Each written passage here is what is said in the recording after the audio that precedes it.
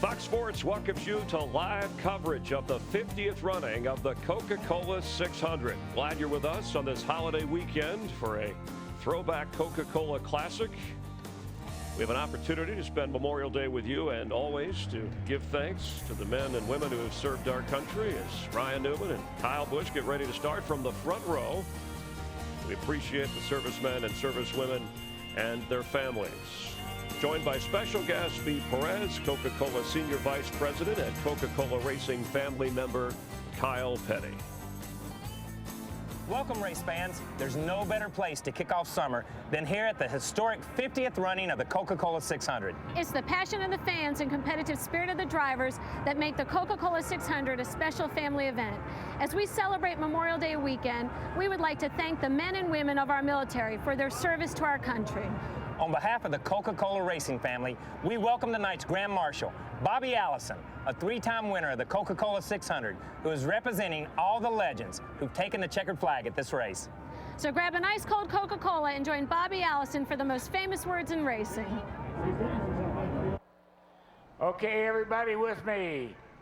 Gentlemen, start your engines. All right.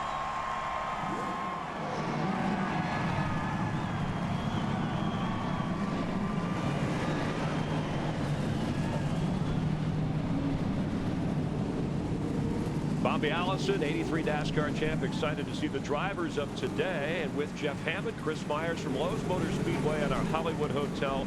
And the gang is all here. We're glad you're with us this holiday weekend. And Jeff, the setup a little bit different. The rules have all been altered a little bit for these drivers and crews today. Well, it's because of the condition of the racetracks, because NASCAR didn't let them make any changes during that time it was back in the garage area. They had to leave the cars as they were just from last night. So they're going to be dealing with a different racetrack here today for sure. Track's going to be a lot slicker, hard to get a hold of. It's still going to go through a lot of changes, but you really got to be on top of your adjustments. But there's a few guys, as far as I'm concerned, I think they kind of moved to the head of the class as far as being able to handle these kind of conditions. Guys like Ryan Newman, Kyle Busch, Tony Stewart. I even like, Jimmy Johnson as far as this is concerned. This racetrack's going to be treacherous, and I think these guys can deal with it. Well, it'll be slick and greasy. Why those drivers, though? Is it the veteran, the experience? I just think they don't mind driving a race car that's kind of ill handling right now more than anything else, and that's the key, because these cars are not going to be very good to start with. They're going to have to work on them. We will have a mandatory caution flag at lap 40 if we don't have one sooner, but you don't get a chance to work on them until lap 40. Well, we still have rain in the forecast. It's a 600-mile race, halfway to be official. So does that enter into the strategy? I think it does, Chris. I think you've got to look at it almost the two different, situations where it's not official till halfway. You've got to be up toward the front. So guys who are going to try to get track position, stay close to that front pack, you might say, or the lead, as close as possible to around 201, 202, so they know what's going on. And then you'll have an alternative plan, which means go the distance. Then you've got to race 600 miles. So we're going to see two interesting, I think, strategies come into play here. I mentioned the front row. We have Jeff Gordon with his back pain. He gets another day. He still has to sit for a long time. And Mark Martin at age 50, who's won here 4 times. He already has 2 wins this year. Could be the oldest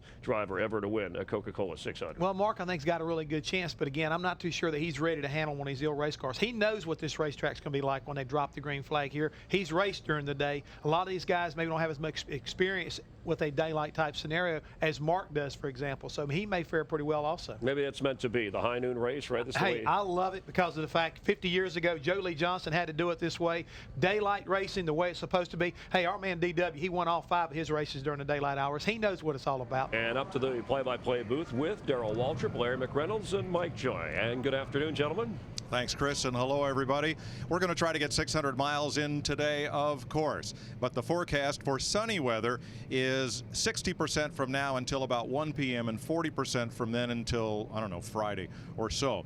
Darrell, in the race car, does the possibility of this race not going the full distance affect the way you drive as we approach the midway point? Well, I don't know. 2 things that pop out to me. All we hear about is the testing policy, that it's hurt the races, that these guys don't get a chance to go work on these cars. If that's the case, today ought to be a barn burner. Because we've been over here for 10 days, and you've tried everything in the world, Larry, that you need to do to these cars. And my opinion about the 200 lap mark, you let that affect you when you get close to it, but you got to run your regular race until you get near that 200 lap mark, and then you may make a quick adjustment. And the thing about it, these guys, they have never had the same racetrack to deal with 2 consecutive days, because they've not been on the racetrack since Saturday, and they were fighting the weather on Saturday. The one good full practice they got was on Thursday when the sun was out and the track was hot. I think you're going to see a day of these guys, all 43 of them, chasing the racetrack, making adjustments constantly all day long. And I think you're going to see some desperation in the back of the field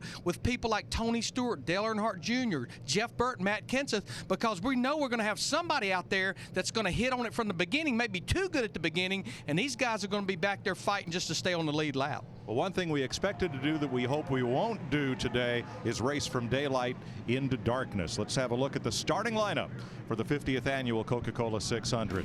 Ryan Newman, 8 poles. That leads all active drivers at this racetrack. David Pearson won 14. Kyle Busch shares the front row with Flying Ryan. Teammates from Hendrick Motorsports, Jeff Gordon, Mark Martin, and Jimmy Johnson, all starting together with the Budman, Casey Kane, who knows his way to victory lane here, Darrell. Let's see if we can dial him up. Casey Kane, it's a DW in the Fox Sports booth. Buddy, you got a copy? Yeah, I got you, DW. All right, young man. How does this race going off today at noon affect your strategy based on what you had planned?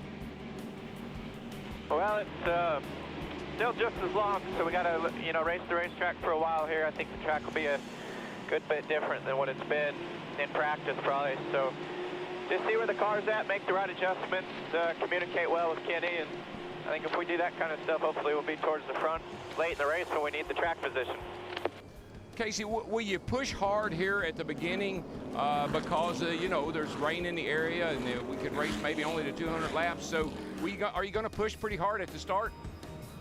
I think we'll definitely be looking, watching the weather and seeing where we're at come halfway. But these first 50 laps here, I think just see what the car is doing, make sure everything's under control, and then go for it from there. All right, my friend, have a great day in the old Bud car, and we'll see you in Victory Circle. All right, thanks. Thanks, Darrell. Look back through the back of the field, and starting last is Scott Riggs. Word this weekend that he will leave Tommy Baldwin Racing after this race, kind of by mutual agreement.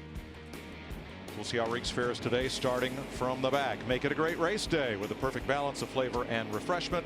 Budweiser, the great American lager.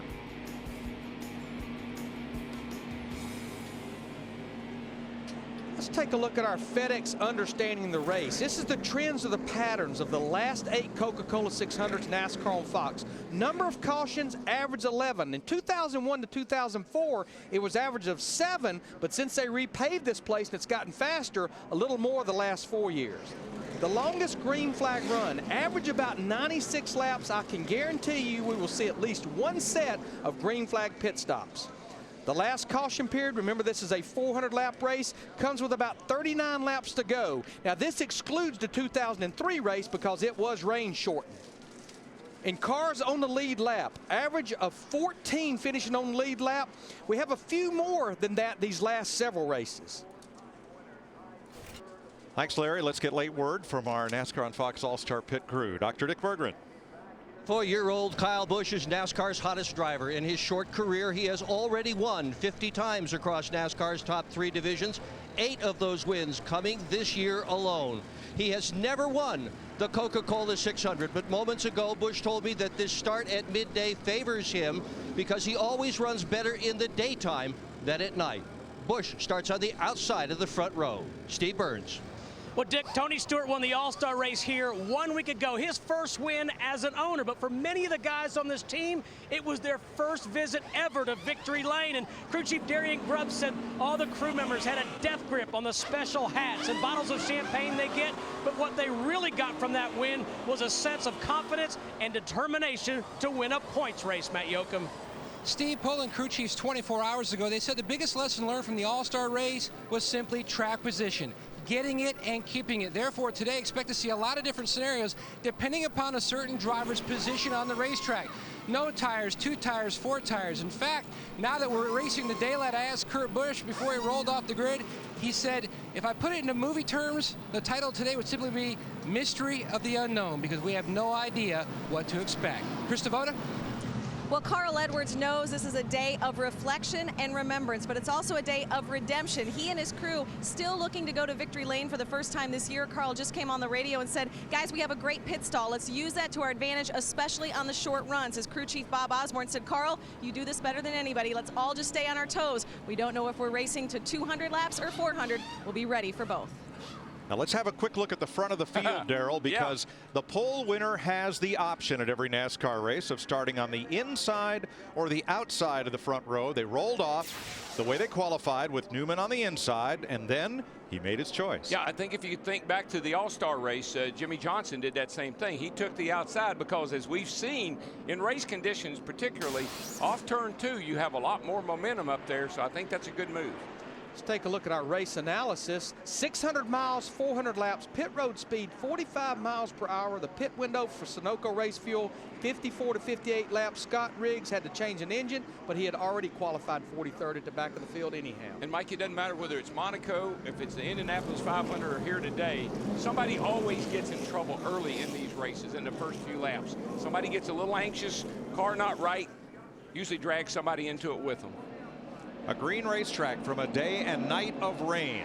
A lot of unknowns as the 50th Coke 600 gets set to unfurl the green flag on Memorial Day. EW, she's the longest race we run of all 36, but most importantly, in honor of our men and women, boys and girls fighting for our freedom, reach up there and pull those belts tight one more time. I don't care where you are, whether you're here today or whether you're in Afghanistan or Iraq, wherever you are, this one's for you. Boogity, boogity, boogity. Let's go racing, boys.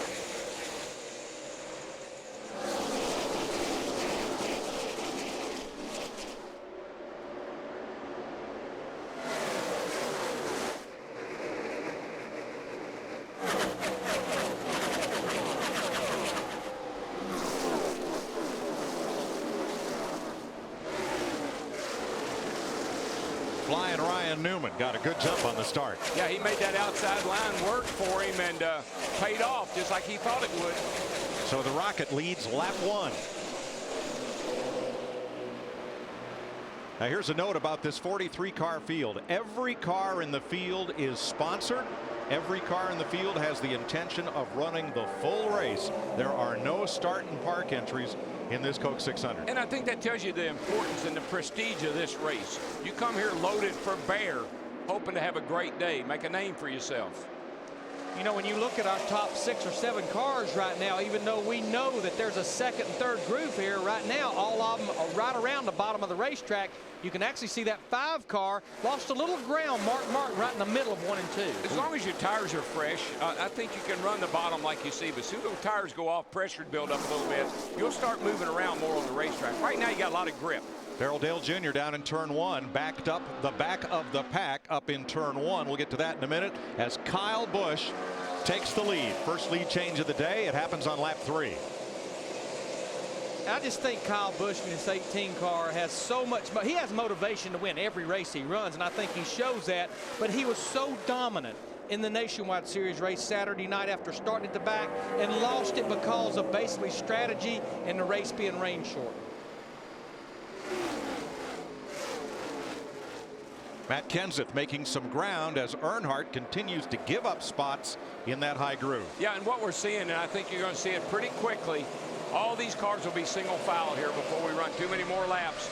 Right now, you're feeling out the track, feeling out your car. You don't want to put yourself in harm's way right now. Brian Vickers moving on Jeff Gordon for 5th. Completes the pass in turn 3. Right now, you won't challenge anybody, Mike. Right now, you'll give up a little bit because you know you got a long, long way to go, and there's no reason to be racing anybody right now. Not hard anyway. Hamlin and Montoya 8th place side by side into turn 1. That's Denny on the bottom. Juan Palo up on top. You know, when you go back to what practice we did get on Saturday, that 11 car, Denny Hamlin, Joe Gibbs Racing, I think he maybe had one of the faster cars and one of the better cars on the long runs. But a couple of cars I've been watching that's really been coming up through the field, Kurt Busch in that 2 car, Carl Edwards, who we're riding with here in the 99 car, started 19th and 17th. They're back to crack the top 10. Larry, when I think about racing this afternoon, think about Atlanta. We raced there in the daylight, in the afternoon. And the 2 car won that race, and the 99 was mighty strong. I believe this got a little rain, they say, got a little caution here. And the caution appears for the first time today, just as Joey Nemechek and Joey Logano were battling for 10th place. Saturday night, Kyle Busch led 3 times for 98 laps in the NASCAR Nationwide Series. But the timing of a late race caution and then the resultant rain gave the win to Mike Bliss.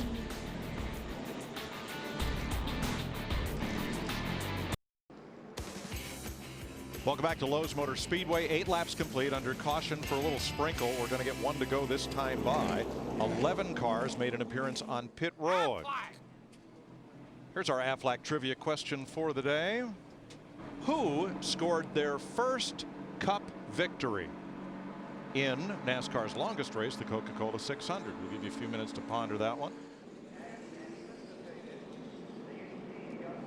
And don't count the drivers who won here their first ever race in October at this track. Buddy Baker, Charlie Glotzback, and Jamie McMurray.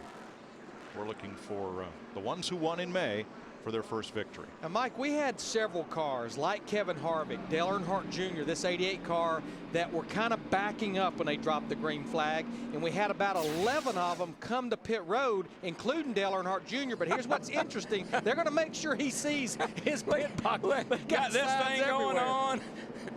Signs flying. But if you notice, they're not putting any fuel in the car. You can only change tires. You can make adjustments. NASCAR is going to throw a caution around lap 40. And the rule that we have when we know they're going to do that is you cannot fuel the car prior to that lap. That's to keep someone from coming in at lap 30 or 35 if we have a caution, and then staying out on that lap 40. Okay, Matt Kenseth among those who pitted, Clint Boyer, Michael Waltrip, Jeff Burton. Let's check with Steve Burns. Mike, the early report from Jeff Gordon, he says the front end of the car is okay, but it's very edgy in the back, and he's having a hard time getting to the bottom of the racetrack. Yeah, you could see that, Steve. He was one of the first cars that ventured up to the top of the track. That's because the car's a little bit loose, and he just can't hook the bottom like he'd like to. And I'd say that a lot of that is just no rubber on the racetrack. Let's mention the other drivers who pitted. Greg Biffle, Tony Raines, David Stremme, Robbie Gordon, and Max Pappas all made pit stops. How about Biffle, Dick? Oh, interesting strategy with Greg Biffle, Mike. They couldn't adjust the chassis on the cars until the race got started today, so they put a round and a half in the left rear. That'll tighten the car up a little bit. But the tires that they took off, they liked them. So they have put lug nuts on them. They're re-gluing those tires so they can put them back on the car again with a known commodity. I think that's part of some of these guys' strategies. That's like buffing in a set of tires. You like the tires, buff them in, put them up there, and you can put them on later on, maybe up under green if you need to. Mike Bliss and Robbie Gordon both making pit stops just before we go back to green. First caution of the day for a little bit of rain. So how many did you guess? Drivers who scored their first Cup win in the Coca-Cola 600. Probably the biggest name on that list would be David Pearson. There were 5 of them, and here they are. That's actually Casey Mears' only career win. Matt Kenseth, he did that in his rookie season back in 2000. Jeff Gordon and Bobby Labonte. Set to go green. We have completed 10 laps. They'll take the green flag.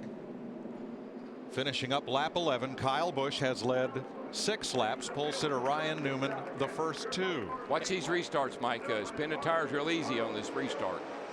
Tell you something else that happened during that little caution period. The sun popped out. Jeff Gordon goes to work right on the bottom against Brian Vickers, who passed him under green. And Denny Hamlin in the 11 has a look on the outside. Now, sometimes, you know, your car's a little bit off. Get a caution like we did there early. Tires go through a little bit of a cycle. All of a sudden, you got a happy car. Tell you what, I believe that 083 car, Brian Vickers, is a pretty happy car right now. He's starting to challenge Casey Kane in that 9 for the 4th spot. Brian Vickers going to win a race over here, Larry. He ran good over here Saturday night in the nationwide race. He had a car that could win the race at Atlanta, very similar racetrack. He'll be up front all day, I can promise you that.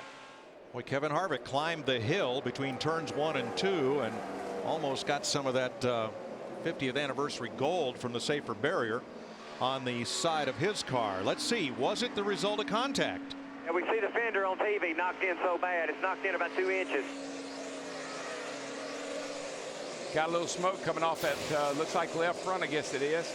Watch Sam Hornish. No, it's his right front, actually. To his right.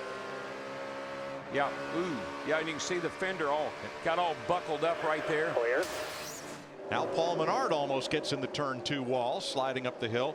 Looks like Harvick's going to have to stop. Yeah, he is fallen all the way to the back of the pack now. We see battle between teammates Joey Logano, who turned 19 years old yesterday in that 20 car, and Denny Hamlin in the 11. That's a battle for 9th. So you were talking about Kyle Busch and how good he was going to run today, and the Gibbs cars, all the Gibbs cars are going to run good today. They like this racetrack, and they've got a good setup for here. Let's check with Matt. And I don't know what team had more optimism coming in, Mike. In DW, we talked about cars that really produce someplace, and then you put it aside, sending it for a big marquee event. That's exactly what the 2 team did with this car that went to victory lane at Atlanta. They refined it, they tweaked on it. Aerodynamic numbers look much better in the wind tunnel, so they saved it for this race, the Coca-Cola 600. He says the car's a little loose on entry and off, but very strong. Logano and Hamlin continue their battle, and Darrell, for teammates, they're fighting awfully hard this early in the race. Yeah, I think that one of them ought to give. Car in the wall, turn 1, and it is Harvick. He bounces off the wall, gets down to the track apron, no caution. The bad luck for this 29 car just continues in 2009. All right, caution down, caution down. You want to pick this time, Gil? There's the yellow. Yes, sir. We'll come around. You can see that right front tire was down from the fender rub. Oh, if it wasn't for bad luck.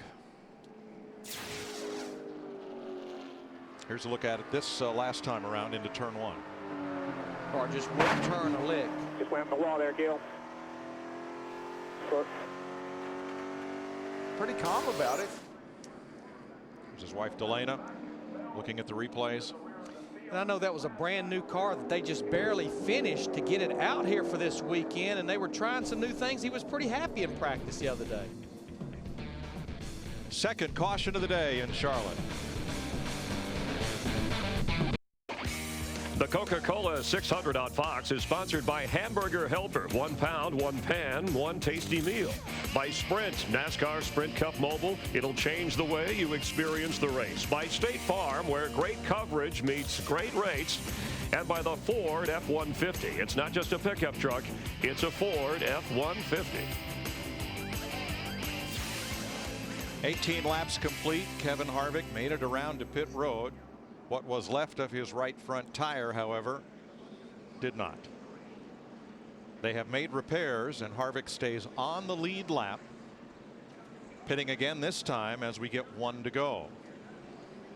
You know, we're racing hard to get 600 miles in, and that's the drivers, the teams, and an attaboy to the track crew as well. Looks like Jenson Button yesterday at Monaco. When he parked his car in the wrong place, got out and had to run back to the podium. I don't think we give guys like this enough credit, though, for the work they do on these racetracks. Time for a question from Ask.com, official search engine of NASCAR. What is Tobacco Road? Get the answer now at Ask.com and enter the Ask.com NASCAR Challenge for a chance to win daily prizes and a trip to Talladega. All right, we're getting set for this restart at lap 19, but Dick Berggren, is there an issue with our leader? Yeah, the sun has come out at Lowe's Motor Speedway, and it seems as if it's shining on everyone but Kyle Busch. He has radioed to the crew and told them that he can smell electrical in the car and that the gauges are bouncing around, particularly the oil temperature gauge. You know what, Doc? Now, remember, these cars have been out here with a lot of rain and a lot of moisture. And so there could possibly be some moisture in his wiring system that's creating that smell. Hopefully, maybe not that problem. Keep an eye on that as we're ready for our Claret and Clear to drive. Restart, live Claret and Clear indoors and out.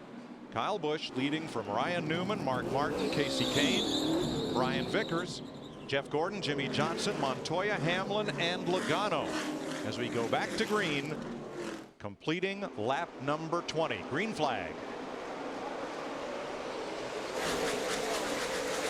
Everybody got a pretty clean restart, it looks like, but I want to stress on that 18 car, the oil pressure jumping around and the smell electrical could be related because most of these cars are running electrical gauges. They're not mechanical gauges like we ran for so many years. I just always worry about my race car when it's been sitting in the moisture and the dew and the rain and all like these cars have been. It always creates some kind of problem. 3 wide up in turn 4. Montoya goes way up top. Can't find a way around Jimmy Johnson as they come to the line. No, but Jeff Gordon was thinking, yikes, I remember this from a week ago. Well, he's probably sitting there saying, guys, we got a caution coming in 20 laps. And that will be the competition yellow to check tire wear after a day of rain. Look at Logano as the rookie from Connecticut moves past Jeff Gordon. Been watching that 20 car, Larry. It looks just like our leader's car. He's right on the white line on the bottom of the racetrack, and he is coming forward. He seems to be able to run anywhere he wants to right now. Ran 5th in the Nationwide Series race the other night, so comes in here with some confidence. But I watched earlier that 42 car, Juan Pablo Montoya, he went straight to the top of the racetrack from the drop of the green flag, which was not a big surprise for him. Again, just think back to Atlanta, the times we've been there. That's kind of his line of preference, right up next to that gold wall we see there. Montoya has won the Grand Prix of Monaco. He's won the Indy 500. He's looking for the Memorial Day weekend triple. Yes, he is, and Jeff Gordon's got his hands full. I mean, the cars are getting under him, getting on the outside of him. I think he's just trying to hang on to that first caution. Steve? And Darrell, Jeff Gordon just said, boys, we are in big trouble. He said it's getting real tight. It's not ruling the middle, and I'm tight on the gas. I'm not carrying any speed off the corner. No, he isn't, Steve. He's getting just eaten up off turn 4 particularly. And I think we talked about that at the top of the show. Jeff Hammond talked about it as we see this battle for second place between Ryan Newman and Mark Martin. It's not what a crew chief wants to hear right now, that the car's tight, because you would anticipate it would be loose with no rubber on the racetrack. Matt?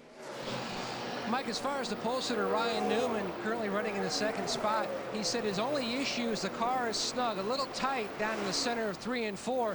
But right now, with the sun out, they're not really sure how dramatic this track is going to change. So he's just going to sit back and ride until we get to that mandatory caution. But you know what, Mike, Larry, just think if we'd have started this race last night under these conditions, you would want a race car that you're going to adjust to the track changing. Today, you don't have the track changing. It is what it's going to be all day long. So you got to get busy on this first pit stop. Front 7, single file. The battle is for 8th. Hamlin underneath Montoya, and Kurt Busch in the number 2 coming with him.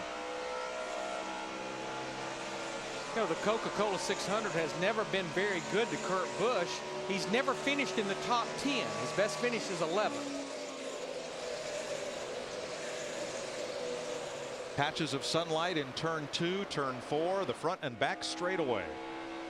And in about 14 laps, we will have that competition caution at about lap 40 to dial things in. You're watching NASCAR on Fox.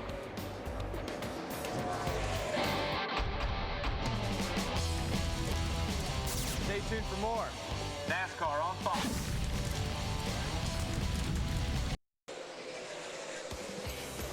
Early in the going in the Coke 600, 32 of 400 laps complete. Our Toyota top performers: Kyle Busch, Brian Vickers, Joey Logano. Right there, positions 1, 3, and 7.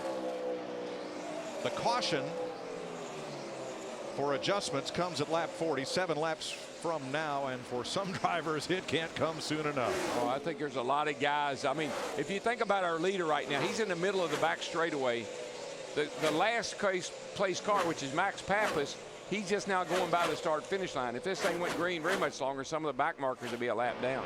And to give you an idea of how effective these adjustments can be, Matt Kenseth restarted back in the 30s after he made a pit stop on the first caution flag. He's up to 19th. Yeah, he has definitely been on the move in that 17 car as he goes to work on Bobby Labonte in that 96. Now, from the start of the race, Tony Stewart has gained the most ground. The winner of the Sprint All-Star race, currently in 15th place. Yeah, he just didn't get that great of a qualifying run in. He's moved up about 13 or 14 spots, but Steve Burns was telling us during commercial break that he told Darian Grubb, his crew chief, car's pretty good in traffic, which is great because that's something these guys fight a lot, especially at a mile-and-a-half racetrack. Shot out of Tony's windshield, looking forward. The 9 car just got around to 48, and I just kind of feel good about Casey's chances today. That's why I was glad I got a chance to talk to him in the opening there, because I think he's going to have a really good day here. But I would say when it's all said and done, about 365 laps from now, if they don't have an issue, if you're going to win this race, you'll probably have to beat that car we're looking at right now, Jimmy Johnson in that 48 Lowe's car. They are definitely sporty here, Larry, but they've had some issues over the last 3 or 4 weeks. Yeah, I think where they really showed their championship form was a couple of weeks ago, though, as we see the battle between the 20 car of Logano and Kurt Busch and the 2. This is a battle for 7th, but that 48 showed so much championship form at Darlington, unloading that backup car unpracticed and finished 2nd, having a lot of issues along the way. You know, Joey Logano turned 19 yesterday. If we'd run the race, he could have been the 3rd driver ever to win on his birthday. And if you want an idea just how far he's come in the real world, let's have a look at today's Home Depot rookie file, in which Joey talks about, after 10 years of racing experience, going to get his license to drive on the road. That ought to be. The day I turned 15, I got my learner's permit, and the day I turned 16, I got my license. And it was funny, actually. I mean, taking the driver's test is, you know, the written part obviously is the hardest part, and then they take you around in the car, and you know, she goes, go to 20 mile an hour real quick and then stop real quick. So I'm like, okay. So I stabbed this thing full throttle, spinning the tires, and then I just jabbed the brakes and I sent it through the windshield, and I'm like, she told me to do. I've actually failed my first driver's test because I was used to riding my go-kart and using both feet to drive, gas and brake. So when he told me to stop, I was kind of like Joey. I hit that left foot on that brake pedal, and I stopped about the same way Joey did. Have you seen that inspector, like after you won 3 championships in NASCAR, just to remind him? No, that'd be a fun conversation. 50 years ago. You know, there were a lot of divisions that Joey raced in that once they found out that he was not old enough to race in that division, they put him out. And I think it was 2 reasons. 1, he wasn't old enough. 2, the older guys didn't like him beating their tail on race day. So and that happened especially in the Legends divisions down around Atlanta Motor Speedway. Logano and Casey Kane for 7th place. Here's the look from the Bud Cam back at the Home Depot Camry. Well, we're on lap 40. I guess we'll be getting the caution this time by. Probably when the field cycles through, and there it is. Competition yellow. So this is the competition yellow that NASCAR talked about during the drivers' meeting. Because of all the rain that has fallen, and because these cars were set up to race from daytime into night, NASCAR said we'll throw a caution, give you a chance to make adjustments, and here it is. And Darrell, you mentioned it. There's some guys that really were looking forward to that caution, like Kevin Harvick, who had the problem earlier, Michael Waltrip, and Dale Earnhardt Jr., who made that stop. He was not that far in that 88 car from getting lapped by Kyle Busch. The leader was coming, I can tell you, and those guys got to see him in his mirror. 43 starters, all cars still running on the lead lap. Now, I think we will see probably all 43 of them on pit road, but I think we will see a variety of strategies. We know they're all going to put fuel, and probably most of them are going to go with at least right side tires. Now, pit road is not yet open, but Kevin Harvick, whose car is still suffering damage from 2 bouts with the turn 1 wall, is already on pit road. He'll have to start tail end of the longest line after they make repairs. I just believe Jeff Gordon, that 24 car, even though he had fallen in to about the top 15 back in 14th, I think he's another one very relieved to get this caution flag.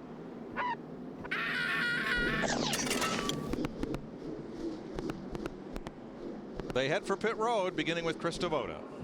Brian Vickers, the Red Bull team, is charging. Brian saying his car is just a little bit tight center and off. He said it's a tick tight on the bottom. Ryan Pemberton, the crew chief, said they're just going to fix that with air pressure. A 4-tire change expected for the Red Bull 83. Steve. Big adjustments for Jeff Gordon, that 24 car. He says his car still very edgy, tight on throttle, rubber in the right rear, a track bar adjustment, Dick. Kyle Busch turned his gauges off, then turned them back on again, rebooting them. That solved the electrical problem. Matt. The pole sitter Ryan Newman said his car was extremely tight. He gave the call to Tony Gibson, his crew chief, whether to go 2 tires or 4. They went 4, track bar adjustment, significant air pressure change as well to try to free him up. Well, the guy that rolled the dice, we just talked about that car a while ago, Chad Knaus, that 48 car went with 2 right side tires only. And Greg Biffle had been in earlier. He picks up 15 spots on pit road. Here's the race off pit road.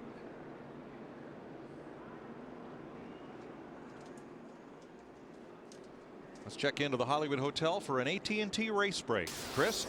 All right, Mike, well, with Jeff Hammond observing, let's start with Dale Earnhardt Jr. having some problems as mentioned, so a lot of adjustments, and we said adjustments would happen early with this pit stop here. What can they do? What should they do? Well, a lot of guys right now have the opportunity to come down. They can work on, like adjusting the shocks, changing spring rubbers, working on track bar, wedge, anything along that line, whatever the car needs is what you need to be focused in on. You saw some of the cars just like Kyle Busch, not a lot of work being done on that race car. Seemed like it's handling pretty well, along with the 48 who's now leading. Chad Knaus opted for this 2 tires, so their car must be pretty balanced right now. So that's the key thing right now. And hearing through the grapevine, all of a sudden the 39 car pole sitter, Ryan Newman, he's back down on pit road because of a mistake. And we talked about, eliminate mistakes yesterday as far as our Verizon key points were. This is one thing you don't want to do, is get off on the wrong foot as far as making mistakes on pit road like this here as far as this 39 car is concerned. And let's go back to Tony Stewart, mentioned starting 28th and climbing up. And you said when we came on the top of the broadcast that this racetrack, these conditions fit his style of racing. I think so. I think that, Tony's the kind of guy, he can hunt around, find that groove, find where the car is working, and make the most of it. And so far, he's really done a great job. He started at 20, way back in the back 28, been working his way up through the pack. He's back there now, back 23rd, and made, I guess, a 4-tire adjustment on that car. Darren and Grubb decided to go with 4 tires, it looks like. But the key thing is this guy, he knows how to work this type of a racetrack. And coming off the win in the All-Star race on this track. If you want to vote on your AT&T phone, text the car number for the pit crew you think will be the best, and Jeff will determine the winning crew each week. These guys are definitely going to earn their keep today. And your vote counts. Vote each week at the AT&T Fastest Pit Crew of the Year award. This has been an AT&T race break. Let's rejoin Darrell, Larry, and Mike. During this caution, Mike Bliss, Saturday night's winner, the Miccosukee Indian Gaming Dodge, went to the garage area and presumably out of the race. Tony Raines stayed out on track to lead a lap, and we're ready to go green with our Claret and Clear to drive. Restart, get Claret and Clear, get back to feeling like yourself again. Yeah, we talked about the 48 car of Jimmy Johnson going with 4 tires. Greg Biffle, the 16 car, who is now in the top 10, went with 2 right side tires as well on that car. Green flag. 44 of 400 laps complete.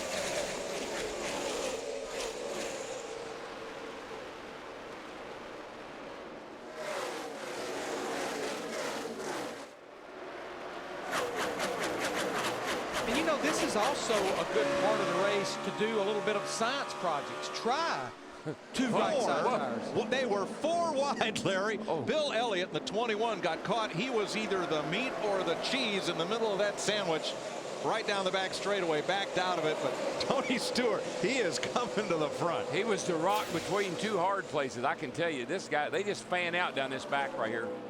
Look at back here. There's Bill. Elliott Sadler squeezing up on the outside. Comes Tony to the bottom.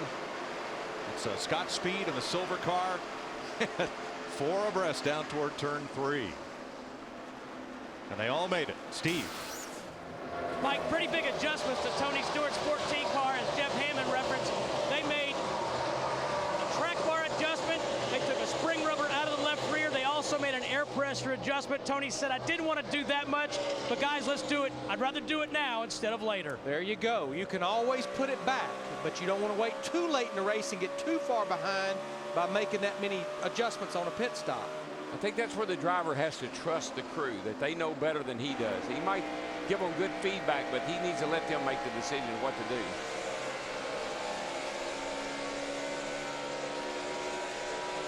David Reagan from Georgia chasing Stewart. And up front, Jimmy Johnson has company. Kyle Busch, a former teammate, and Mark Martin, who took over the ride vacated by Busch when he went to Joe Gibbs Racing. They have about a 1 second gap on Kurt Busch, Denny Hamlin, and Brian Vickers. Jimmy Johnson leads the Coke 600. The Coca-Cola 600 on Fox is sponsored by Budweiser. Reach for the perfect balance of flavor and refreshment. Budweiser, the great American lager.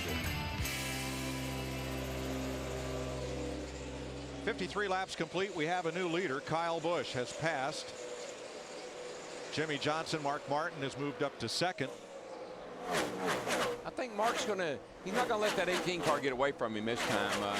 Mark's actually driving pretty hard for Mark Martin at this point in the race, and he's actually closing down a little bit on our leader. Tony Stewart, though, he's in a hurry to get. He is on the move in that 14 car. He was 3 wide lap before this, down there in 3 and 4. He's slicing and dicing. He had weight on him. Stewart has climbed to 13th. Kurt Busch has moved into 3rd. Brian Vickers to 4th. Denny Hamlin to 5th. Is there a problem with Jimmy Johnson? He's now slipped to 6th place. Krista? Well, Jimmy's just getting a little loose. He did complain that his car was a little loose before they made that 2-tire pit stop. He said he is still loose on the bottom. But remember, this team thrives on adjustability. Chad Knaus told me this morning they are a long race team. And he also told me this race will go the distance. I said, is that scientific proof or wishful thinking? He said a little of both. I think it was a bad call to put 2 tires on this early in the race. Well, when he was already running that good. What beat them in the All-Star race? Now, I know that's comparing an apple to a banana. They went with 4 tires. They went 4 tires at every stop in the All-Star race. Today, I think he should have taken 4. He takes 2. I'm sure he's just compiling information. I will guarantee you that's what Chad Knaus is doing.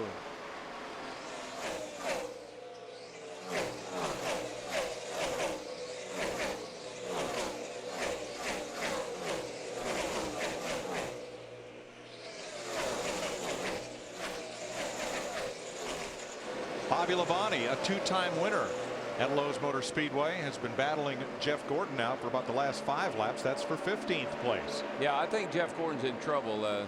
He just doesn't have the car right now. They may be able to adjust it up and make it better for him, but boy, he's really got his hands full, it appears to me. Car that seems pretty solid right behind Jeff Gordon. Sam Hornish Jr. in that 77 car started 26. He's cracked the top 20 up to 17th. Won the All-Star Showdown last Saturday night and transferred into the All-Star race. There's a driver that has just continually improved right there. 2 top 10s already this year and really been running good here at Charlotte.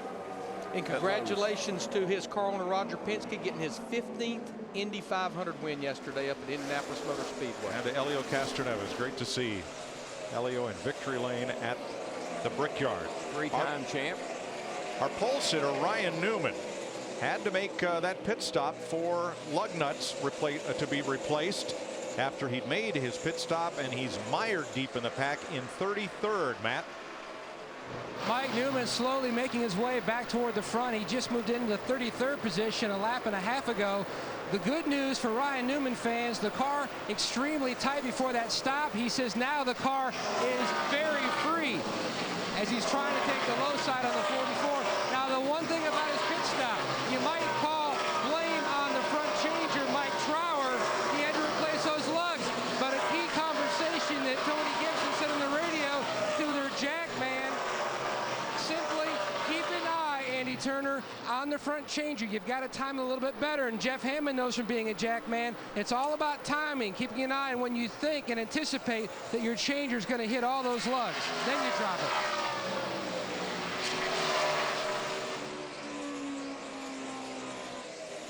Looking back from Kurt Busch at Brian Vickers and Denny Hamlin. Tell you what, I just was watching turn 4, happened to look over there, and there was a number 48 car, and I know it was him because I could read his number, that was dog walking sideways. What's his? Let's watch from Casey Kane's view of Jimmy Johnson. This won't be the first time that he's been sideways down in 3 and 4. Man,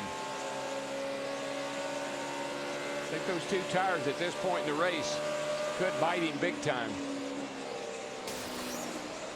Yeah, because our leader, Kyle Busch, is running 31.07. A lot of cars behind him running teens and 20s. And right now, Jimmy Johnson in the 31.60s. Mark Martin staying within 0.7 of a second of Kyle Busch. 61 laps complete.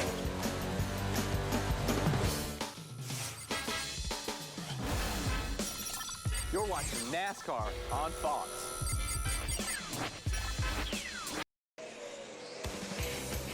Kyle Busch now 1.2 seconds. There he goes. There's Mark Martin in second place. Vickers, Busch, Hamlin, the front five. Here's another question from Ask.com. There are 3 drivers in this race that are natives of the Tar Heel state. What's a Tar Heel? Get the answer now at Ask.com, the official search engine of NASCAR. You know, Mike, we were talking about Jimmy Johnson and man. Sorry, guys. And the 2 tires that he took during that caution flag. You might say it's so early in the race, if you're going to take that gamble, what better time? Well, yeah, but I disagree. With track changing conditions right now, I mean, the track's got to rubber up. I think with 2 tires right now, you're just going to get a lot of bad information. The driver can't tell you anything about what the car is doing because the car is junk right now. So you're going to get a pit stop behind, in my mind. And even though it didn't work for them now, they're going to get gun shy of it, and I will guarantee you in the late stages of this race, somebody's going to roll the dice and go with 2 tires, keeping that track position. They're going to be gun shy. They're going to say, remember what happened to us in the beginning of the race. But I would be okay with that if that would get me in a position to win the race. But I'm not okay with that right now, this early in the race when we're still fighting a changing track. How about this battle for 6th where Joey Logano has moved up past Jimmy Johnson and Casey Kane? Yeah, I mean, Jimmy is just hanging on to that car. And just think about Jimmy Johnson for a second. He spun out at Richmond. He spun out qualifying at Darlington. He was in a wreck at Talladega. He spun out somewhere else. I can't remember where else we've been here recently. Like 4 races in a row, that car was around backward. And I think he needs some security in that car. Well, he got turned around in the All-Star race. In the All-Star race, that was where it was. You know, right behind these 2 cars right here, behind Montoya in that 42 car, is a car that's been on the move since the drop of the green flag. David Ruderman in the 00 car, and we do have caution on the Speedway. Excuse me, Larry. Yeah, we got a little bit of moisture. It usually starts down in turns 1 and 2. This ain't rain. Oh, what is we this? had rain yesterday. Yeah, that was rain. These are sprinkles. If you were watching yesterday afternoon, a sheet of rain marched its way down the backstretch like a car wash. It just incredible. You got soaked, you got dried out. Folks got soaked, they got dried out. And finally, they got enough rain in this place, the plug was pulled so that the race wouldn't have to start at 11 o'clock at night and finish at 3 in the morning. This whole infield right here in front of us was just standing full of water. It just came in down in sheets. So I think there's several cars that are glad to see this caution because we had several that were about to fall within the clutches of leader Kyle Busch. But I think half the Hendrick Motorsports group were glad to see it. Jimmy Johnson, the 48, and Matt was telling us that Dale Earnhardt Jr., the 88 car, absolutely total junk out there, running back in the 36th position. Well, some days I hate it when the weatherman is right, and this is one of them.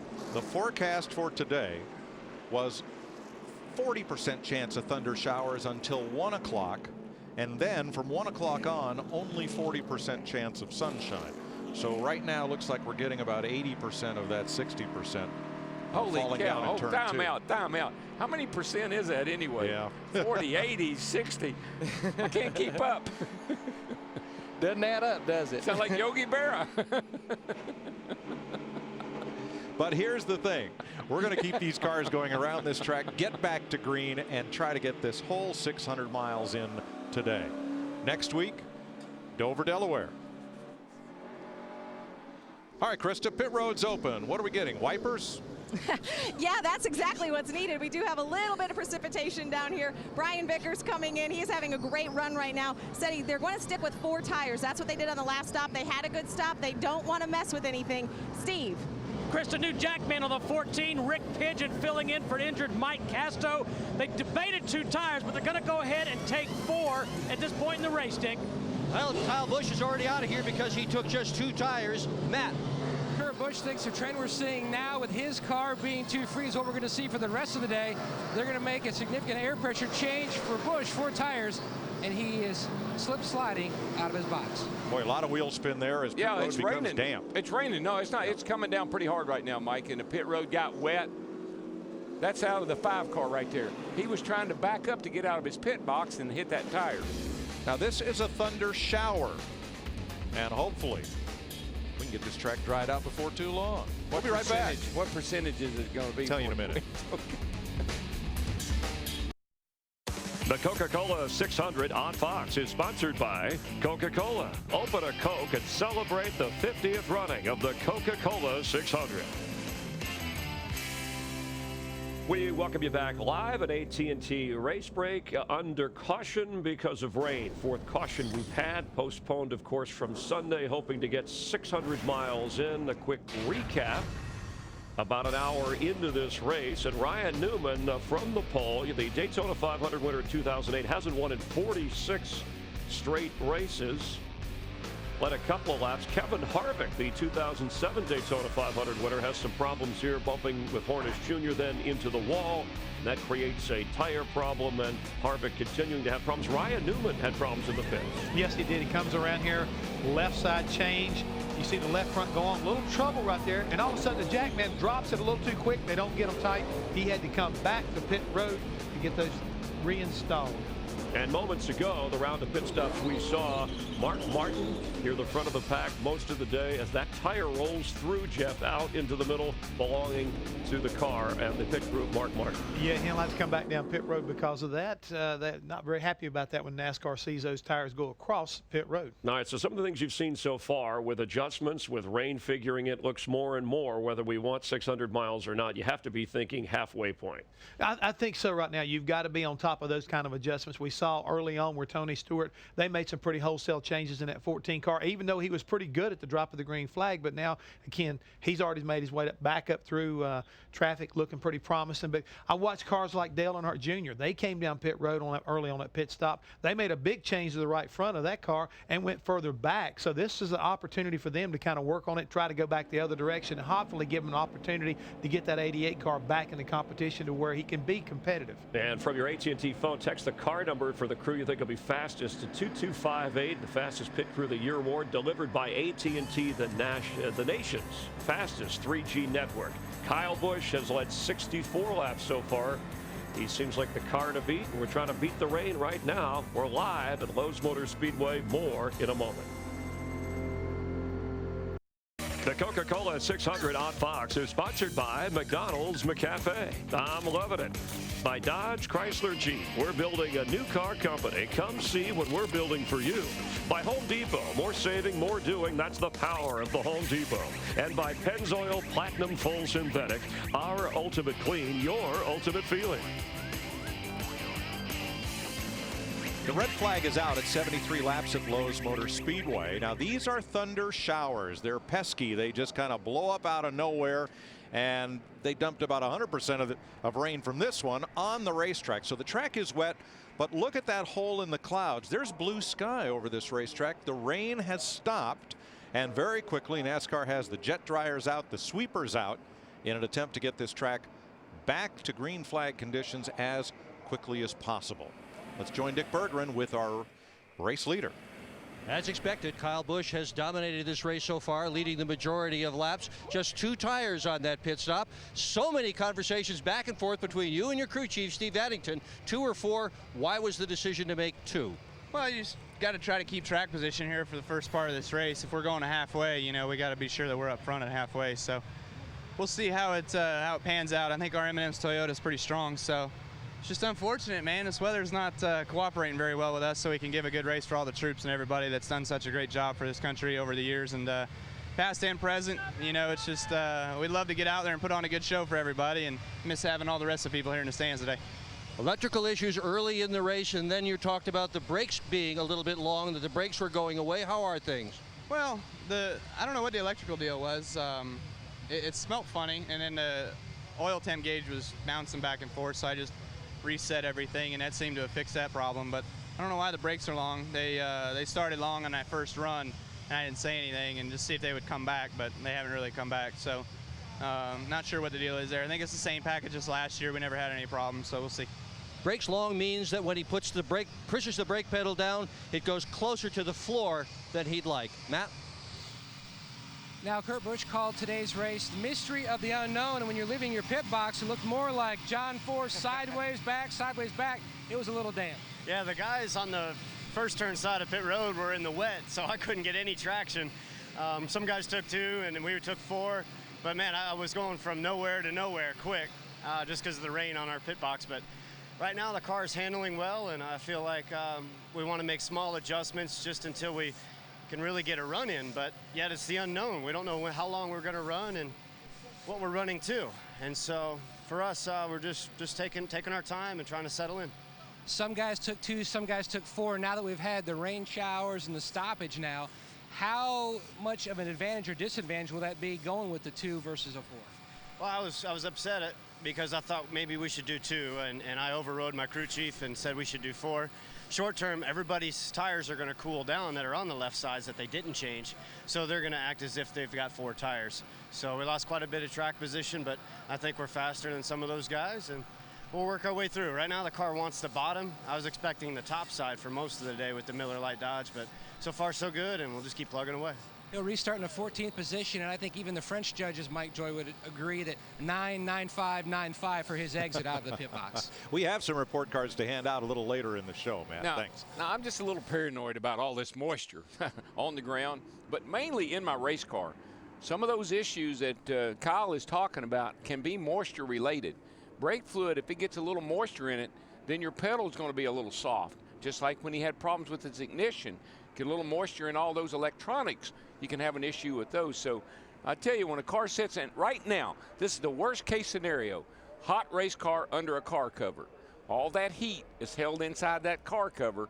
Everything in there is sweating and getting moisture in it, and it can really cause you some issues. And Kurt Busch brought up a great point about these cars that went with just 2 right side tires, like his brother Kyle Busch that we talked to, Carl Edwards, David Ruderman, Jamie McMurray, all in the top 10, changed right side tires only. We're not going to get a good measuring stick on those cars with right side tires because, like Kurt said, the left sides are going to sit there and cool down probably for a minimum of about an hour and a half. So even though it didn't work for Jimmy Johnson, probably going to see a different situation with these cars. While we have what we hope is a brief delay, let's have a look at today's Ford Drive 1 moment. May 2000 rookies were the story of the weekend. Dale Earnhardt Jr. took the pole. Matt Kenseth raced to his first NASCAR Sprint Cup win, taking the lead for good with 26 laps to go and getting his first win in only his 18th career start. Since then, Matt's won 17 more races, the 2003 Sprint Cup Championship, and the Daytona 500 this year. Want to win a Ford Fusion? Log on to WeRaceYouWin.com to see how. The banking here will dry pretty quickly, especially with the help of the jet dryers. Look at pit road, though. It is still quite wet. And, of course, that grass, the grass here in the quad oval between pit road and the racetrack. What was your line yesterday, Darrell? Yeah, splish, splash. I think I'm going to crash. Yeah, you don't want to get on that wet grass. Not at all. Let's go downstairs. Krista. Thanks, Mike, with Brian Vickers and Jimmy Johnson. So let's start with you, Jimmy. You guys elected to take 2 tires on that earlier stop. Was that the right call? How was your race car? Yeah, I think so. I mean, we've been real loose, and we thought that 2 tires would help tighten the car up, and it was a good time to do it. Track position's so important and all that kind of stuff. So we tried it, and unfortunately, the car was still too loose, and I had a couple big moments. But I've been asking them to try to get the car looser for me through the All-Star race in this week so far, and we weren't able to do it until now, and now we've got it. So I'm very encouraged for the race. We know how to get back to where we were. Just a couple more stops, and I think we'll be in great shape. So it's careful what you wish for from Jimmy Johnson and his team. Brian Vickers, looks like you have a really good race car. Are you missing anything right now? What would you, I guess if you had a magic wand, what would you want in your race car right now? I'd like it to turn a little bit better on the bottom, but we're really good up top, and I think we're okay on the bottom. We seem to have a car that's a little bit better on the long run than some of those guys. The 18 can really go at the beginning of a run, but he comes back to us at the end. So it's tough. You can't have both usually. You have to pick one or the other. And I guess it really just depends on how the race shakes out. All right. Thanks, Brian. Steve Burns, who have you got? Hanging out with Tony Stewart, Krista, and Tony, you said early in the race your car was sporty in traffic, but on the last stop, really interesting to listen to you guys. You took a pretty big swing at it, and heard you say, I'd rather do it sooner than later. Yeah, you want to try to get your big changes, you know, stuff that's going to cost you time during the stops. You want to try to get those big adjustments done out of the way to where you know, the things you do later on are stuff that you can do without interrupting the timing. Tony, I was talking to Darian Grubb yesterday, and he talked about winning the All-Star race. And a lot of these guys had never been to Victory Lane before, and he said they had a death grip on the special hats and the champagne bottles. But he also said what it really made them think was, we got to go get a points win. Yeah, I mean, it's, you know, it's not like we sit there and say, okay, this is off this checklist. I mean, we're doing the same things every week. I mean, we're going to the track, we're trying to win the race every week. It's not that we sit there and say, okay, now we've accomplished that, now we're going to the next thing. I mean, our goal every week is to win. So it's the same goal now. It's just a matter of, you know, having it happen during a points race. But a win's a win. It doesn't matter. I mean, getting those guys in Victory Lane was the big thing. And, you know, there's a reason we're second in points now. We just got to keep doing what we're doing. All right, good luck today, Tony. Thank you for your time. All right, let's go back to Mike. Thanks, Steve. We're getting very close to the point where NASCAR on Fox hands off to the other networks that cover the Sprint Cup Series. And so it's time for our annual report cards on the various race teams and kind of to have a look at how they have fared in the first third of this Sprint Cup Series season. And normally this is something we do both today and at Dover next weekend. We kind of polish it off and kind of give you our idea of the state of the sport as how the individual teams have fared this season. Yeah, I think who are we going to look at? Hendrick Motorsports? I think yeah, that's the obvious one to look at first. And I think and Larry did a great job of putting this report card together for us to sort of pick apart, if you will. Right. He's our principal. Yeah, you know, we're the faculty here, I guess. So what is your grade for Hendrick Motorsports? And well, I think we're going to take a look at it here, Darrell. And remember, we're evaluating Hendrick Motorsports as a whole. All four teams, which would be Jeff Gordon, Dale Earnhardt Jr., Mark Martin, and Jimmy Johnson. So let's open up our report card. And basically, when you look at the first third of 2009, we're going to give them an A-. Yeah, they have 3 teams in the top 12. Right. They have 4 wins, but we're grading the operation as a whole, and obviously the 88 car's performance has drugged that grade down a little bit. And we differ in opinion a little bit there. I'd give them an A, almost an A+. I mean, even though Dale Jr. is not living up to our expectations, he's not that bad off. He's got 3 top 10 finishes. What is he, 18th in the points? He's not that far out of the chase. So I don't think I'd let him drag everybody else down that much. I mean, after all, you got Hendricks this year so far. With you got to count Stewart and Newman in there because they're affiliated teams, in my opinion. Well, we'll count them. Okay. But just for this and that, and we'll look at them later. But you know, Haas, with those guys, you got 4 wins, 24 top 5s, and 38 top 10s, and they've led 1,213 laps. That group as a whole. So I personally would give them an A. Well, Darrell, I'm on the other side, A+ or A-, B+. I'd say A- because in any other sport, a team can't win consistently unless all the members are pulling at 100%, and they're one car shy of that happening. So, but you know, an A-, that'll get you into a good college. Jeff? Well, Mike, I think it's kind of funny right now when you listen to what Darrell's saying. I think Darrell is kind of like the athletic director, more or less. He's trying to figure out how to get that student that's a good athlete into the you might say making the curve, you might want to say. Because right now, I'm like Larry and Mike to a certain degree. I mean, even though you try to bring Stewart Haas into this thing, I think Hendrick overall is very solid, but the 88 is not performing. Let's just, forget who's driving it. The 88 is not performing. It's a portion of that group, but clearly, and I don't know if you're grading comparing to the other race teams, but let's see what grade we give. Clearly, Hendrick Motorsports this year is the team that is the best of any. So nobody should beat them from start to finish. And I don't know that anybody's on par with them right now. They've won 4 of the last 6 Cup races, and with 3 different drivers. So I would go more on Darrell's side with an A, just in terms of they're clearly the best team this year, top to bottom. And again, 4 members versus other teams that might not have as many. Well, I still think, that you've got to be careful right there and not let, the fact that you still got a whole team there and one guy is still not performing. If you were looking at the basketball group, you got to have everybody contributing to the team. But part of that would be expectations to what you thought would happen. I'm just basing the grade on what has happened. We know his talent.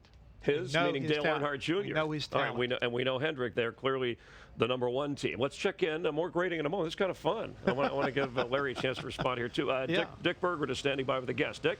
With Mark Martin, and he surely has contributed to the high grade that Hendrick Motorsports has just gotten with 3 poles and a pair of wins today. He has been up front all day until moments ago, the loss of the tire. So you're going to have to start in the back of the field when this thing restarts. Got to come back in and make your pass through. With the rain, and if we only go halfway, have you got enough time to get back up front and win the 600? We're sure going to try. We've got a great car, and it's just one of those situations that kind of catches you out. It was raining on pit road. We've got all these painted stripes that are coming into our stall because we're at the opening, and I slid along in my pit, and the guys slid down in the on the paint. Because it's a lot slicker than just the raw asphalt when it's wet.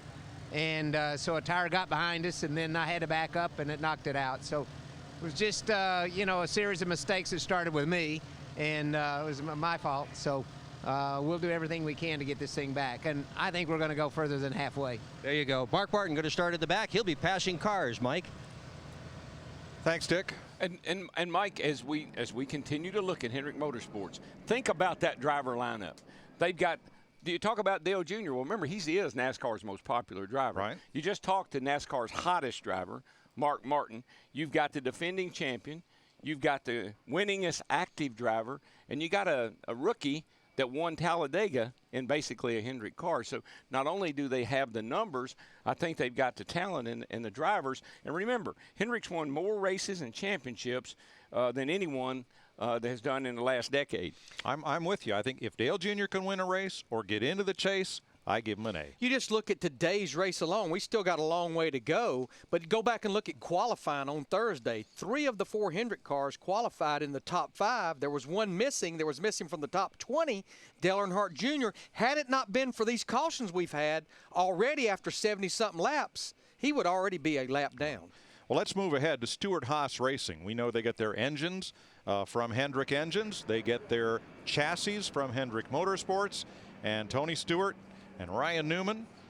Larry? And we struggled with this a little bit because we almost gave them an A, but I think we felt a little awkward giving them a higher grade than Hendrick Motorsports. But just think about Stewart-Haas Racing. In the last 6 races, Tony Stewart and Ryan Newman, they have scored more Sprint Cup Series points than any other driver out there. And I just think to be a brand new operation, that is phenomenal. Darrell, they certainly get an A for exceeding expectations and building on what was a shaky foundation. Well, obviously, if Dale Jr. is going to drag Hendrick Motorsports down, there's nobody on this team to drag either. They're both performing at the max performance right now. Just look at Ryan Newman's first 4 races: 36, 28, 25, and 22nd.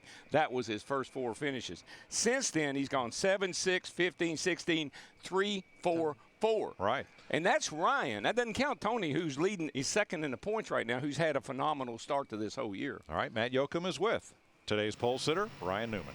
Mike checking in with the Purdue Mechanical Engineering Alumni Division. We're giving grades so far of different organizations. You giving a grade on Stewart-Haas from what you've seen so far from the cockpit and just being within the organization. That's tough. I'd say we started out. I'd say we started out like a C, running mid-pack, and we progressively got ourselves better to the point that we were solid A's at times. So if you average it out, I'd say the A- is probably pretty close. You had expectations coming in. Have you had to change those goals? I mean, you have a set number of goals that you want to accomplish. You got a pole, looking for a win. Stewart won last week. But seeing how this team has come together so quickly, expectations, have they gone up even more over what this team could do before season's end? Well, you always raise your expectations. That's part of trying to win a championship. But the toughest part is the better you do, the harder it is to get better. And you just have to start fine-tuning and picking out some of the things that, typically in the start of the season, but you kind of have to work on those coarser problems. So when you fine-tune, it gets difficult. But we got a pretty good U.S. Army Chevrolet today. We just got to get our pit stops a little better and work our way to the front. You rebounded from your track position issue with 2 tires, but you've been in the back with dirty air, you've been in the front. Can you describe for the fans at home just how dramatic a change it is? It's huge. The air is huge. Just the downforce of the race car and the way the balance changes when you're back, running. I started, I think, 43rd there, and it's tough. I mean, the car just has 50% the grip, it feels like, and you're on edge. You're actually going faster down the straightaway because you have the draft. You get to the corner and you got less downforce, and it's like following a tractor trailer semi off an off ramp at about 65 or 70 when you're about 5 foot behind them. It's not the ideal way. You can't see, the air's different, and it's not the funnest thing. As we continue on our grading process, to go back upstairs to our professor, Mike Joy. Mike? Well, I'm just a member of the faculty. Larry's our principal. But, you talked about Ryan and his great finish over the last 6 races. Listen to Tony Stewart's last 6 races. 3, 4, 2. Had a 23rd at Talladega because of a blown engine. A 2nd and 3rd, and won the All-Star race last week. So his numbers are incredible. And one reason, and this is big on my list, regardless of what organization we're talking about, and you're going to see it reflected in some more grades, is when you look at Stewart-Haas Racing, no DNFs in the first 11 races for either one of those teams. That's always a high mark in Professor Mack. Best average finish of all teams and an A for attitude for Stewart-Haas. Track drying is coming along very nicely. There's a lot of gray in that surface. Pit road still needs a little work. We'll be right back, and you can grade along at home too. Stay with us. The Coca-Cola 600 on Fox is sponsored by Subway, home of the famous $5 footlong. Subway, eat fresh. By AT&T, your world delivered. By FedEx Racing, we understand every day is race day. And by Aflac, we've got you under our wing. Under the red flag at Lowe's Motor Speedway, 73 laps complete. Track drying continuing very nicely out on the racing surface. A lot of gray in the asphalt. Pit road still with quite a bit of work to do to get us cleaned up from that thunder shower we had a little bit ago. So we're going to continue with our grading of NASCAR's Sprint Cup teams, the mid-semester grades from Fox Sports at this point in time.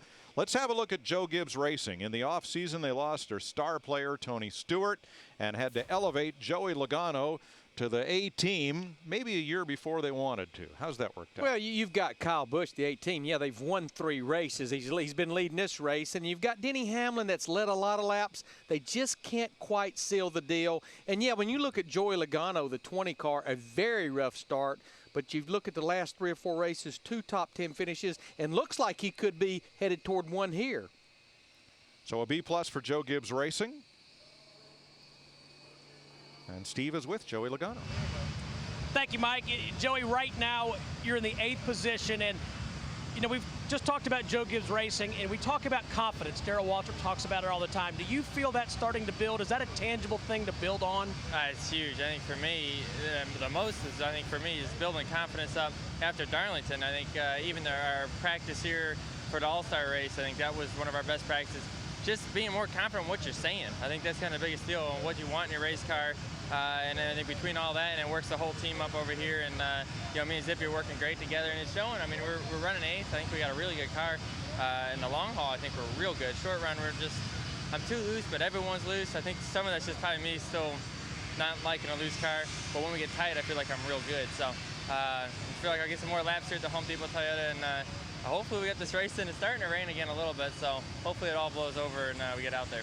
So, Joey, if I hear what I'm saying, you're saying that you feel more confident in what you're telling Greg Zipadelli, the changes that you need, what the car is doing. Is that correct? Yeah, exactly. I think that's the biggest thing. I mean, and it's the more time we're together, the more we're going off our past notes now, not last year's notes or anything. So we're able to kind of go off that stuff. We've been testing a lot, going to a lot of different racetracks, trying to figure things out, and all the hard work's starting to pay off. So I tell you what, it's so much more fun when you're up there running up front and you can see the leader. You're like, hey, I'm good, I got this. And so that's pretty exciting to see that.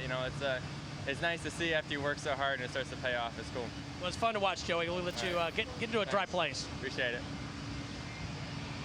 Joey finishing 9th, his best so far this year. He's actually led 24 laps, 19 of those coming at Darlington. This grading system, Joe Gibbs gets a B+, but Stewart-Haas Racing an A- with no wins this year. So help me out here. Are we grading separately? Because if Stewart-Haas Racing can have the same grade as Hendrick Motorsports with 4 wins, and Joe Gibbs Racing with 3 wins gets a B+, are you getting penalized for having more drivers? I think you could easily be said that, because again, you think about the fact that, with Joey Logano, he's 26th in points, and you look at the other two guys, they're 5th and 6th in points. You kind of like it drags down the overall grade. But when you bring out the point of A- versus a B+ in the case of Gibbs versus Stewart-Haas, yeah, there is probably some debate on the fact that they haven't won a points race. I mean, they have done phenomenal. Basically nothing. Even though that team was in existence, for them to turn it around where they're competitive like they are, I think that's a little bit of what you're looking at. If you're trying to, take the finishes and do some averaging out, sometimes the number's a little bit misleading. So, I mean, I could see your point of saying, okay, for argument's sake, in your mind, okay, Stewart-Haas is a B+. Right. But Joe Gibbs, because they got 3 wins, they're an A- right. because they've got 3 wins. And they give Hendrick an A. That would make more sense in my system. And if that makes you happy, so be it. Well, we're only it doesn't discussing. matter to me. These guys are performing, and we've always got to keep in track who is doing the good job. Right now, Joey Logano is making huge strides in the right direction. He had a fantastic run, I think, at Darlington, and I think that really kind of made everybody believe, hey, the kid is really here. He's finally starting to get it, and I'm glad to see it happen because, let's face it, early on, we were all kind of like scratching our heads and wondering whether did he belong in this league or not. I think he does now for sure. And it's interesting to hear, too, Larry, Darrell, and Mike, what the drivers themselves or crew chiefs, how they would grade their own teams at this point of the season. Darrell? Well, I graduated cum laude kindergarten, and so I just want to put that out there right up front. So I understand grading on the curve.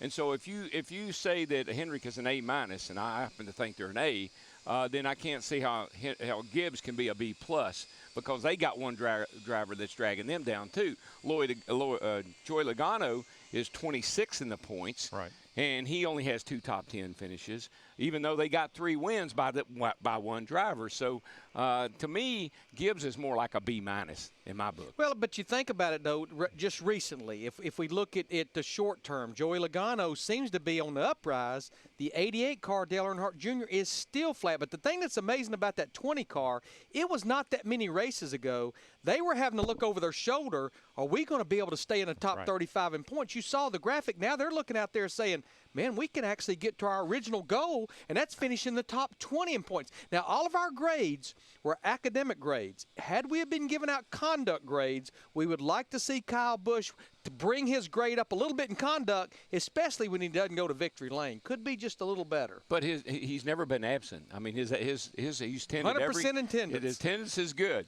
But, I just think that with Logano, where he is right now, I can't grade him on what he might do. I can't grade him on how good he may be. Right. And I can't grade him on where he came from. I can only grade him on where he is. All right, and he drags him down. To get Gibbs an A, you need to get Denny Hamlin into victory lane. You need to get Joey Logano some top 10 finishes, and you need to get Kyle Busch to talk to the media as freely when he doesn't win as he does when he's in victory lane. That'll do it.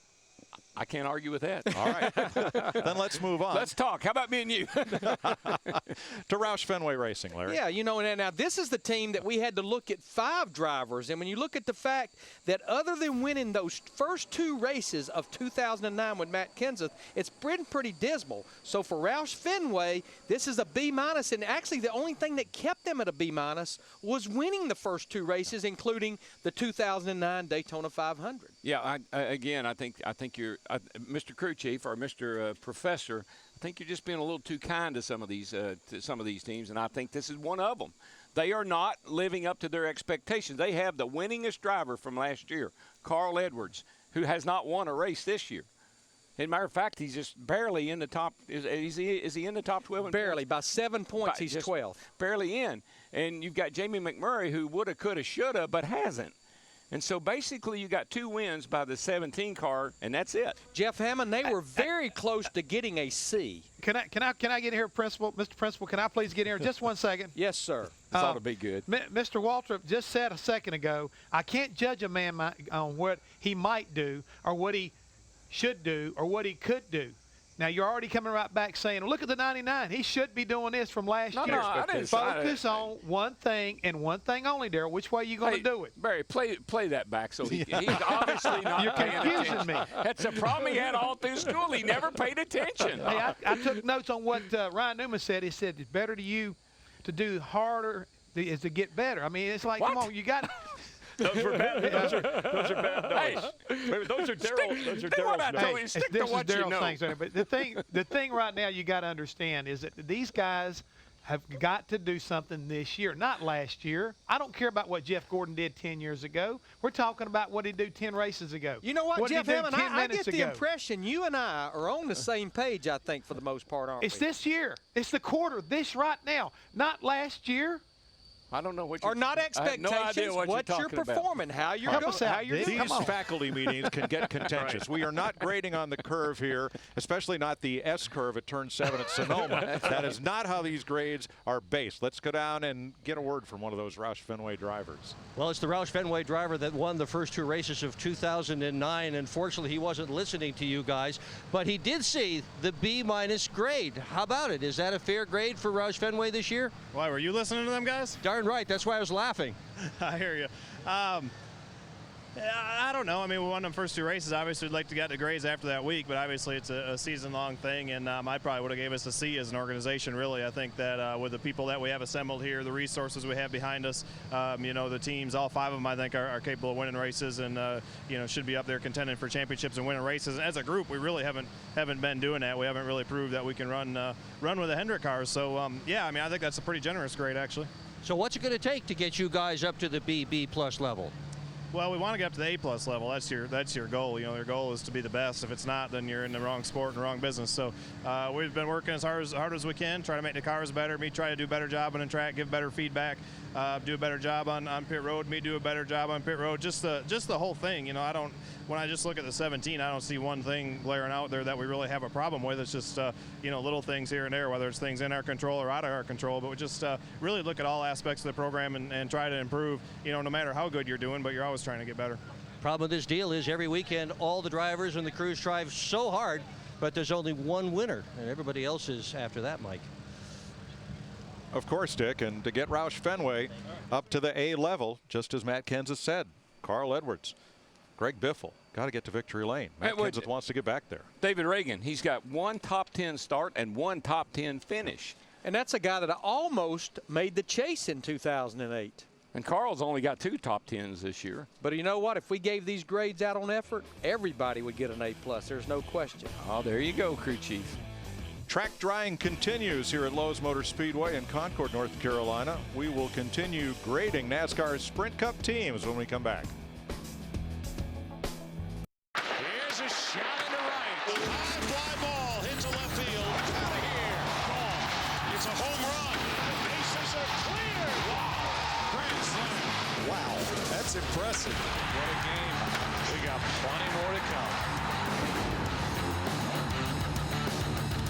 Saturday baseball on Fox, 4 Eastern, 1 Pacific, the All-Star Game, the World Series. Follow us all season long. We're back live at Lowe's Motor Speedway and the Coca-Cola 600, which has been ravaged by rain and under red flag after going 73 laps so far today. The postponement from Sunday night. There's your pole sitter moving to the top as things got started. Ryan Newman led a couple of laps.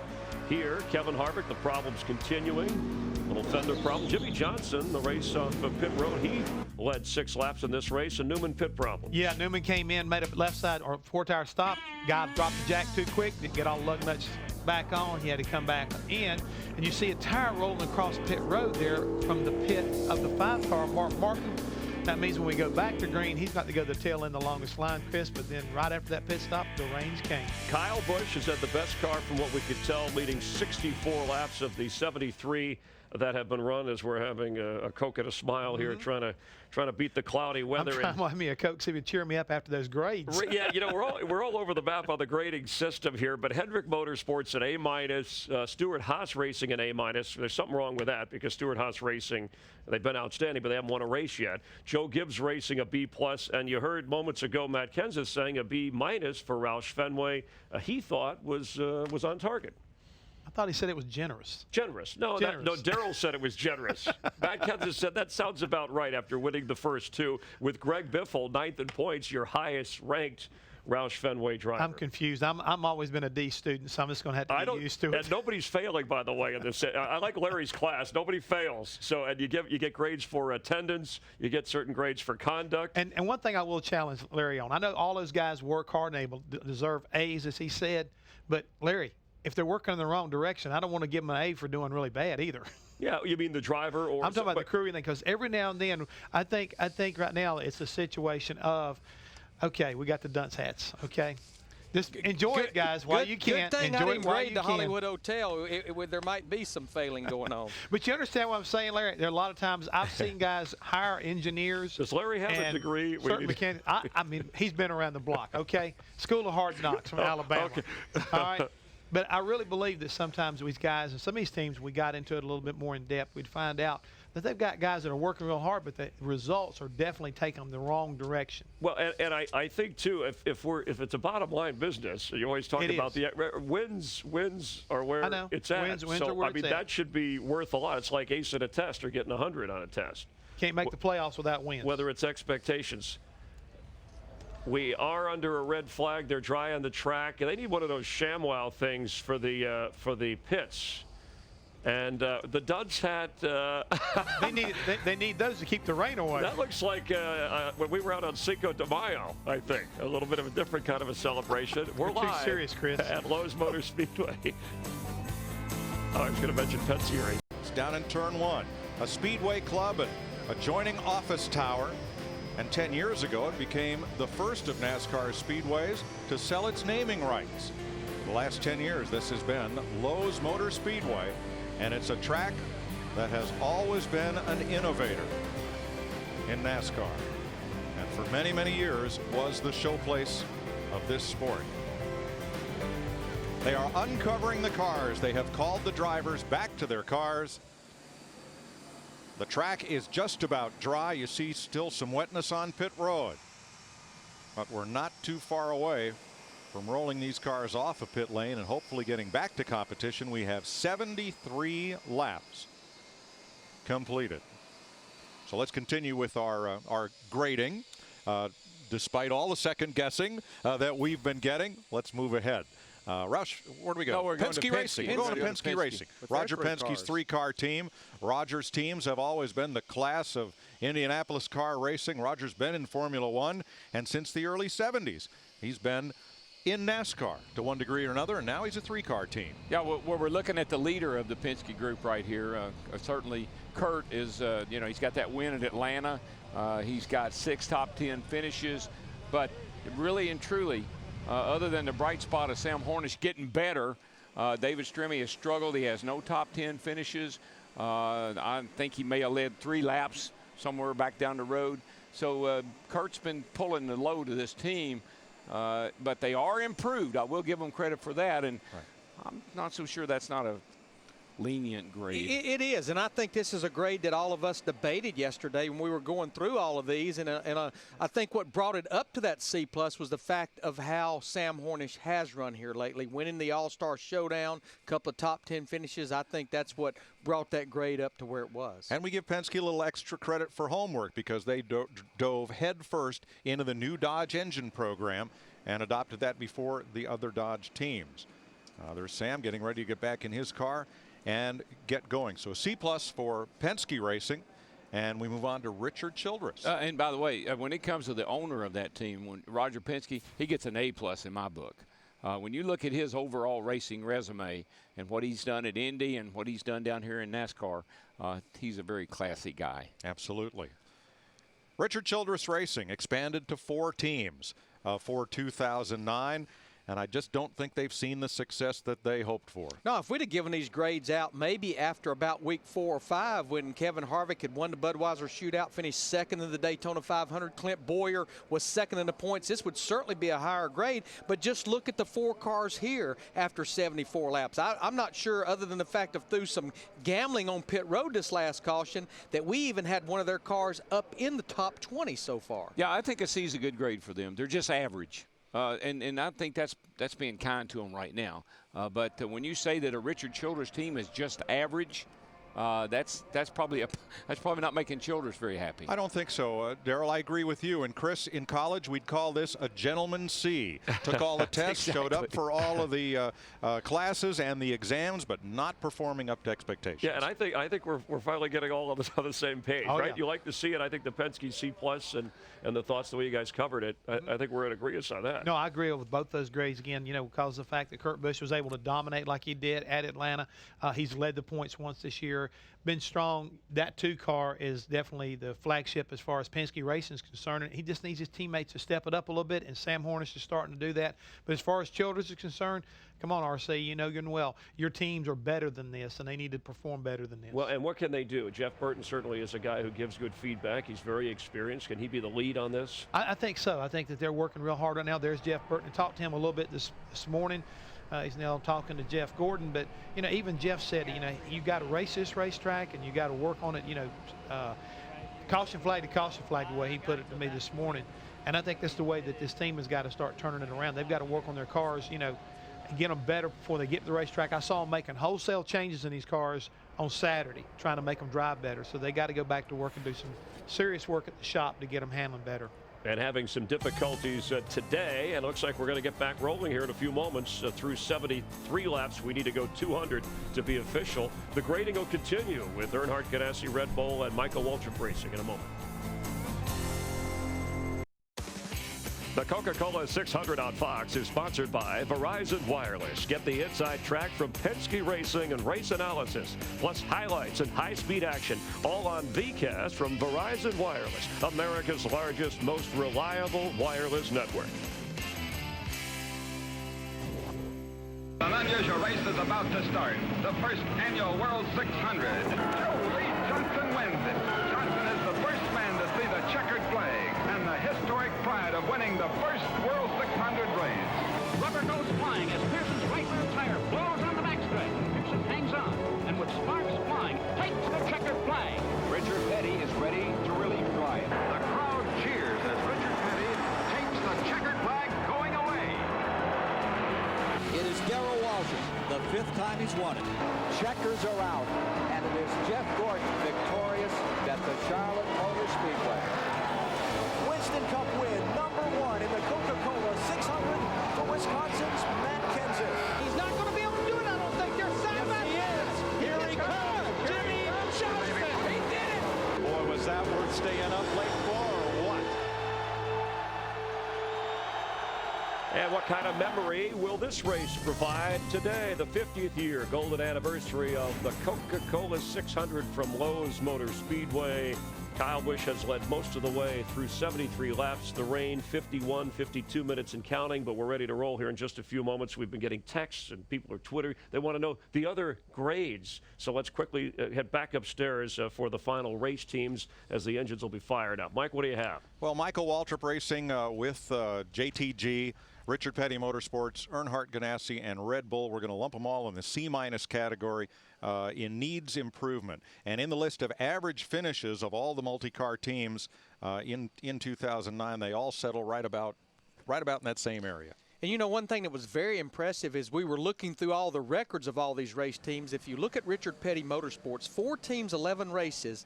All 4 of those teams have been running at the end of all 11 races. That's one thing that brought their grade up just a little bit. I do believe that, like my brother's team and even Richard Petty's teams, they are better than they were a year ago. If we were given these grades a year ago, I think they'd be D's. So they have improved, but they haven't caught up with the other multi-car teams. Now, we need to add, now that we've given grades out to every organization that has a team at least in the top 25 in points, if there are any moms or dads out there that do not agree with these grades, we will be happy to set up a parent-teacher conference right after Dover.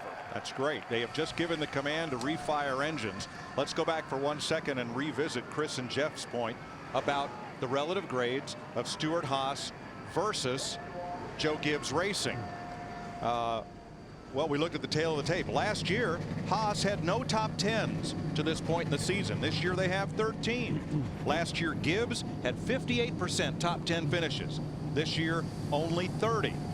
And average start by team, Stuart Haas ranks ahead of Joe Gibbs Racing. And those were things Chris, Jeff, that entered into our putting them ahead of Joe Gibbs in the rankings, even though Gibbs has a couple of victories. Well, more than a couple and no victories, and it is a victory. It's a win business. But if you're talking most improved, yeah, then Stewart-Haas is an A++. I mean, they've really, in fact, Tony Stewart and Ryan Newman, what Tony's done as a driver owner, I mean, has given new life and hope to guys that want to take something from here and move it up to there. And I think, you know, look, Hendrick Motorsports, they're the Yankees, the Cowboys, the Lakers. There's the high standard, so we always expect the best. But if you're basing it just on the 11 races this year with their victories, and yes, they have 4 drivers versus 2 with Stewart-Haas, I think you have to just put, you know, Hendrick as an ownership team ahead of Stewart-Haas.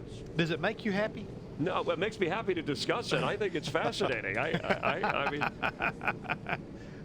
He just won't give it up, will he, Jeff? He won't let it go. And the thing is, right now, I was going to say, if you got any questions about all this stuff, please see Larry McReynolds. He's the one that came up with the idea. Larry, no, it's a great idea, Larry. I think I'll be part of that the parent-teacher-student conference that we have. But after Chris, Dover. I totally agree with you, Chris. Thank you. So, just so you know. I'm glad there's a vote in there. All right, it's 3-2. And the great thing is, these are mid-semester grades. Every driver we're looking at has the chance to improve his grade before the end of the semester at Richmond, and of course finals at Miami Homestead. Yeah, pretty much the grades would be obvious then. If you made the chase, you're obviously going to get a good grade. If you didn't, you got work to do to get ready for 2010.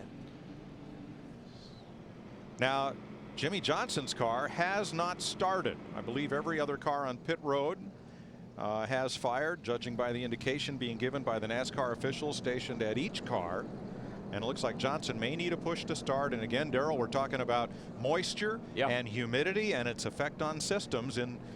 These cars weren't designed to be out in the rain. No, they weren't. And again, like I said, when you have a hot race car and you throw that car cover over that car, it sits there and everything inside of it, moisture creates a lot of moisture, a lot of sweating going on inside that car, even when it's parked.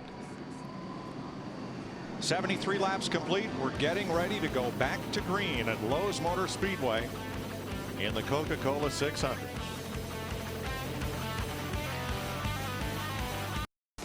The Coca-Cola 600 on Fox is sponsored by Subway, home of the famous $5 footlong. Subway, eat fresh.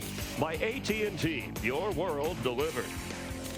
By FedEx Racing, we understand every day is race day.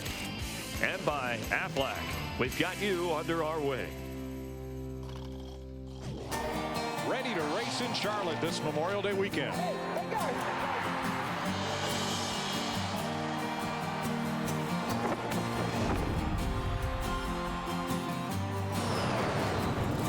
This one is for all the men and women in the armed forces.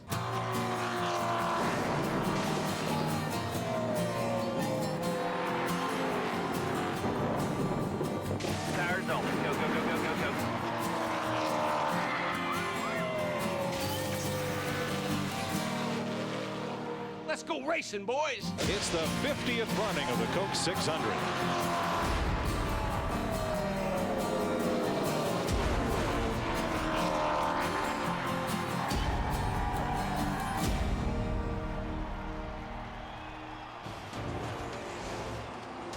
The cars are rolling once again on this, the most solemn of American holidays. Our forefathers fought for freedom and to preserve it.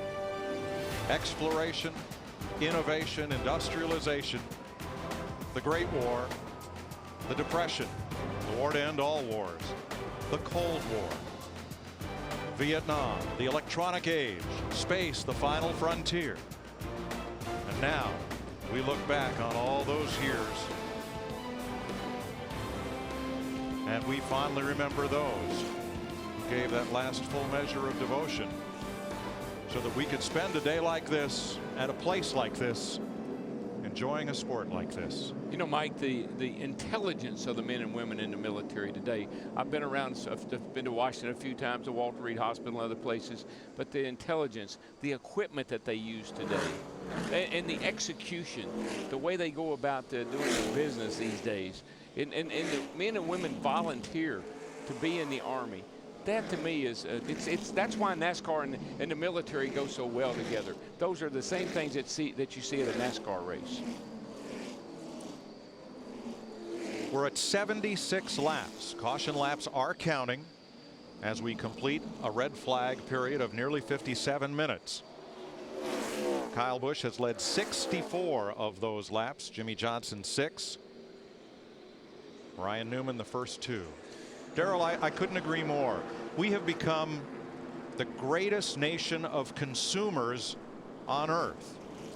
We buy and want more. We may live beyond our means, and I wonder if our forefathers would be so proud of us but for one gleaming segment of our population, and that is our U.S. military, that remains true to the ideals that this country was founded upon, and every day goes out to preserve peace around the world for people like-minded as we Americans, so that we can enjoy a day like today as well. Liberty and justice for all.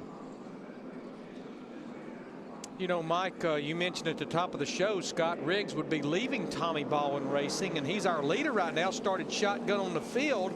Tommy Baldwin, at this point, he's elected not to bring Scott Riggs to pit road. Got his 5 bonus points for leading, and you know what? Get a little TV time right now. Now, this is a car that has been start and park at some races where they don't have a sponsor or the funds to buy tires to run the whole show, but they got Shea Trucking off Long Island, where Tommy Baldwin's from. Cooter's Bar and Grill right near Myrtle Beach, South Carolina, on the hood. So you know this team is eating well and transported well, and they're here to run the whole race today. Attaboy. You just love Tommy Baldwin's attitude from the minute they rolled in Daytona back in February. He says, as long as we race, as long as we have money, we're going to race, and when we run out of money, we're going to race one more time.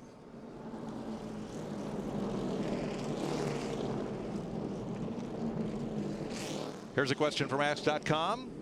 What is North Carolina barbecue? You can get the answer now at Ask.com and enter the Ask.com NASCAR Challenge at the official search engine of NASCAR. Just know, being from Kentucky, I ask myself that question all the time. All right, Scott Riggs has given up the lead to make an appearance on pit road. And remember Mark Martin for that tire that rolled out on pit road. He is now headed to the back of the field. And Mike, we need to add that Jimmy Johnson, he will restart this race where he came on the pit road. Even though he had to get that push with that 48 car, when we have a red flag and they shut the engines off, they do not penalize a team as long as the car will eventually crank with the push. Okay. There's some interesting things in there. Oh, Digger, where you been all day, man? The sun came out, and what did he do? He popped his head out. Does that mean 6 more weeks of spring, or what happens here? I'm not too sure. I would say it's even wet down in that hole as much as it's raining. I do know when the alarm clock went off this morning, it felt like Groundhog Day. Yeah, I have to agree. But here we are. Back to my routine now. Yes. This is what I trained for. This is the way I've had it planned. 322 laps to go, 122 laps to the halfway point, after which, if rain put a damper on this thing, the race would be able to be called official. It's Kyle Busch, Carl Edwards, David Rudiman, Jamie McMurray, and Joey Logano as we get set to go back to green. A lot of anticipation here. The sun's out. Rubber got washed off again. A lot of anticipation. What's she going to be like now, especially with those first 4 cars? Remember, right side tires only for Kyle Busch, Carl Edwards, David Rudiman, and Jamie McMurray. Green flag. We're back underway in the Coca-Cola 600.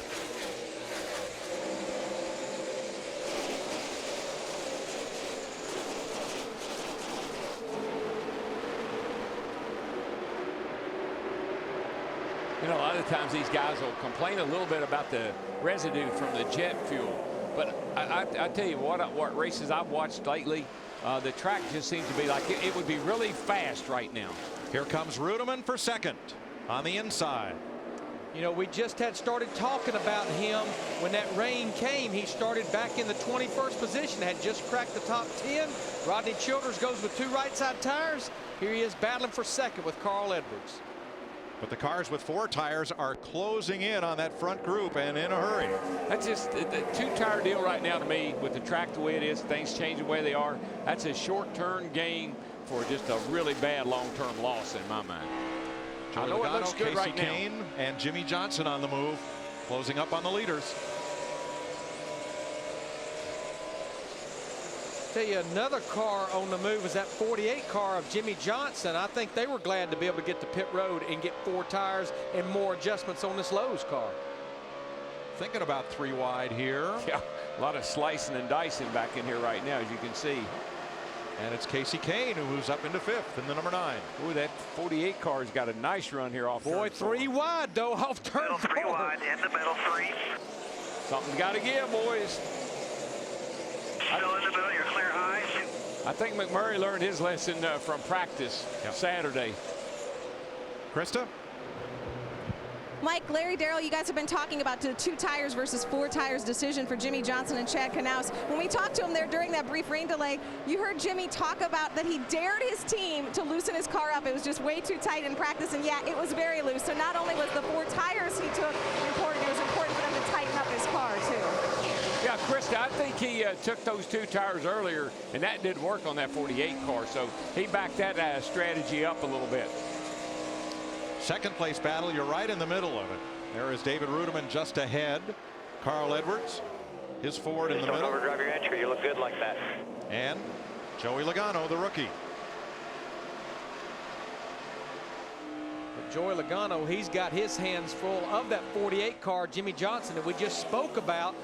As Johnson has cracked the top 5, working on 4th place Logano. I got to quit looking at the 4th turn. I got to look at the 1st turn, because about half the cars come off turn 4. You can see the whole number on the side of it. Next week, we're at Dover International Speedway in Delaware. The Autism Speaks 400. A great race to end the NASCAR on Fox portion of this 2009 season, presented on Fox by McDonald's. Excited to get there, Mike. Got a brand new pit road, something we've been complaining about and asking for a long, long time. I hear it's primo.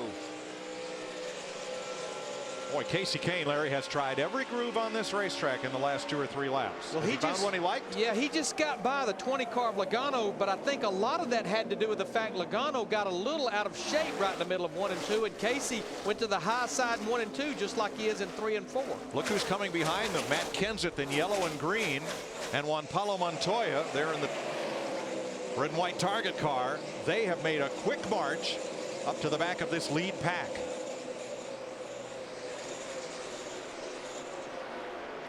Kenseth won the first 2 races of the year, Daytona and California, winless since, as he told us during the rain delay. Boy, that's frustrating off turn 2 over there. You can make such great time right into the end of 1 through the middle of 1 and 2, but the guy on the outside just has a huge advantage off of turn 2. Just not enough grip down low. And it looks like McMurray in that 26 car, they're paying the price for those 2 right side tires only. I'm with you, Darrell. I think I've seen enough.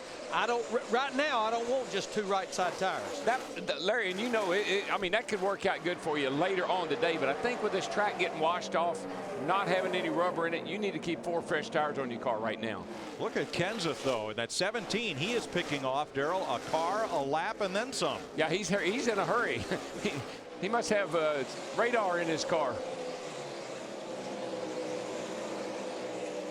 Now watch what just happened in turn 4 to Kyle Busch, running 1.2 seconds ahead of Rudiman all by himself. Now what did I just tell y'all? Stop watching turn 4. Because about 2/3 of the cars come through there, or something like that happens almost every lap. Yeah, because he gave up almost a second on that last lap back to David Rudiman in that 00 car with that happening. And a race car will do that, Larry. You know this. It's almost like you're driving that thing, everything is perfect. It's like someone flipped the switch and the handle just goes right away that quickly. Well, I don't think we stress enough where that happened. That car's still well over 150 miles an hour. Kyle Busch's lead is stabilized. It's a 2.5 seconds over David Rudiman, Carl Edwards, Jimmy Johnson, Casey Kane. Trying to catch race leader Kyle Busch.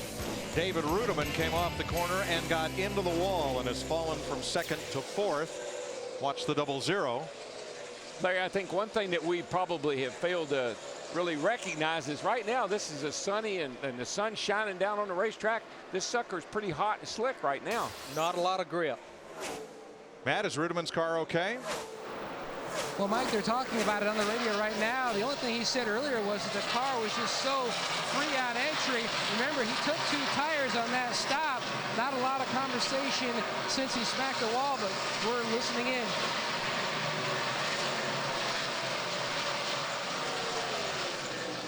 Yeah, right now, the only car that 2 tires has worked out for is the guy leading the race, Kyle Busch in the 18. Greg Biffle has been trying to get back to the front. Dick Berggren. Well, he's right now looking to get into the pits, Mike, because Biffle believes he has a flat tire. They're trying to decide if that flat is on the right or on the left. Doc, I got to tell you, I think this racetrack right now is throwing these guys a curve. I think the cars are sliding around quite a bit more than they have been all morning, and I think this track is really slick. I think it's confusing some of these drivers and crew chiefs. Dale Jr., meanwhile, has the most ill-handling car on the racetrack. He has fallen to 42nd, last car on the lead lap, and this has happened repeatedly over the past 5 or 6 laps. Just look at him sawing that wheel. There's no way you can look. He's got 2 hands full. Left, right, left, right. That is definitely a military car. Now, in the last restart, here's how he got a little damage to the back of the car. Kind of a little, he shifted and Clint Boyer got in the back of him. I mean, Look at take a look at what's going on. There's no way you can drive a car like that. I'd be bringing that thing on pit road and saying, you need to work on this bad boy. And he's running 32 80s and 90s, and right now our leader's running 31 40s and 50s. Now, traditionally, drivers who have handling difficulties won't make that pit stop until the car is passed by the leader and goes 1 lap down. Why is that? Well, you're hoping for that caution. You're just hanging on, saying maybe, just maybe, with as hot and slick as this racetrack is, somebody's going to have an issue. But I'm not sure there's enough time under a pit stop right now to fix that race car. He has his hands full. He wants to see a caution, not be a caution. But God is really confused right now, because a minute ago you were praying for it to stop raining, and now you're praying for it to rain. So I'm really getting confused. All right, all 42 cars on track or on the lead lap. 1 car is in the garage area, out of the race. Mike Bliss with a driveline vibration on his 09. That is the only retiree. At 100 laps, we are 1/4 distance in the Coke 600 as we watch the battle here. Carl Edwards moving up to 5th, and here comes Montoya, keeps coming. I don't think this will be a battle for long, because what you have is 4 fresh tires on that 42 car versus 2 tires on the 00 and the 99. Now, Carl had slipped to 6th and repassed Rudeman. And Montoya almost scrapes the wall. He made a hole up there. That looked like the All-Star race when Ryan Newman went shooting off turn 2 there. And look at the run he got down the back straightaway. We know he's going to go to the high side. You're going to see Edwards at the bottom in the 99. Montoya has been at the top of the racetrack since the drop of the green flag at both ends, and you can see the run he gets off the corner that carries him down the straightaway. I think that we've got to go to break. I think when we come back, we're going to have a race for the lead. I believe you're right. Jimmy Johnson is coming toward the lead, and his teammate Mark Martin has come from the back halfway through the field, overcoming that wheel that got away. The Coca-Cola 600 on Fox is sponsored by Verizon Wireless. Get the inside track from Penske Racing and race analysis, plus highlights and high-speed action, all on VCast from Verizon Wireless, America's largest, most reliable wireless network. 108 laps complete at Lowe's Motor Speedway. 292 to go to make up 600 miles. In this afternoon's event that had a red flag of 57 minutes for a thunder shower. And now moving on up. Some drivers like it hot. One of those is David Gilliland. The 71 picked up a sponsor for this race from CompUSA.com. And boy, David's marching toward the front. Yeah, I mean, he started back in the 29th position, and right now he's almost up in the top 15, just about 15 seconds behind leader Kyle Busch in his 71 car. Krista? Well, David Gilliland did not like this car in practice, but right from the start of this race, he said, this is a totally different car. I love it. In fact, just a few laps ago, he said, and I quote, this is the best car I've had all year. And I want to stress again, this race team, they missed the Daytona 500. They didn't race their way in, put David Gilliland in his car. Race number 2, they have qualified for every single race since showing up at Auto Club Speedway. Well, I know why he loves that car, Larry. He turns it to the bottom, and it hunts that white line. And that's a comfortable car to drive for a driver. Now Gilliland is 16th, just ahead of him, our pole sitter Ryan Newman. And Newman had to overcome an issue between the tire changer and the jackman on one stop. And Matt, well, he's halfway to the front. He's 15th. Mike, he's coming. And if you listen to his comments on the radio, very similar to what you're hearing up and down pit road from the other teams. Whatever issue that you had, it really is magnified now that the sun is blazing hot on this racetrack. For Newman, he says his car is tight. The harder he tries to push it, the tighter it definitely seems to get. Tony Gibson's going to try to improve that car with a wedge adjustment on the next stop, but he's definitely on the move in the 39. Hey, you just saw Dale Earnhardt Jr. in that 88 car go a lap down. Ryan Newman's one car that had a problem on pit road. The other car that had a problem was Mark Martin on that last caution at lap 72. The tire got away, had to restart dead last. He's been marching his way back. Right now he's about a half a lap down to leader Kyle Busch, but he is back inside the top 25 and 25th. This is a car that certainly could use a caution to catch back up. Things are tightening up in the front, Larry. The 48's about to chase down the 18, and here comes the 9 and the 83, not far behind. I think those 2 tires on the 18 car are starting to hurt him just a little bit at the end of this run. Well, the good news is we're about 15 to 18 laps away if we stay caution-free, which what would start to cycle through green flag pit stops. Remember, in our FedEx Understanding the Race, we always see at least one set of green flag pit stops in this Coca-Cola 600. And then the 18 is really the only car that has taken 2 tires and gotten away with it. Right.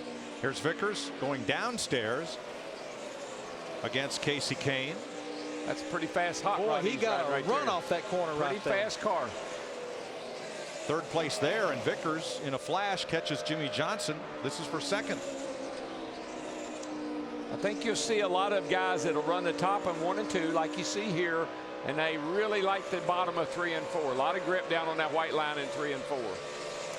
You know, Mike, you mentioned that Mike Bliss is in the garage area, I think, with maybe some brake issues. We already heard that Kyle Busch very early in the race was complaining with brakes. When I look at the 9 car of Casey Kane right behind this group, Kenny Francis in that group after practice on Saturday replaced everything on that car as far as the brake system. Wow. They had brake problems on Saturday, so I know this is a huge relief to that group. Well, it's 600 miles here, and this car, you use more brake with this race car than the car that we used to run, the older car. And so you've got to have a pretty good package here. Can't come with that super speedway stuff like we're accustomed to. And for Casey Kane, didn't we learn that next week at Dover, this team, Richard Petty Motorsports, the Gillette team, will debut the new Dodge engine package. The Penske team has been running it, and they will have it for not every race, but some races starting next week at Dover. I think a couple of things is going on with this 9 car. I think they're building lighter race cars. Yeah, all the cars have to weigh the same, but they're able to put more lead in the right place. I know that's the case with this car they have here, but there's no question when you look at the Penske's performance that the new Dodge engines has definitely made a difference. Kane battling Juan Pablo Montoya. His Earnhardt Ganassi Chevy running very well today in 4th place. Dick? He sure is, Mike, and it was his best ever qualifying effort. Montoya timed into this event in the 9th position. Turns out Lowe's Motor Speedway is the 2nd worst track in terms of their finishing position of all the tracks Montoya runs. Only Michigan is worse. So they are a bit surprised that they're running well. Their entire focus is on finishing well enough in every single race, including this one, to make the chase. They have to finish 15th or better in order to do that. They have never done it here. They have crashed in all 4 races Montoya has run here at Lowe's Motor Speedway. Well, Doc, when you think about it, he won at Monaco. He's won at Indy. I'm sure it'd be kind of fun for him to say, I also won the Coke 600. Kyle Busch, your leader. Brian Vickers closing in as we cross toward 120 laps.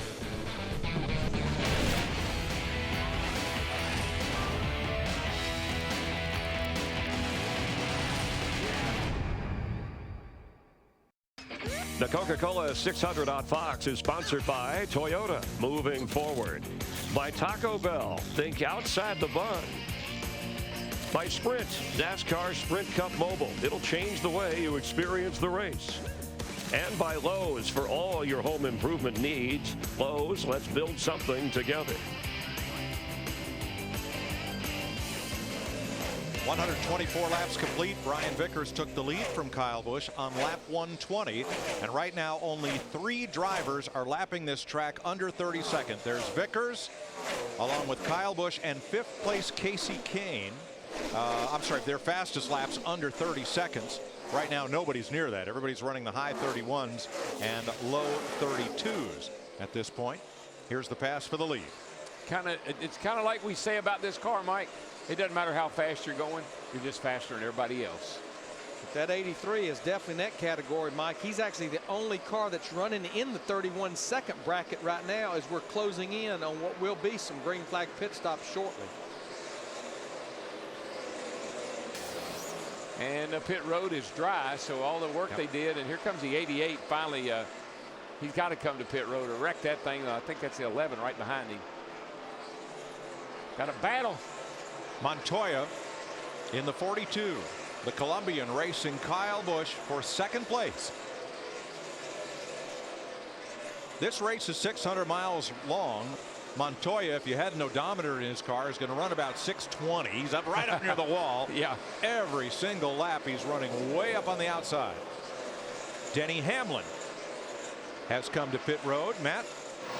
And John Hiker has already completed the chassis adjustment. They pull a spring rubber out of the left rear. Jonathan Sherman hits the lugs. He was loose on exit, tight across the center. Hamlin was running 11th at the time of his pit stop. And pulling that rubber out will make that car cut through the center of the corner much, much better. Get a little weight off that left rear tire. Marcus Ambrose on pit road. Joe Nemechek, Casey Mears. I'd say the 18 car's setting up for to make a pit stop. I think that's why he let Montoya get off his back bumper. Also Kevin Harvick, top of your screen. That's Joe Nemechek going out, the blue car at the bottom. Like Greg Biffle's on pit road. And Elliott Sadler. Now, apparently there's a radio communication difficulty with Martin Truex because Kevin Mannion, his crew chief, has requested NASCAR to black flag the car to get it to pit road. Reed Sorensen's in, Clint Boyer, A.J. Allmendinger, who scraped the wall on the right side, and Kyle Busch.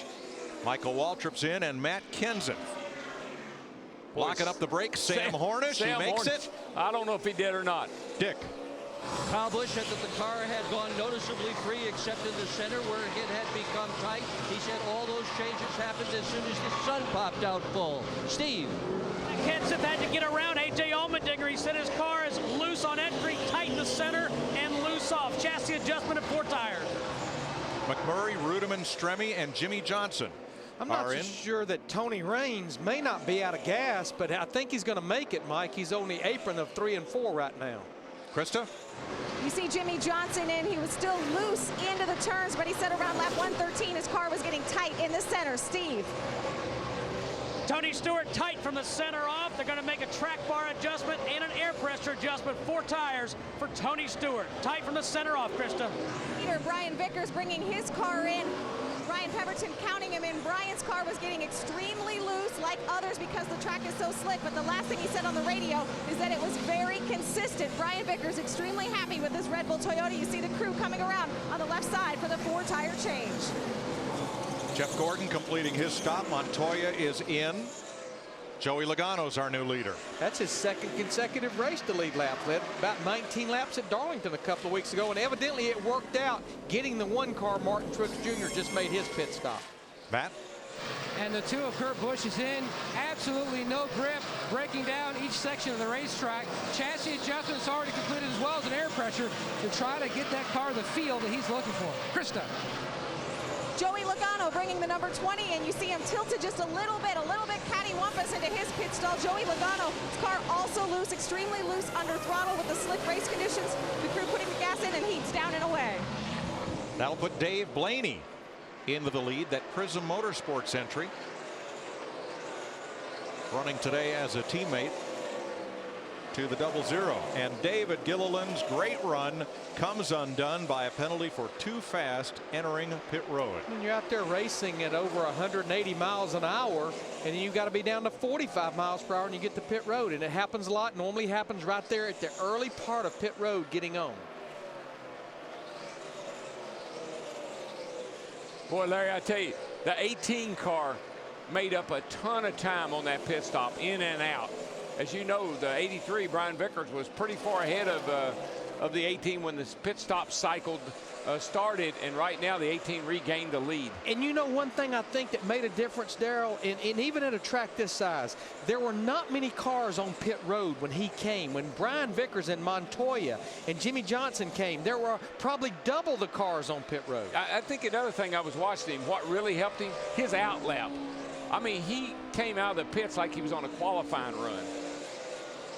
All right, let's have a look at our green flag pit cycle, Larry, and see who benefited from this round of stops. Now, what this is from start finish line, the 2 laps, including the pit stop. You can see there, this lap here, this includes coming on the pit road, stopping, doing the 4-tire stop, leaving pit road, back through 1 and 2, round 3 and 4, a total of 2 laps. Let's see of all of our leaders who was the fastest. Looks like Casey Kane in the 9 car of all of our guys was the fastest on those 2 laps, including the pit stop.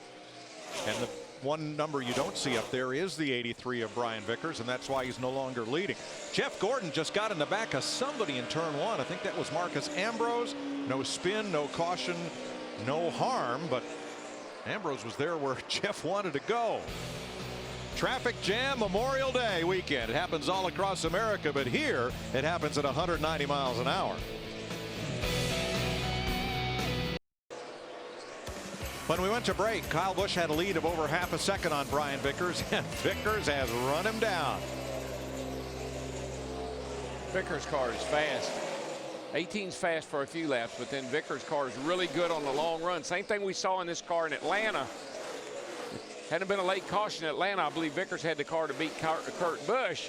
Today it looks like the same kind of setup. Really good over the long haul. Now just ahead, the 98 of Paul Menard and the 43 of Reed Sorensen. And Menard and Sorensen both trying to stay on the lead lap here. Yeah, now that we've had this long green flag run, we've put several cars a lap down. We have 29 cars on the lead lap, and that would include the 98 car of Paul Menard.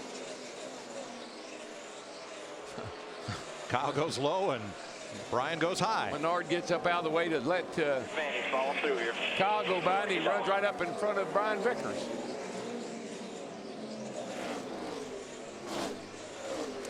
You know, Darrell, we were talking at break, a couple of cars not far out in front of Kyle Busch, the 18 car.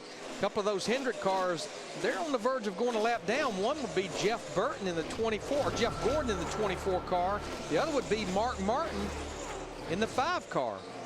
Steve, what's up with Jeff Gordon?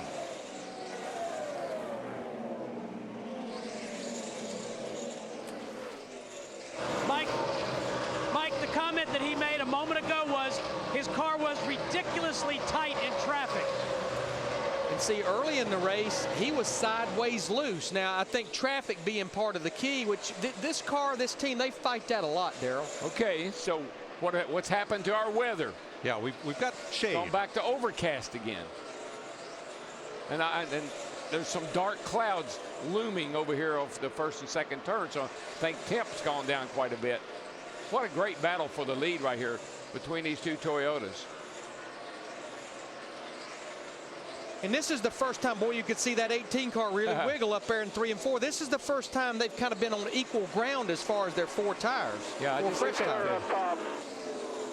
That 83's just got the long run set up. It's really working good for him. And that lap, he was about half a second quicker than Kyle Busch, and Brian Vickers takes the lead for the second time today. Vickers out of Thomasville, North Carolina. Former champion of what was the NASCAR Busch Series, came to the Sprint Cup Series in that same organization, Hendrick Motorsports, and is now the lead driver over Red Bull. If he hadn't lost that wheel here 2 years ago, that's another time he had a race won here. Lost the left rear wheel and ended up crashing, but had a bad fast car that day. You know, with the front wheel black and the back wheel red, that's not a mistake or a mismatched set of wheels and tires. That is part of their graphics scheme. Got to make sure the bull's completely red. They only do that with their race tires. Martin Truex running in 17th position, Matt. Mike, radio communication has been reestablished after he was shown the black flag.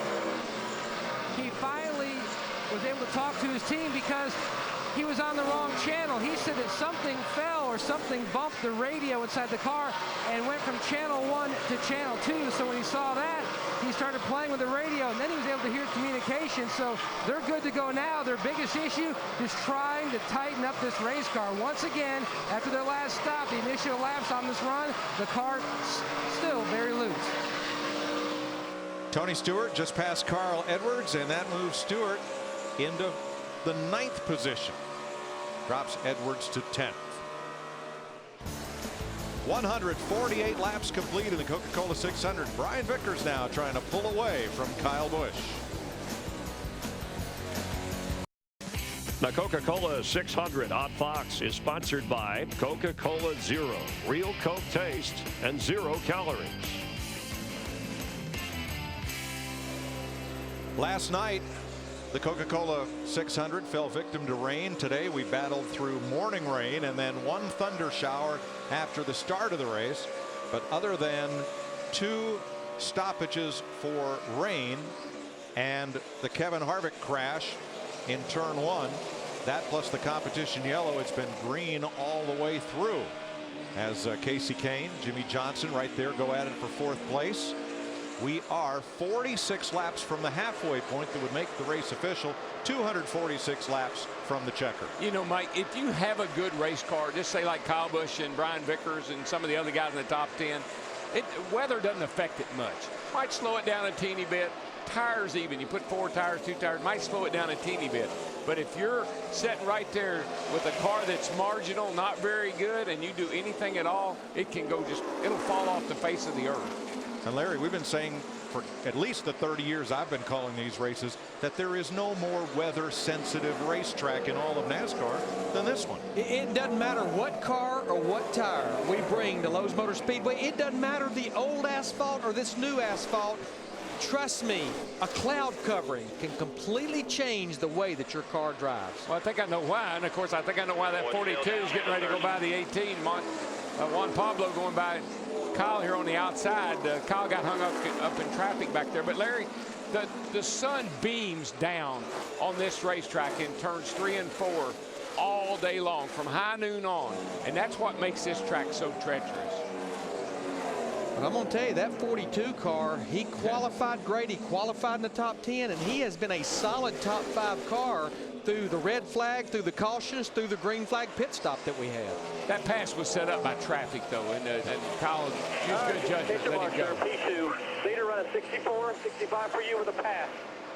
Montoya now 2nd. His teammate Truex is 17th. So what last year was a 4 and a 3 car team, Earnhardt Incorporated and Ganassi Racing with Felix Sabates has now condensed and combined into a 2-car team. They did run some races earlier this year with Eric Almirola in the 8 car, but Montoya has shown 30 more laps. he is going to be a factor in this 600. And you know, I talked to Brian Patty, his crew chief, just a few weeks ago. They made the swap after the merger from Dodge to Chevrolet, and he said the biggest difference in our program has been the Childress Earnhardt engine package, the Earnhardt Childress engine package. He said what a difference that has made from what we were running last year with the Dodge program. And I think that's what we're seeing with the 9 car and in the Gillette cars or the Richard Petty cars this year. I think that engine is hurting them. I'm anxious to see the 9 car next week at Dover with the new Dodge engine, see how it performs. Let's have a look, courtesy of Terminator Salvation, of our point standings. There is the top 12 as they run, not as they started the race, but as they run. And look down there at 11th place. That would be Montoya moving into the top 12. He would be replacing Carl Edwards. And just outside the top 12, here are the drivers fighting back to try to make the chase for the Sprint Cup. Terminator Salvation is playing everywhere. Check it out at a theater near you. Mike, I think anywhere from maybe Clint Boyer 17th or 88 back, from there up to the top 7 or 8, there's a battle right there that could go either way anytime. Brian Vickers leading Juan Pablo Montoya by 2.2 seconds in the Coca-Cola 600 on Fox.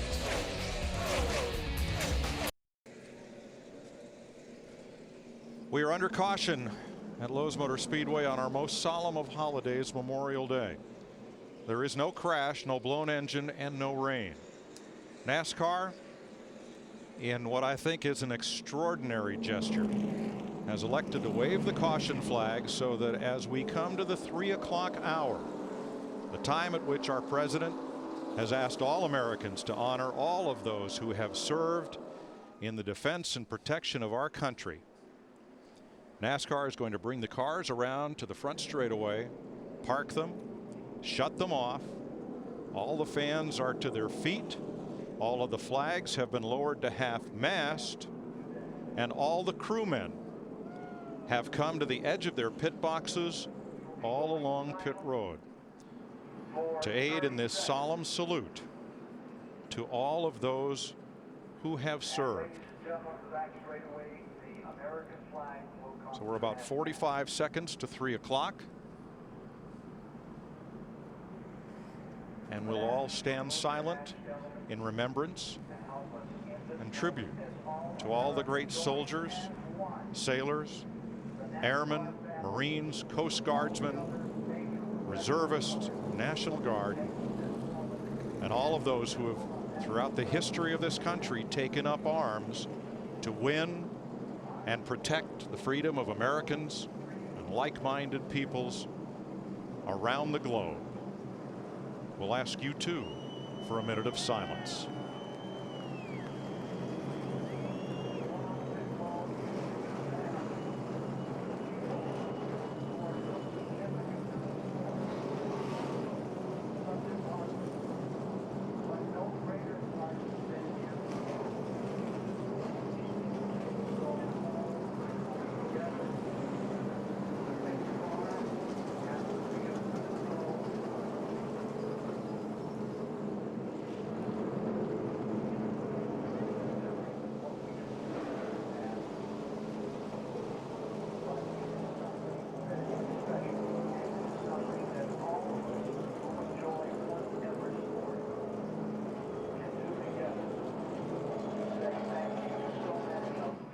Generations as well as to our day.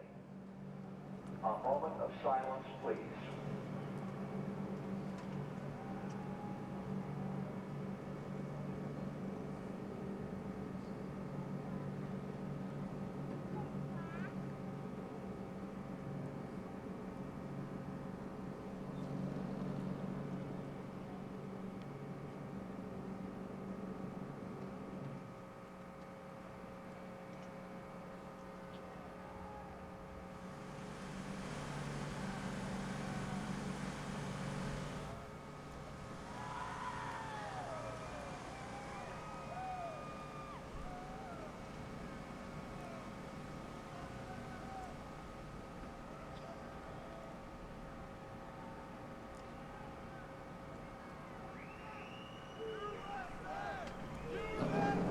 And God bless America.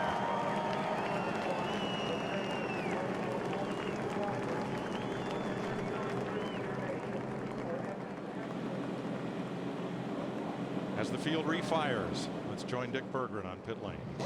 Military connections run deep in the NASCAR community. Jim Parrott, part of Mark Martin's refueling team, lost his brother Michael in November 2005, killed by a sniper in Iraq.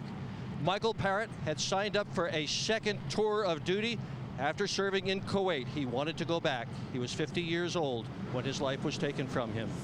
Matt Yoakum. Dick, the military holds a special place in the Deal family hearts. Barry Deal, longtime NASCAR crew member. He's third-generation military. From 1984 to 1990, he was in the Virginia National Guard, Engineering Battalion D. His brother, Chris, he served in the Army. And then their father, Jimmy, served in the Army as well, a tour of duty in Vietnam from 1965 to 66. In fact, he left when Barry was just 2 months old. And then their grandfather, Alan, war hero. He served in World War II in the Army. He landed at Normandy in June of '45, and he was awarded the Bronze Star. So for all the families, whether your name is Aldous, Keller, or whomever, we thank you for your support through the years. You know, Mike, sometimes you say, why do we have to run this race on Monday? Why did it have to get rained out? I think today it was so we could do this, so we could pay tribute to those that mean so much to all of us that have served in the military, that are serving as we speak, that represent our country so well. And this was a great opportunity to honor all those folks. And even though it's a small thing, it's a small way of doing it, this race is not nearly as important as the race we got going on all over the world.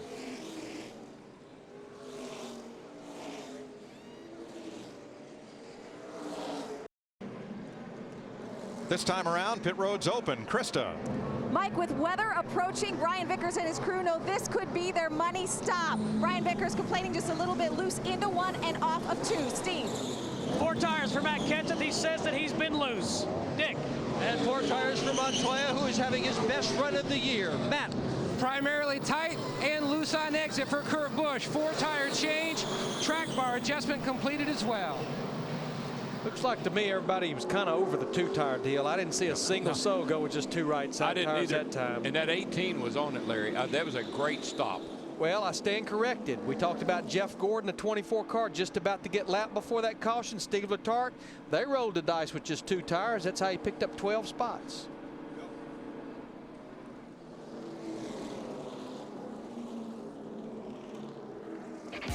The Coca-Cola 600 is sponsored by Gillette Fusion, Gillette's closest, most comfortable shave. By Ask.com, where do NASCAR fans get answers? Ask.com, the official search engine of NASCAR.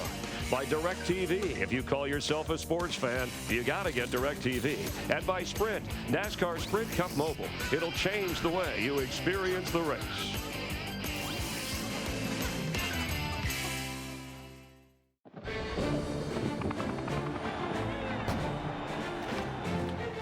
.600 miles, grueling test of endurance, speed, and courage. Memorial Day weekend, we remember our men and women of the military who serve and have served in our great country.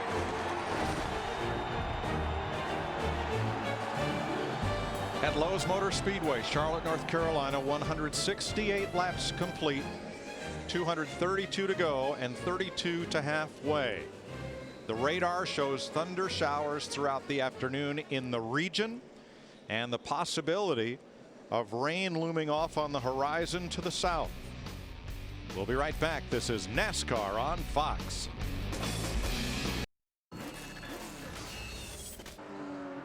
Just went on the wall there, Gil. All right, caution down, caution down. You want to pitch this time, Gil? Yes, sir. We'll come around. And now just pop.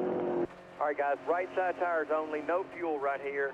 Let's do whatever we got to do to fix that fender. 3, 2, 1. Get it up, get it up, get it up. Wayne, where's the screw gun? Let him down, let's come back, let him down. Go, go, go, go, go, go, go, go, go. All right, guys, get a game plan right there. Kevin Harvick can count on his crew to overcome adversity, just like you can always count on your State Farm agent to be there for you. That's today's State Farm Pit Road Spotlight. Rain on the south horizon, sun over the racetrack right now as we try to get this race back under the green flag after 170 of 400 laps, and a moving tribute to our American military, past and present. We've had some reactions reported to us from down on pit road. Steve. Yeah, Mike, you know, these guys are trying to win a race, and Tony Stewart in his car after that tribute said, "That is one of the coolest things I have ever seen or been a part of." And from Krista. Steve, down here on my end, a crew member afterwards told me, you know, a lot of us were complaining today about missing one day with our families. Really puts it all in perspective. All the people out there who are missing months, even years for the troops who are overseas, and the men and women who never make it home. Thank you, folks. We are 29 laps to halfway, 229 from the finish of this event. Bright sunshine right here, but over turn 2, rain clouds and some rain falling within a mile of the speedway. Yeah, and that's where it's been coming from. I mean, we've been watching this this is like a repeat. You see that rain coming, we know it's going to hit the speedway here very, very shortly. So that's why we're riding under caution. No need dropping the green flag and taking a chance on bailing off into a turn down here with it raining and wreck a bunch of race cars. We've been there before. We saw that in the All-Star race a few years ago. Yes, we did. And today we can't go for backup cars if that happens. Chris, the rain, we can see it within the boundaries of the Speedway property, just not on the racetrack quite yet. Yeah, and Mike, we've had 4 rain-shortened Coca-Cola 600. Actually, back in '74, the Richard Petty race shortened because of the energy crisis back in 2003. Jimmy Johnson, 276 laps before declared officially the winner. Let's recap. Kyle Busch has led the most laps, 122 and counting. Early on, Kevin Harvick had problems. Whoa, look at that. And then Jimmy Johnson, who has led for the 15th straight time in a race here at Lowe's, 5 wins coming in that time, passed by Kyle Busch. Then we had the rain delay, almost an hour or so. Dale Earnhardt Jr. having some problems, lapped, going a lap down. Brian Vickers, who's a battle of Toyotas, and we're not talking about the hybrid Camry here. This is Vickers passing Kyle for the lead, but Kyle has recaptured that lead, and Vickers has led the second most laps, 33 so far. Now, Kyle has been outstanding, winning on 14 tracks on the schedule. He has yet to win at Lowe's Motor Speedway. Well, the thing is, right now we see Kyle Busch. He is out front, but we've got to get to the halfway point to see whether or not he's going to pay off or not. But we talked about track position and how important it was as we had to get closer to the halfway point, Chris. And right now you can see the guys who've done the best job of getting their cars up front. And Toyota has yet to win a Sprint Cup race here at Lowe's Motor Speedway. Kyle Busch may change all of that, and it may happen in the next 25 or 26 laps, depending upon the rain once we are official. Just picks for today's AT&T fastest pit crew. The 18, talking about Kyle Busch, Jimmy Johnson we referred to, and Casey Kane's 9-car crew. Don't forget to vote the AT&T fastest and most valuable pit crew of the year from your AT&T phone. Text the pit crew's car number to 2258 to vote. We thank you for voting. We thank you for watching. Hope you're enjoying this race from Lowe's Motor Speedway on this Memorial Day. We'll continue in a moment. The Coca-Cola 600 Odd Fox is sponsored by AT&T, your world delivered. By Napa Auto Parts. Napa, get the good stuff. By Hamburger Helper, 1 pound, 1 pan, 1 tasty meal. And by Scott's Turf Builder, all food, no filler. That's the Scott's advantage.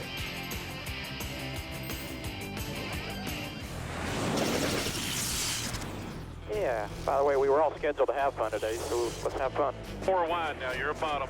3 wide today, 3 wide. Feels fairly sporty here in traffic so far. What time is it, by the way? 3 o'clock Memorial Tribute. It's a pretty cool sight there.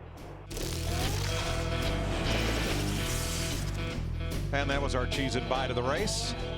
We are under caution. We just got a little corner of that rain shower. It stayed away to the east for the most part and skirted Lowe's Motor Speedway. Must be the Vortex theory at work. Let's get a look at who benefited from the Hamburger Helper helping hand.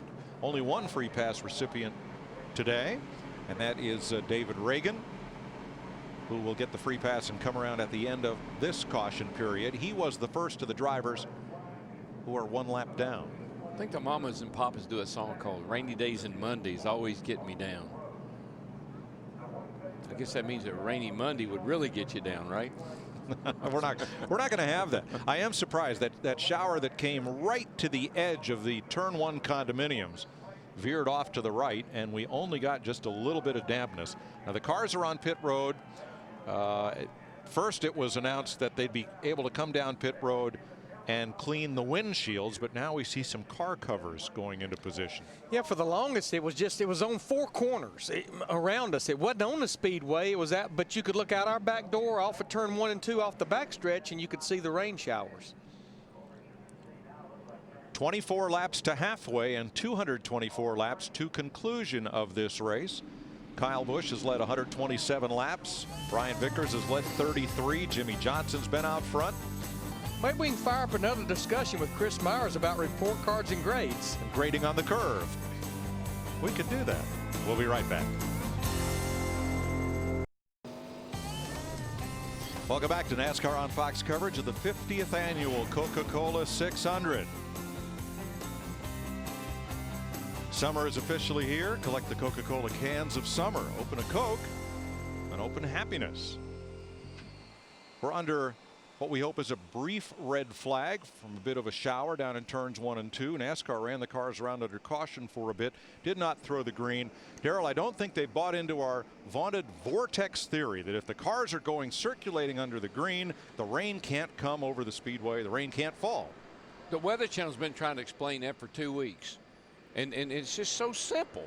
Well, it's a corkscrew effect. When the cars are going around, it creates a vortex. It goes up in the sky, opens up a big hole. Right. And we race. Hot air rises, including ours, and the rain can't fall. That's right. Well, NASCAR may not have bought into it, but I think one of our drivers has.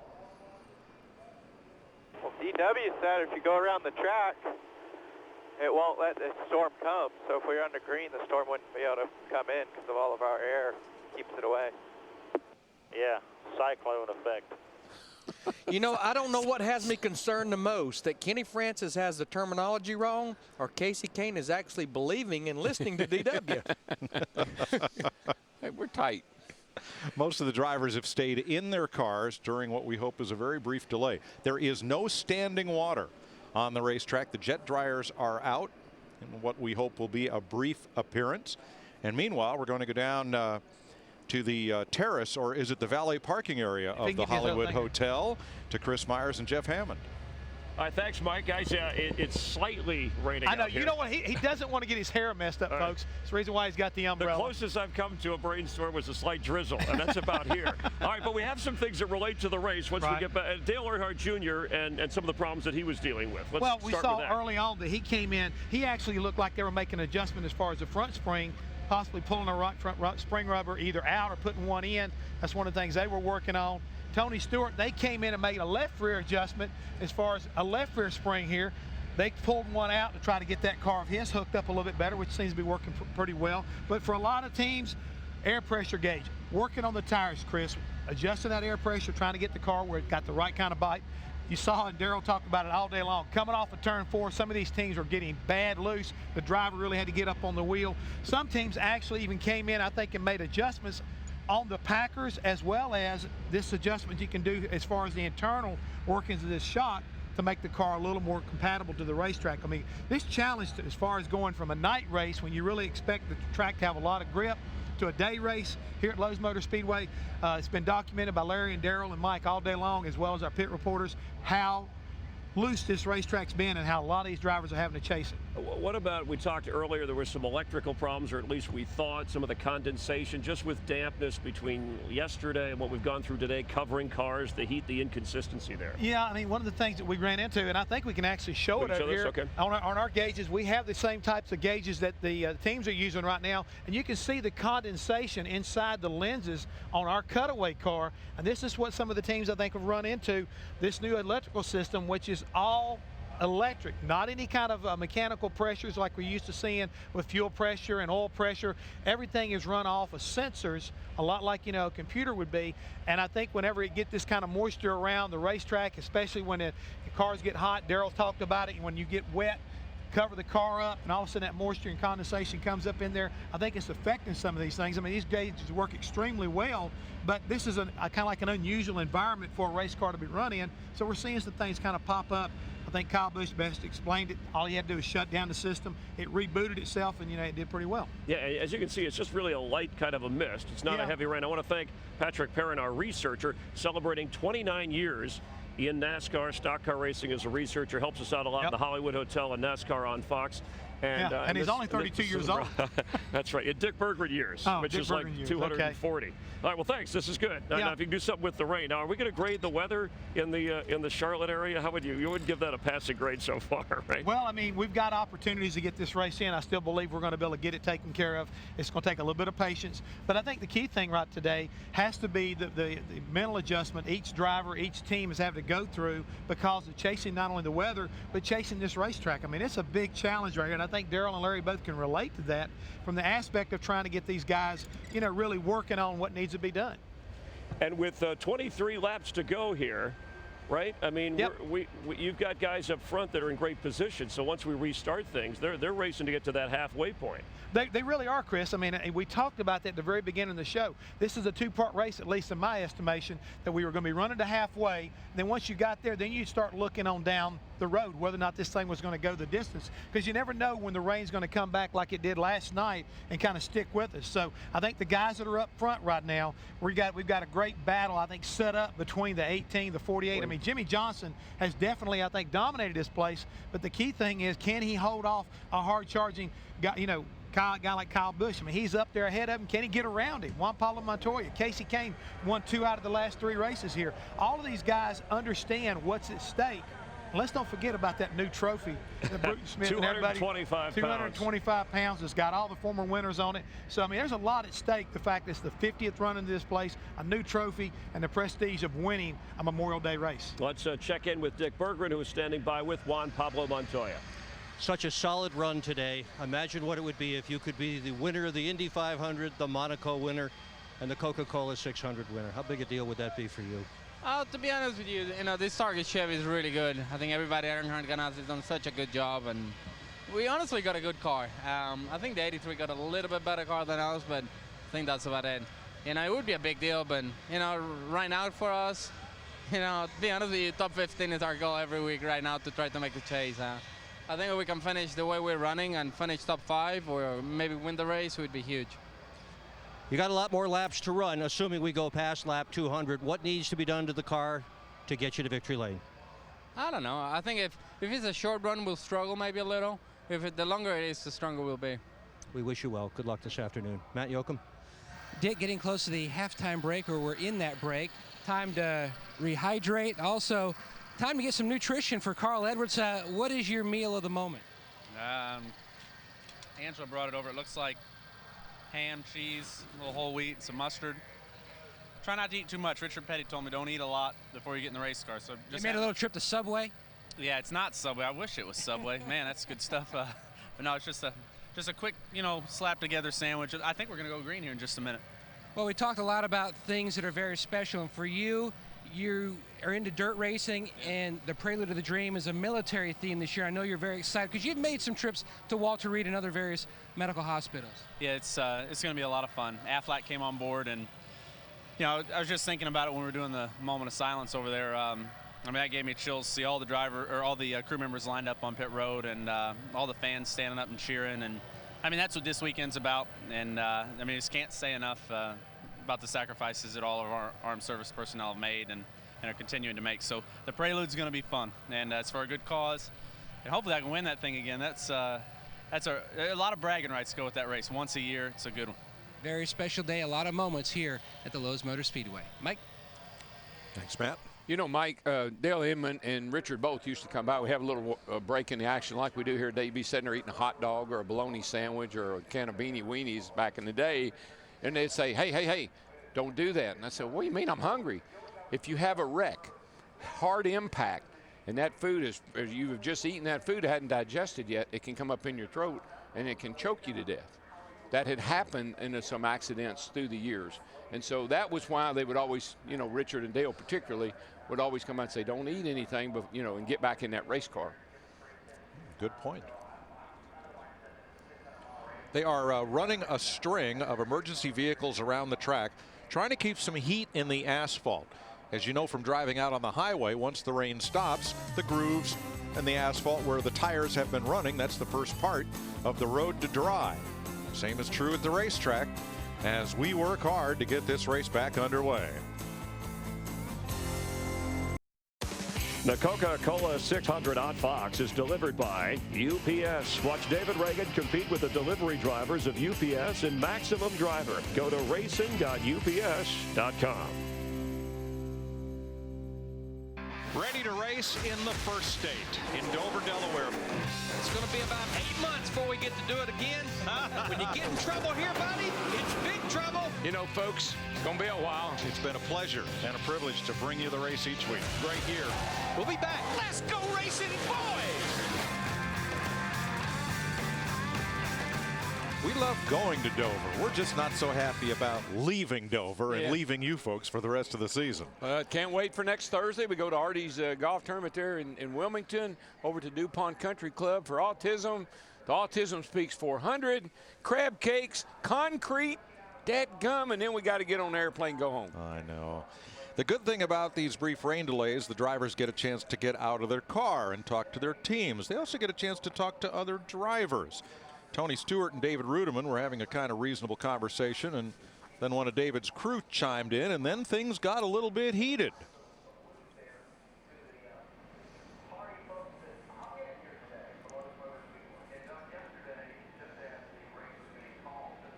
Not sure what's going on there. There's certainly a crew member is not happy with smoke. David's trying to get in the middle. Oh, the crew member kissed the ground. Let's find out a little more on this story, Matt. And we talked about a lot of different updates that take place during the break. And for Tony Stewart, you had a conversation with David Rudiman. What did it concern? Just being smart out there. I mean, we caught him and he raced us real hard, and we got 425. We had 425 miles left in the race at that point, and it's just kind of questioning why he's racing us that hard. I mean, you know it's a long day, and you know when guys are in front of you are running him down, and he's racing everybody like it's a nationwide race, and this isn't a nationwide race. This isn't a nationwide series, and you know when it comes down to the end and it's time to go race, you race hard, but you know there's 43 of us out here and we all have to work together, and he's having a hard time understanding that, I think. I mean, he says he gets it, but if he gets it, he's holding up a whole line of cars every time they get to him. It just gets frustrating. Then he's got a bald crew guy down there that wants to jump up there and be Billy Bad Butt. Maybe he needs to ride in there with him since they both seem to have it all figured out together. All right, thanks, Smoke. Thank you. just a little irony there, would you say? You gotta love smoke. You gotta love smoke, and there's Billy Bad Butt right there. But now let's put some context to this. Tony Stewart has been an IRL champion. He has been a champion of the Sprint Cup Series.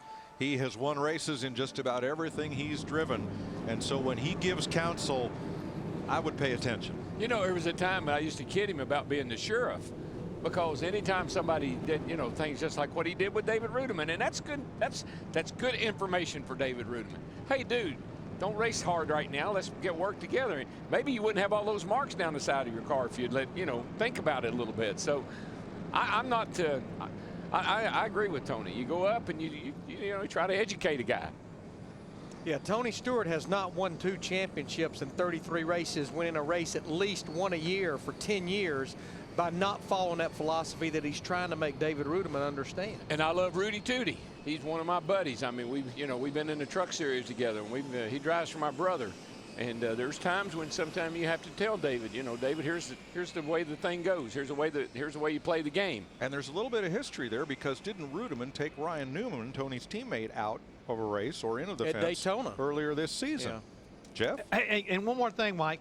To me, that's between the drivers. That crewman needs to keep his mouth shut. If I was down there and a crew chief right there, you let those guys settle it between themselves, and you keep your nose out of it. I totally agree with that, Jeff. Let David and Tony sort it out between themselves, and you don't need people just pouring fuel on the fire, by no means. Well, now as a driver, I must say I really appreciate it when my crew steps in and keeps me out of trouble, and they're willing to get in trouble for me. Something I don't know that, and even if we did, we need to make this point. One real loser on this last set of pit stops was a guy that seemed like he's had the fastest car for a while, and that's Brian Vickers in that 83 car. Basically came in leading, and right now he's just barely inside the top 10 and 10th with this 83 car.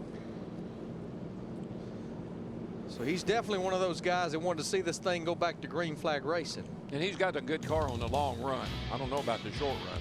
Another one is Kurt Busch, who was second, now finds himself 11th. Long way to go here at Lowe's Motor Speedway. Thanks for being with us on this Memorial Day. The Coca-Cola 600 on Fox is delivered by UPS. Watch David Reagan compete with the delivery drivers of UPS and Maximum Driver. Go to racing.ups.com. Getting ready to go back to green and perhaps one lap here at Lowe's Motor Speedway. 177 complete, 223 to go. Here's a question from Ask.com. What tracks have facilities where you can live year-round? Get the answer now at Ask.com and enter the Ask.com NASCAR Challenge. You could win daily prizes or a trip to Talladega from the official search engine of NASCAR. If we don't get out of this booth pretty soon, this is going to be one of them.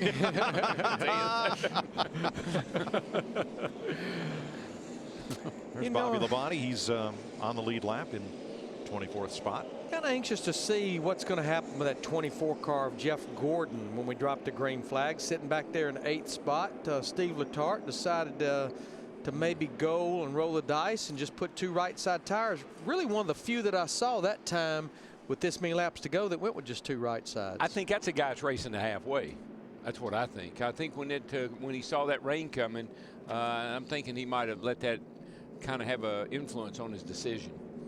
26 cars on the lead lap, including David Reagan, who got the free pass. Max Pappas, the world-class road racer from Como, Italy, has taken his car to the garage area, and we're ready for our Claret and Clear to Drive restart with Claret and Clear indoors and out. Boys, we're good to go from here on. There's no more. I look out there, I see blue skies way over there where we've been seeing rain all day. I'm feeling good about this thing now. Pull that recoil starter and get that Vortex spinning. Yeah, we've had lunch, get dinner ready now, and we're going to finish this thing off. Kyle Busch, Casey Kane, Jimmy Johnson, Carl Edwards, Juan Pablo Montoya. Green flag. Got David Gilliland in that 71 car up there. How he got a lap down. He had that pit road speeding penalty after being up in the top 20 for most of the race. Well, he's not going anywhere right now, Larry. I don't know if he's got a flat tire, missed a gear, but man, he backed everybody up. Yeah, he stacked that whole line as they're 3 wide already over in turn 2. Wow, Montoya's a rocket on restarts. Up there on the outside, right up against the bumper of Carl Edwards. Now gives Carl a little room. Ooh, yikes. Oh boy, don't look back, boys.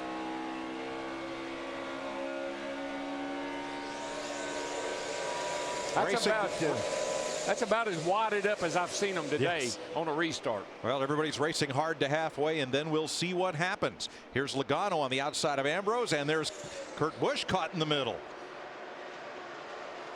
It's my favorite thing.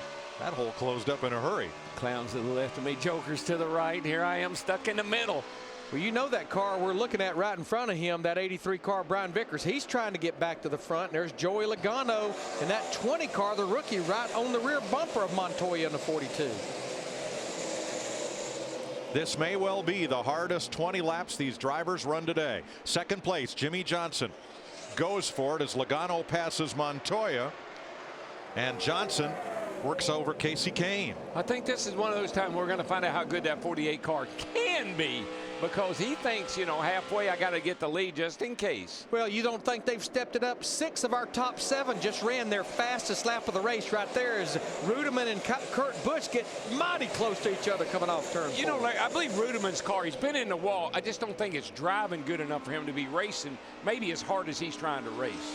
Now Ambrose, who was a lap down, might have got up and into Montoya just a bit down in turn 1, but no big damage. As there's Allmendinger, white and green alongside David Rudeman. Now Allmendinger is 1 lap down. Allmendinger almost stuffed it in the turn 4 fence that time. I think this racetrack has really picked up a lot of grip. I believe that little rain shower, it's cloudy and overcast. Temps are down a little bit. I believe we picked up a little grip. Seeing a little more racing going on than we've seen earlier in the day. He talked about Marcos Ambrose in that 47 car. What he's working so hard right now is to stay the first car a lap down. Should we get a caution, he'd get the free pass back on the lead lap. Well, he's hanging pretty good, actually. Hanging right there with those fast cars. Doing a pretty good job. Yeah, he's just ahead of 7th place Matt Kenseth in the 17. And now goes after Montoya. Nothing there. You can look underneath coming off turn 2, but boy, it's hard to make it stick.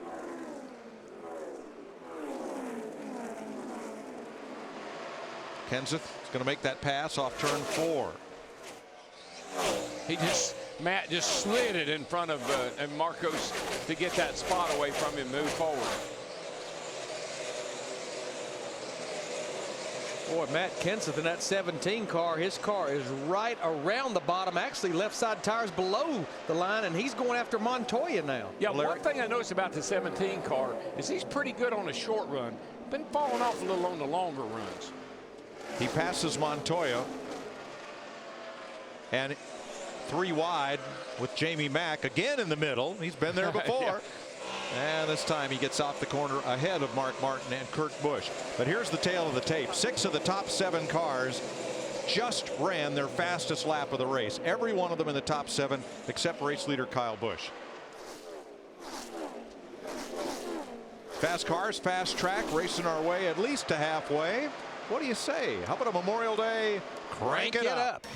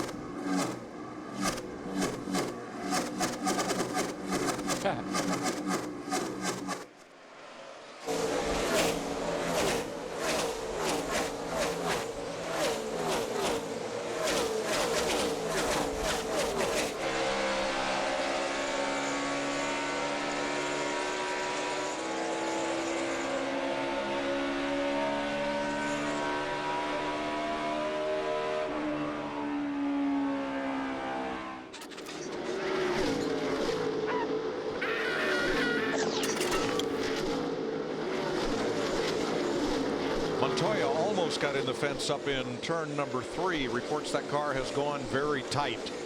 And I just think that's the grip level in the racetrack that's picked up a lot. If you've been loose, that's really going to help your car. It's going to make it fast, but if you're tight, might not help that so much. You know, I believe a car that has made improvements steadily all day long is this car we're riding with, the 99 car. Carl Edwards sitting up there after starting 19th in the top 5. Had a sandwich during a little red flag. He's ready to go here. He's in 4th place. You know, you got to figure Carl Edwards is going to break out of somewhat of a slump before too long. I mean, you're talking about a cat that won 9 races last year. And a lot of them on tracks like this, 1.5 mile track. 1.5 miles. I'm sure it's coincidence, but Olympic and now Dancing with the Stars champion gymnast Shawn Johnson was here, and Kyle Petty had her do a backflip off the door of one of their driving school cars. So there's already been a backflip done. If Carl wins, there'll be another one. Matt? Mike, the 2 crew members are up on the wall. Conversation from Kurt Busch. Bad vibration on the right front. Seem to be getting worse, so they're expecting to service this car here shortly. And normally when you get a vibration, that's an indication that just possibly that right front wheel may be loose. Yeah, he's dropping down. He's coming in this time by. He's not going to play around. Here he comes on pit road. He's definitely got a serious problem. We're a long way from what would be green flag pit stops, probably about 30 to 35 laps from now. Kurt had been running 15th when he dropped to the inside and came to pit road under the green flag. He'll lose at least 1 lap and perhaps 2, Matt. And as they go to work servicing the Blue Deuce, the biggest thing now for crew chief Pat Tryson is to keep his crew members and his driver, keep their heads in the game, not let this beat them and take them out of their game any more than what they've already done themselves. Keep their car in position and try to capitalize on the lucky dog and get back in this, because it looks like we're going to have a lot more laps left to run. Well, they are assuming that the vibration was in the right side tires because they went with only 2 rights. They did not go with all 4 tires. A lot of times I've got a vibration, I got to come to pit road. I want to make sure I get it first time by doing all 4. Yeah, that can really bite you, because if it's not the right front, then you're going to have to come back in. Jeff Hammond. Hey, Daryl and Larry, I was in the garage area yesterday when the 2 car came through inspection. They found him just a little bit wide on his tread width, and they made him take a little bit of the wheel spacer off the left front and the right front, which adds a little bit more thread to both sides of that race car, and that could be one of the reasons why they didn't get that right front tire tight enough, as they got extra thread than what they weren't planning on for this race. And Jeff, NASCAR found the same thing with his teammate, the number 12, David Stremme, had to make that same alteration. And Mike, we've talked about it all year long. Now, every time you give a half a thread more to these tire changers, sometimes it's a rhythm thing, and if they don't stay on that stud long enough, they don't get that wheel tight enough. Yeah, that's what they've been fighting all year long, and then you add more thread by taking wheel spacer off. That just compounds the problem. This is the battle for third. We saw Carl Edwards just a little bit ago right up there in amongst that 9 car. He keeps fighting his way back on the bottom, and Casey Kane's right up at the top of the track in the 9. Matt has more on Kurt Busch's pit stop.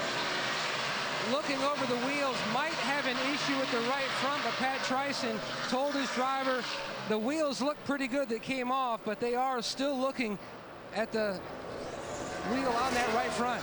Well, what will give them an indication possibly that the wheel was loose is the lug holes on the wheel will be a little bit egg-shaped or oblong. Oh, yeah. I mean, it's no problem to tell if the wheel was loose or not. And now, he didn't run very long, so it's not going to eat the wheel up like it might if it had been run a while. But obviously, you can look at it and see if that thing's been wobbling around or not.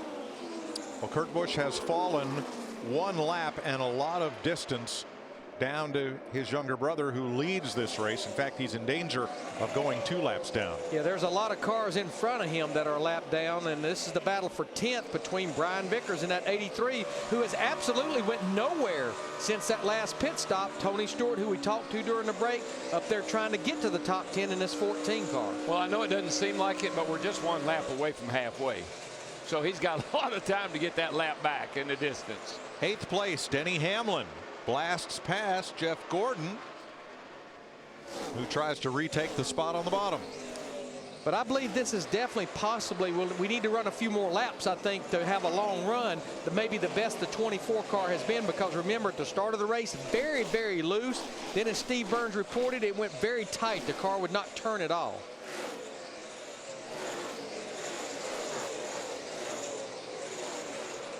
I think that's some of that confusion, though, you can get, Larry, from the changing track conditions. Drivers complaining tight one time, loose one time. There's a sight we've been looking for 2 days here at Lowe Motor Speedway. Halfway. Crossed flags halfway in the Coca-Cola 600. Well, it only took us 4 hours. 4 hours? Today. How you figure? Today, I'm talking about. How's your routine thing working now? I got to eat supper before long. You've been reading some of Hammond's notes again. Kyle Busch with a 1.5 second lead. There's the distance over Jimmy Johnson.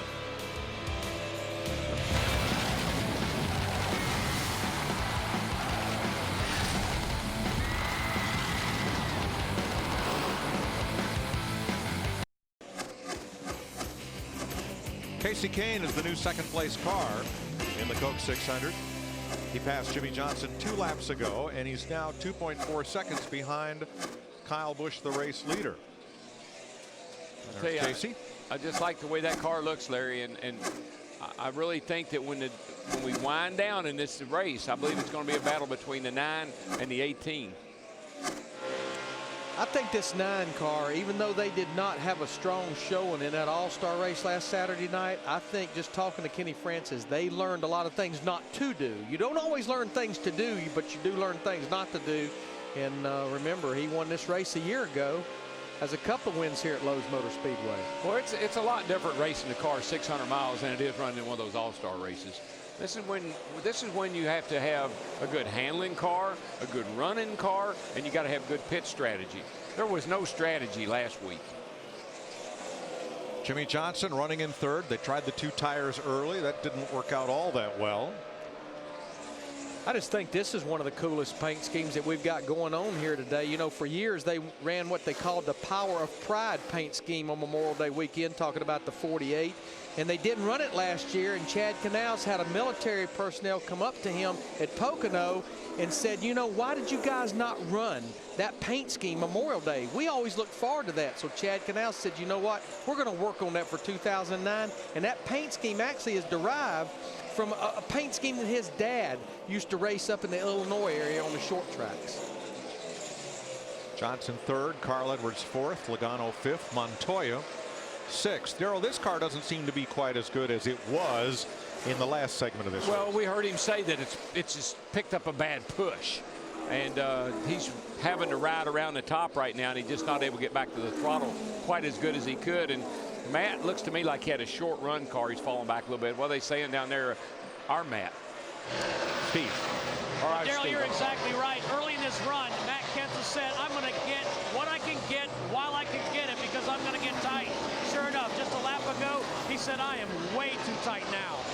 Yeah, Steve, I've been noticing he can go like crazy when they drop the green flag on 4 fresh tires, but it only lasts about 12, 15 laps, and he starts backing up. Here comes Brian Vickers chasing him down. Vickers in 8th place.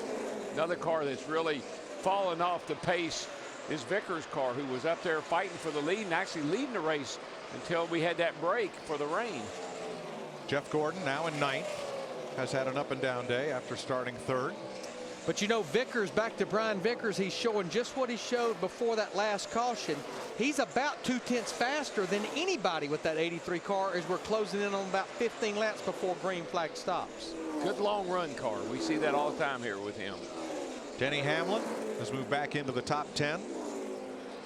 Hasn't shown the speed of his teammate Kyle Busch, but he's been right around the top 10 the whole day.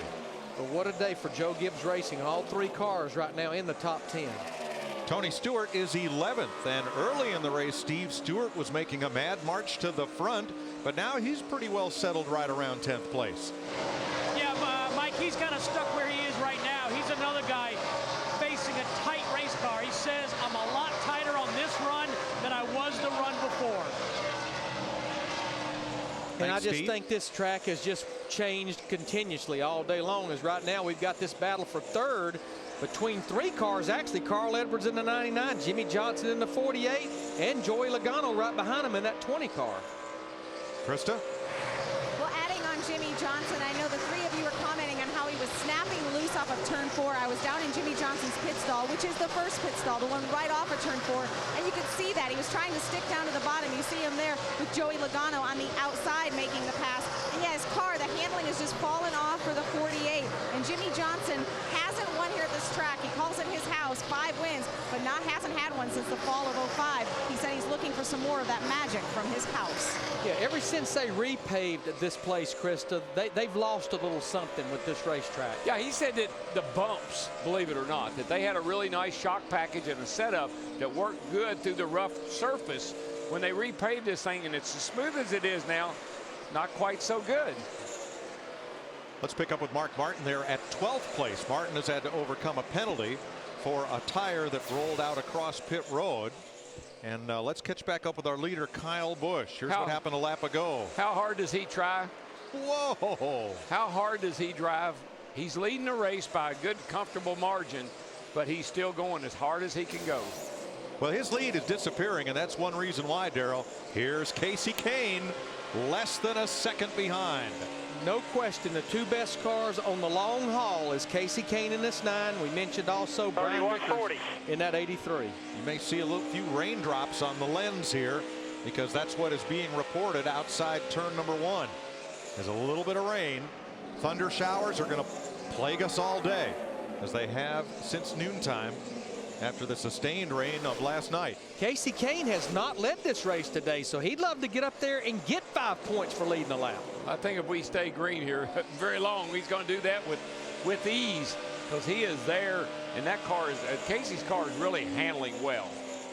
He's a quarter. Oh, and the caution is out for rain. That's probably another reason both those boys had both hands and feet up on that steering wheel. This is the 6th caution of the day and the 3rd for rain. Larry, just heard him say save fuel. Are we in that? Well, here's the reason, Darrell. Yeah, we're about, I'm going to say 5 to 8 laps from what would be green flag pit stops. Well, here's the debate that most of these guys in the top 10 or 12 will have. Is that rain going to come here, and is that rain going to stay? That's why you've got to conserve fuel right now, even under caution. Yeah, so you don't want to come to pit road maybe immediately. Maybe you want to wait.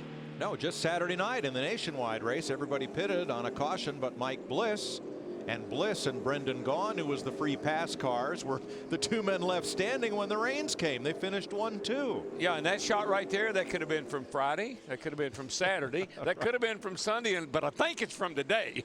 This caution is a big benefit for Martin Truex, David Reagan, Robbie Gordon, and especially Jeff Burton, who were in danger of going a lap down. And it's a benefit to Marcus Ambrose, the first car 1 lap down. He will get the free pass. And we saw him up there racing really, really hard, Marcus Ambrose, and it paid off for him. And as close as these guys are on fuel, if you stay out now that they're running pace car speed around this racetrack, the fuel's going to run away from the pickup, so you'll probably see some of these guys that stay out down on the apron in the corners. Larry, I got to come to pit road. I got to get my tires, because if I stay out and people behind me come in and then I got to come in later, I'm going to lose all my track position. I believe I can gamble and come on down and get my tires. Now, unlike the last rainstorm, which was around 3 sides of the track, this one is primarily to the southwest. And pit road is open. Krista. Casey Kane and his crew chief Kenny Francis trying to decide what to do, playing the rain game. They said if we stay out, everyone else is going to come in. So they decided to come in. You see the crew working on the car. Casey said the handling is fantastic. He wants to race. Steve. Not fantastic for Matt Kenseth, Krista. He said this is the worst the car has been all day. I feel like I'm at Darlington. Dick. Big discussion between Kyle Busch and his crew chief Steve Addington as to whether to pit or stay out. Addington made the call. Pit. They took 4. Matt. Mike Ford looked at the radar. Curtis Mark and the spotter looked at the skies. They don't feel like this will be a game changer. Should be a brief stoppage. That's why they hit pit road. Air pressure change, trying to free up this 11 car, which was in the 10th spot. Ooh. David Rudiman and Ryan Newman stayed out along with some cars at the back. They're standing in the window betting on rains, what they're betting on. This is going to get really interesting as rain puts us under caution yet again. The Coca-Cola 600 on Fox is sponsored by Coca-Cola. Collect the Coca-Cola cans of summer. A few more raindrops coming at us from the southwest here at Lowe's Motor Speedway. We mentioned David Rudiman, Ryan Newman stayed out. So did David Gilliland to be at the tail end of the lead lap, and Dave Blaney. Robbie Gordon also stayed out. He's now the 3rd place car. There is Gilliland in the 71. You got to see this, what happened on pit road on this pit stop exchanges here. Watch this 43. He's leaving his pit, hits that tire, and look where it goes. Bam. Now that's about 70 to 80 pounds. Yeah. That hit that boy. Poor kid, and he jumps up and he seems to be fine. Upends a crewman on, I believe, the 34 Tony Raines car. Dick Berggren. Steve Addington is the crew chief for Kyle Busch. 2 questions for you. First, why pit? Second, why take 4 instead of 2? Well, we couldn't go. Well, it's easy to have to pit because we couldn't go but 4 or 5 more laps there. And if it goes back green, you'll be in big trouble. But I knew some of them guys were going to gamble. But I don't think that NASCAR can call this race this early in the afternoon with lights here at Charlotte. And all these fans have stayed here an extra day to watch it, and they want to see the end of the race. So you look at the radar, the storms are in and out of here. So I think they will go back racing, and I think we'll be in good shape. And he has a big computer right beside him that shows the weather radar, Mike. So Steve Addington now becomes a salesman for getting this race restarted. But you see the tarps coming out for pit road. Mike, and a little more rain. Saturday night here, Kyle Busch had the best car and could have easily won the race if it had not rained. And Mike Bliss ended up being in the lead at the right time, and Kyle finished 3rd. And there's that young man I'm thinking he said, what was that hit me? You know, one thing I want to point out about especially those top 3 cars of Rudiman, Newman, and Robbie Gordon is actually they came in right before we went back racing under that last caution red flag. So they actually have a little bit of cushion of fuel in their tanks. They could probably actually go another 15, 18 laps under caution. Right. They have a total of 36 more laps on that tank of fuel than the rest of the field. So we'll see how this sorts out as we get a light sprinkle now at Lowe's Motor Speedway. Definitely a lucky dog right now. The Coca-Cola 600 on Fox is sponsored by Cheez-It, the Big Cheese.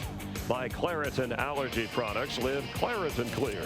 By Warner Brothers Pictures Terminator Salvation, We Fight Back, now playing in theaters everywhere. And by the Ford F-150, it's not just a pickup truck, it's a Ford F-150. And we're live at Lowe's Motor Speedway, the Coca-Cola 600, and at the moment, once dubbed the franchise, David Rudiman leading Ryan Newman. A quick recap, and Kyle Busch has led 173 laps today, the most of any driver clearly here, taking the lead from pole sitter Ryan Newman. We had one rain delay that lasted nearly an hour. Once the drivers got back out to going, we had Brian Vickers battling for a while, but Kyle Busch again leading through the second rain delay. And during that rain delay, Tony Stewart had some choice words for David Rudiman, and Rudiman's crew chief gets involved. A little sarcasm on the ground he worships. Oh, that right there, that's Billy Badbutt, as Tony called him. Let's talk about some of the little things. Talk about the mistakes. Early in the race, we get Kevin Harvick gets into Sam Horns, pretty much ended his day. Mistake by Ryan Newman, our pole sitter, had to come back down pit road, fix that, put him way deep in the field. And even Mark Martin, they had a problem on pit road. They lose the tire, it rolls across the racetrack. He had to go to the tail end, the longest line. And then, believe it or not, a guy that's been up in the points all year long, Kurt Busch, he had trouble, left the wheel loose. He had to come back down. He lost a lap, finds himself on lap down. So we've had 15 lead changes, and we've had 10 different leaders under another caution. This seems like the 24 hours of Charlotte, the kind of racing that we've had here from yesterday's postponement through today. 27 laps in and counting. And David Rudiman, whose best Cup finish is fourth at Las Vegas earlier this year, is in the lead spot. You heard Steve Addington, the crew chief, moments ago with Kyle Busch, kind of lobbying for, hey, let's not let the rain. Well, he knows he's got a fast race car, so he wants to see this thing go back to green. While, you know, if you're somebody else like David Rudiman's crew chief, hey, you want to see it rain some more and let this thing be declared official. Wouldn't that just get Tony Stewart if Rudiman could hang on and win this it thing? Would be bad news. After all that, what an end to his weekend. Let's check in with Matters with the crew chief of David Rudiman. Chris, we have the roof up on top of the pit box. The radar is up on the computer. You gambled, stayed out. Looking at the radar, your prognostication for how long this will stay?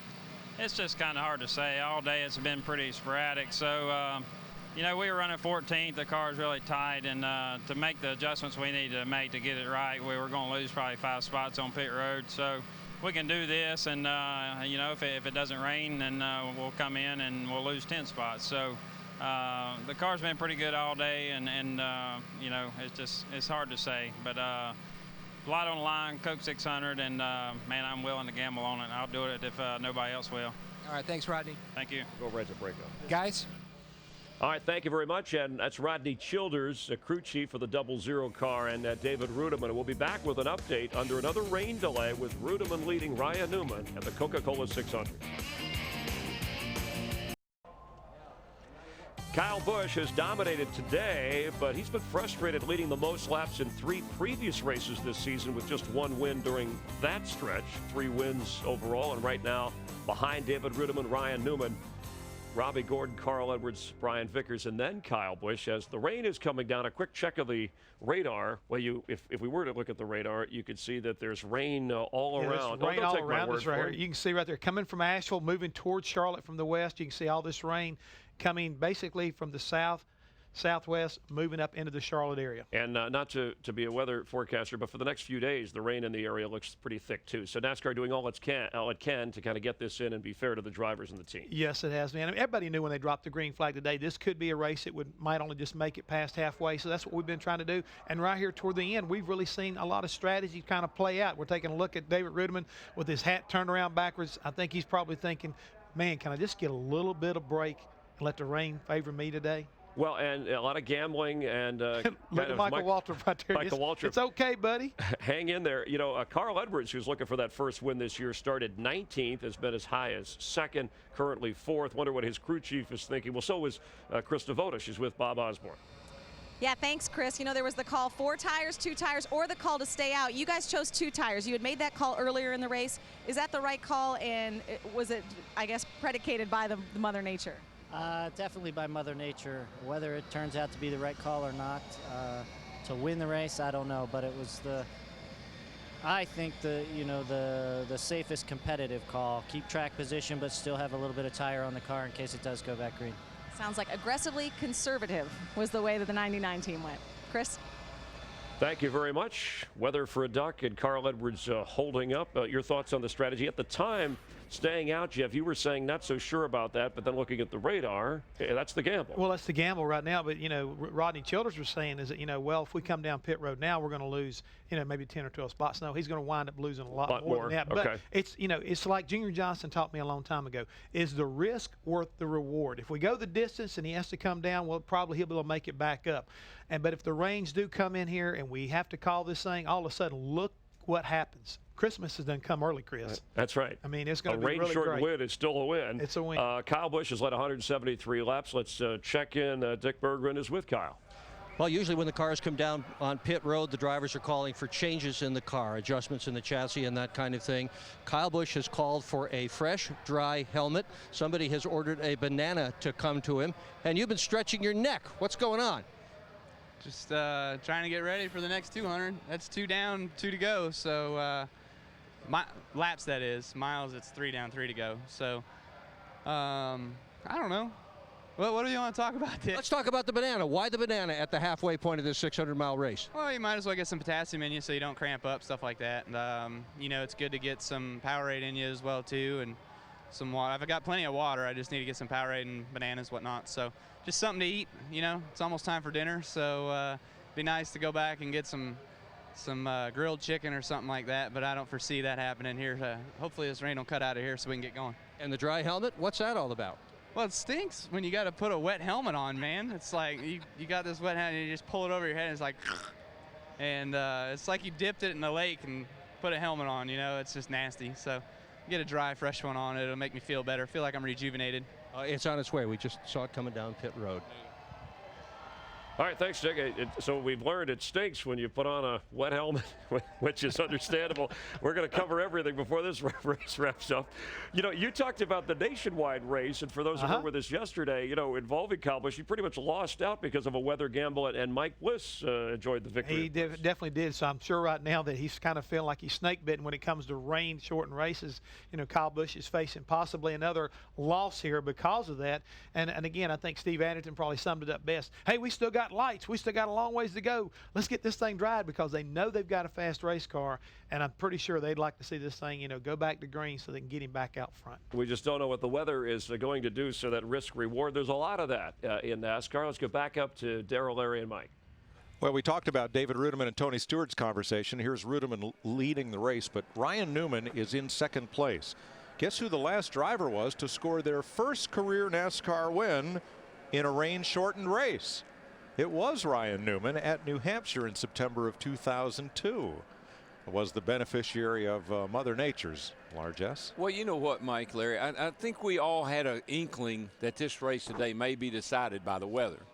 And so these guys have been gambling on and off pit road all day long as to, once we got to halfway. I think this race may very well be decided by weather. There's a lot of rain behind us right here. I just don't know if NASCAR's got the jet engines are only good for 3,600 hours, and then they got to be rebuilt. Well, I think we're getting pretty close to the limit on these, on the track dryers. But, honestly, for those top 3 guys we've been talking about, David Rubin, Ryan Newman, and especially Robbie Gordon, he was about one of the last cars on the lead lap. This was a no-brainer. To be quite frankly, I'm surprised more did not go down the road of seeing what this weather's going to do. Well, I think they've just seen the persistence of NASCAR trying to get this thing going and keep it going, so maybe that had something to do with it. So under the rain delay, it's Rudiman, Newman, and Robbie Gordon. Had it not been raining, it's Kyle Busch leading Casey Kane. Steve? Yeah, Casey Kane and Kenny Francis just talking. And Casey, I guess it's been kind of a day of starts and stops, but overall pretty good day. You guys are 7th on the scoreboard right now. Yeah, we've had a really good day. We've it seemed like we started a little slow that last run, and then by the end of it, we were, right with Kyle right before we were going to pit there. So it's Budweiser Dodge is handling pretty good. We keep working on it, and the good thing is the track's been drying quick. So I think we have a lot of racing to go still today. Casey, the last few weeks have been frustrating for you, and you've actually voiced that. How important is it for you to really have a good run here, to finish well? It's important. I mean, the guys have built a top-of-the-notch car. This car's really nice. It's about as nice as they get, so they're doing a great job there. We keep working and improving the cars. The engine's getting better. The new one comes next week, so I'm looking forward to that and kind of see how that the R6 Dodge feels. And, my team's great. They're always really good. The pit stop's been awesome today, and when they step up like that, we have a shot. Darlington, we were up front, and we've been getting better, so things are good. All right, thank you, Casey. Let's go to Matt. Well, I talked to the legend, Buzzy Ruderman. He knows nothing about a rain dance, but he's willing to jump on his cell phone and call and find out. David Ruderman, the rain's coming down, no umbrella. What are your thoughts? You made the decision to gamble and stay out. Looking at the weather, you guys have gone back and forth. Do you think that there's even more heavier stuff coming? I don't know. Everybody, it's all just speculation at this point. So we just haven't had quite the air and stream machine we need today. And Rodney Childs and the guys been doing a really good job trying to get it to where it needs to be. But we're just not there yet. So we're gonna have to do some major overhaul on it here during one of the pit stops. So Rodney said, well, let's just stay out, and see how this deal goes. But we've been seeing this all day, and I'm sure it'll blow by and they'll dry it up and we'll go again. Well, the great thing about having the different breaks, you can have conversations about things that have happened during different sections. And earlier, we did talk to Tony Stewart about something that happened, which seems like about 5 hours ago now. Your take on that? I'm sure Tony filled you guys in. So I generally, he thought I did something, and I didn't think I was doing anything wrong. But obviously he thinks I'm doing something wrong, or I did something wrong. And I like that. Tony Stewart's one of the favorite guys out there. I love the guy, and it bothers me that he's upset with me. But I'm sure he filled you guys in, so I don't know what more I can say about it. Well, good luck on your decision, and for you guys have had a good race. Hopefully for you, the rain stops. For the others, it doesn't. So good luck on maybe what could be a big day. Yeah, I hope. Thanks. Rodney Childers pacing back and forth. He's pacing, as looking his at car the is sky. stopped. Looking at the sky, at the car. Get away clear from in the area. Get away. Don't Just want waiting to see what happens NASCAR next. officials over here after us. The last driver to win their first race on a postponed race. That was Martin Truex at Dover in June of '07. And guess who was on the pole for that one? Ryan Newman. Well, we're digging deep, aren't we, You've about boys? emptied the bucket over there, hadn't you, Mike? We're about out of Post-it notes, Larry. Yippee! Look at the rain. Come on down is what he's saying. He's going to let a smile be his umbrella. That's Spanky. If David Ruderman can make it to victory lane. Spanky is David's cousin. That's his gang right there. On the last green flag lap we ran, it was Kyle Busch, Casey Kane, Carl Edwards, Joey Logano, and Juan Montoya. The top 5 now, except for Edwards, is completely different. Under the red flag, Ruderman, Ryan Newman, Robbie Gordon, the 3 drivers who stayed out, then Carl Edwards and Brian Vickers. There's Montoya, who right now is in 8th place. But you see his crew chief, Brian Patty, under the umbrella with him. You saw him just a little bit ago over there talking to David Ruderman. Brian Patty, David Ruderman, Joe Nemechek, they're all from down there in the same area, down in South Florida. And actually, Brian Patty is a huge responsible for David Ruderman to be up in NASCAR when he got him to come up and drive the Nationwide Series car for Joe Nemechek. And here an hour ago, Montoya and Logano were racing each other's fenders out, and now they're sitting there on the pit wall laughing and joking about everything that's happened today. I see David sitting there and standing there in the rain, and it always reminds me of a race I won because of rain. And that was sitting on pit road. Why don't we go to Dick Berggren? singing that song, singing in the rain, just singing in the rain. Dick Berggren, please get me out of this. What a glorious feeling. We're sitting in the rain, Brian Vickers and I. I remember last year, you almost won this race until literally the wheel came off the whole deal. Left rear wheel came flying off it. Another good hot rod today. If we get going again, what you got for us? I think we've got a winning car. I really do, especially on the long run. You know, the first 10 laps, we can hang with both those guys, especially if we're in clean air. The end of a run, I mean, this car is just a rocket ship. We just need to maintain track position. Hopefully this thing goes back green. I'm really proud of the guys. I want to thank all the fans for tuning in to TV today and sticking out here at the racetrack. I tell you what, we've got a lot of diehard fans up there in the stands that are really waiting it out to see this thing. It's been a long couple days, but really appreciate it. How big a deal would it be for you to win the Coca-Cola 600? That would be huge. You know, we've led so many laps in this race and never been able to capitalize on it. This race has always been very special. I mean, I think it's a very prestigious race throughout the entire circuit. But you know, growing up here in North Carolina, I think it means that much more. And I think it'd be even more special to win the 50th on Memorial Day. You know, I really appreciate and always got on my way to thank the troops for everything they've done and everything they've sacrificed so we can be here racing today. And to be able to win a race on Memorial Day would be pretty special too. Thank you. We wish you the best. Kristen. Thanks, Dick. And on my walk down, the 7 crew was out there doing a rain dance. Robbie Gordon, I know you guys are sitting in great position right now, and it's special for you. You are also running a military paint scheme, so this would be a special way to finish for you guys. Well, you know, I don't know if it's getting up like this. I would say we're probably about a 15th place car. We were running 20th there and had 4 spots to lose if we came pitted and said, let's just go with it. Kurt made a good call there, and we went for it, so we'll see what happens here with the rain. But we're over halfway. Looks like a lot of red cells around us, so it'll be interesting to see what happens. Can you talk to about that paint scheme? We talked a lot about Memorial Day. It's obviously kind of a solemn day. We're remembering, we're reflecting. You did something special with your car. Well, we've got Operation Homefront on our car. It's a charity that and foundation that Jim Beam is involved with, and I'm excited to be part of it. You know, I think those guys are great. We live in an unbelievable country. I want to thank everybody that supported our country out there to give us the freedom that we have. So, you know, as far as today with our race car, we're probably a 15th to 20th place race car. So if we end up 3rd, we'll take it. Okay, thanks, Robbie. Thank you so much. Robbie Gordon fighting to stay in the top 35, which means he doesn't have to qualify on time every week. And right now he's 34th in car owner points. A 3rd place finish, should this race be called, would certainly be a great boost to Robbie Gordon's season. I don't know if this means anything or not, but I think it does. They just called in the jet dryers. Usually, Darrell, what that means is they've lost the racetrack and it's raining so hard that the jet dryers can't make any progress at this moment. I'm not sure we can read anything more than that into it. Here are the car owner points as we talk about them. You see Robbie Gordon 34th, just ahead of the 34 that's driven here by Tony Raines and usually by John Andretti. That's kind of where the danger zone begins. Scott Speed, David Gilliland among those trying to break into the top 35 so they know they're in the show and don't have to qualify on time for the next race. But you're right on Robbie Gordon. He wouldn't gain a position, but boy, would he open that gap back to 36th place, the 82 car of Scott Speed. Dick Berggren is with our pole sitter, Ryan Newman. Yeah, currently running in 2nd spot. You were just up top looking at the weather radar. What do you think? We're going to get going again? As much as I hate it for the fans for it to rain, we're in a good position right now. I wish Rudeman wouldn't have hit the wall. He'd be in a different strategy and situation. But we had more to gain than we had to lose by staying out with the U.S. Army Chevrolet, and obviously it's been a crazy Mother Nature day here in the last 2 days, and I hate it for the fans, and hate it has to be dragged out like this. But it's part of racing, and I wouldn't be upset if it rained out right now. You had some big plans for this weekend that kind of washed out. What did you have planned? We had a team party up at our house.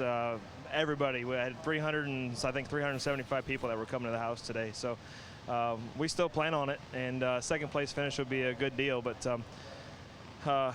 it's been a little delayed, and we'll party at some point hopefully, but not on schedule today.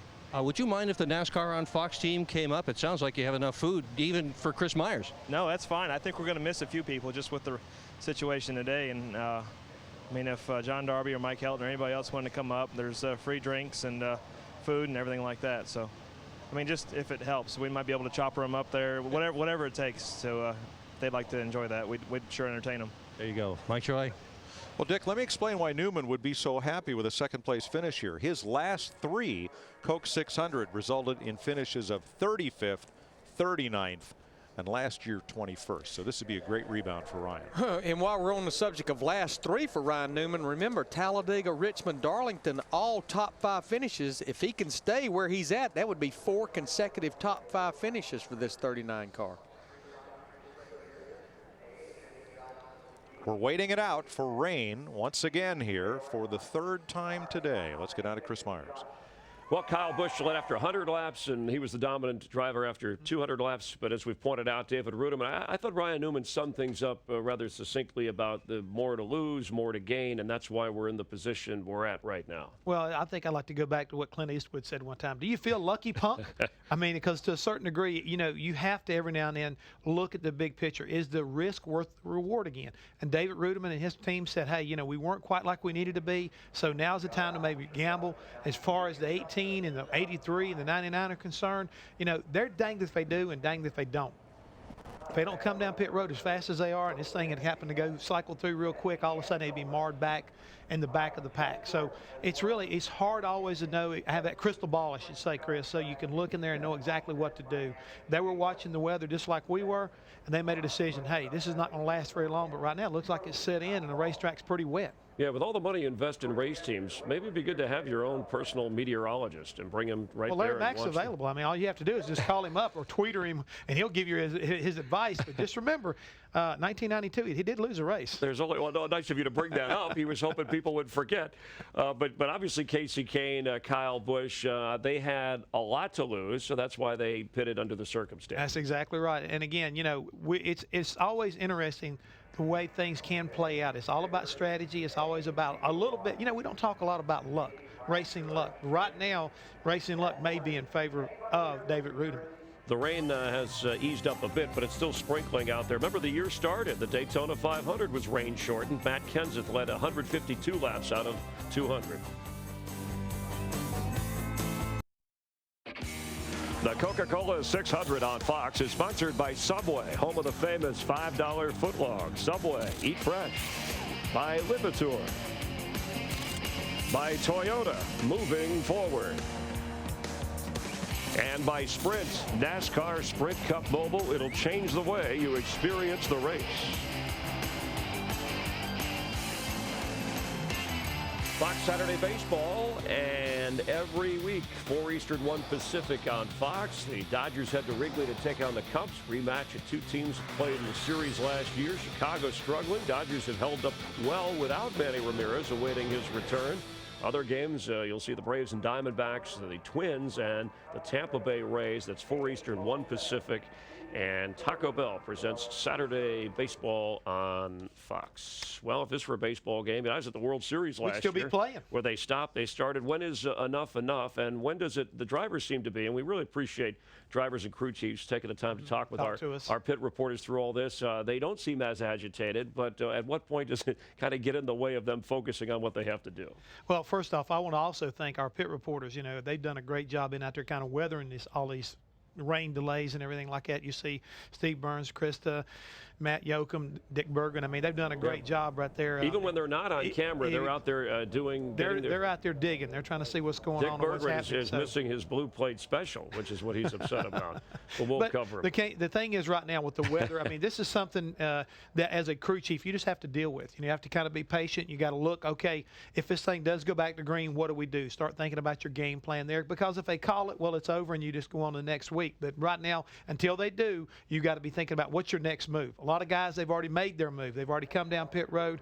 These guys, David Rudeman, Rodney Childers, they made a decision to roll the dice. And what's amazing is David has not used an umbrella. I'd be having an umbrella out telling NASCAR, hey, it's raining, it's raining, it's raining. There's his crew chief, Rodney Childers. Yeah. You know, it's he probably doesn't want to jinx it. That might be a good point right there. But here these guys right now, it's just like, leave me away, leave me alone. I don't want to talk to you. You don't talk to me. They're both just got a little distance. Rodney Childers pacing. Well, the advantage here, it's about an 8-hour drive to Dover, the next race. But because of so many, obviously, the NASCAR teams in and around the Charlotte area here in North Carolina, that you know, this would be difficult if they were a long way off from here. It would be, but I think also you've got to look at, you know, can we really get this race in? I mean, I think that's the next thing that NASCAR and everybody's looking at. We've got a lot of weather in the area. And will it, you know, us sticking around make a difference? Can we get this thing to go 600 miles? Or are we going to wind up being here at 11 or 12 o'clock tonight trying to finish this race? And we still got a lot of fans that need to get home. And these teams also have got to get ready to go to Dover. So a lot of decisions have to be made. We appreciate the fans tuning in here, watching on this Memorial Day. Let's check in with Chris Devoda. She's with Joey Logano. Chris, Joey's sitting in the top 10 right now. That's pretty good, but he has a message for NASCAR. You want to get just a few more laps in. How many do you need to get where you want to be? I said one more green flag run would be just right, just to get by these guys and take tires and see we got the Home Depot Toyota. It's really good. We lost our brakes after, I don't know, one of the rain delays there. So we'll just have to see. I mean, I've been taking care of my brakes, getting in easier, and actually been running faster that way. So apparently there's something there I found out, and hopefully it helps us for the future. But for now, usually it rains out when we're about 9th. That's my best finish, and this will be the 3rd time if it rains out. So hopefully I can get this thing in the top 5 one of these days. But if nothing else, we're having fun. I learned a lot today, and this is probably one of the best runs we had, since Darlington even. So I'm happy we're running good again. That's cool. Well, every time it rains, I put on my rain hat, and you were joking that you really like it. So I'm kind of wearing it for you. And guess who we're going to toss to? What do you think with this hat on? Mr. Bergeron, always. Well, Mr. Bergeron isn't in town, but Dick is around. And with Jeff Gordon, last time you and I started to have conversation, the rain let up and we got racing again. What do you think? Man, I just hope it lets up again. It looks like, you're looking at the radar, about 30 more minutes of this rain, and then pretty awesome window behind that I think we can finish this race. So I'm really hoping that that's the plan, because the DuPont Chevrolet is coming. We made that 2-tire stop. We held our own there, and actually are making a little bit of ground right towards the end of that run. And now we got 4 fresh Goodyears on there, and I think we can really get ourselves into contention. And it wasn't looking like that the early stages of this race. So give a lot of credit to Steve and the guys for making some great adjustments. It's been a long day. How's the driver doing? I'm doing good.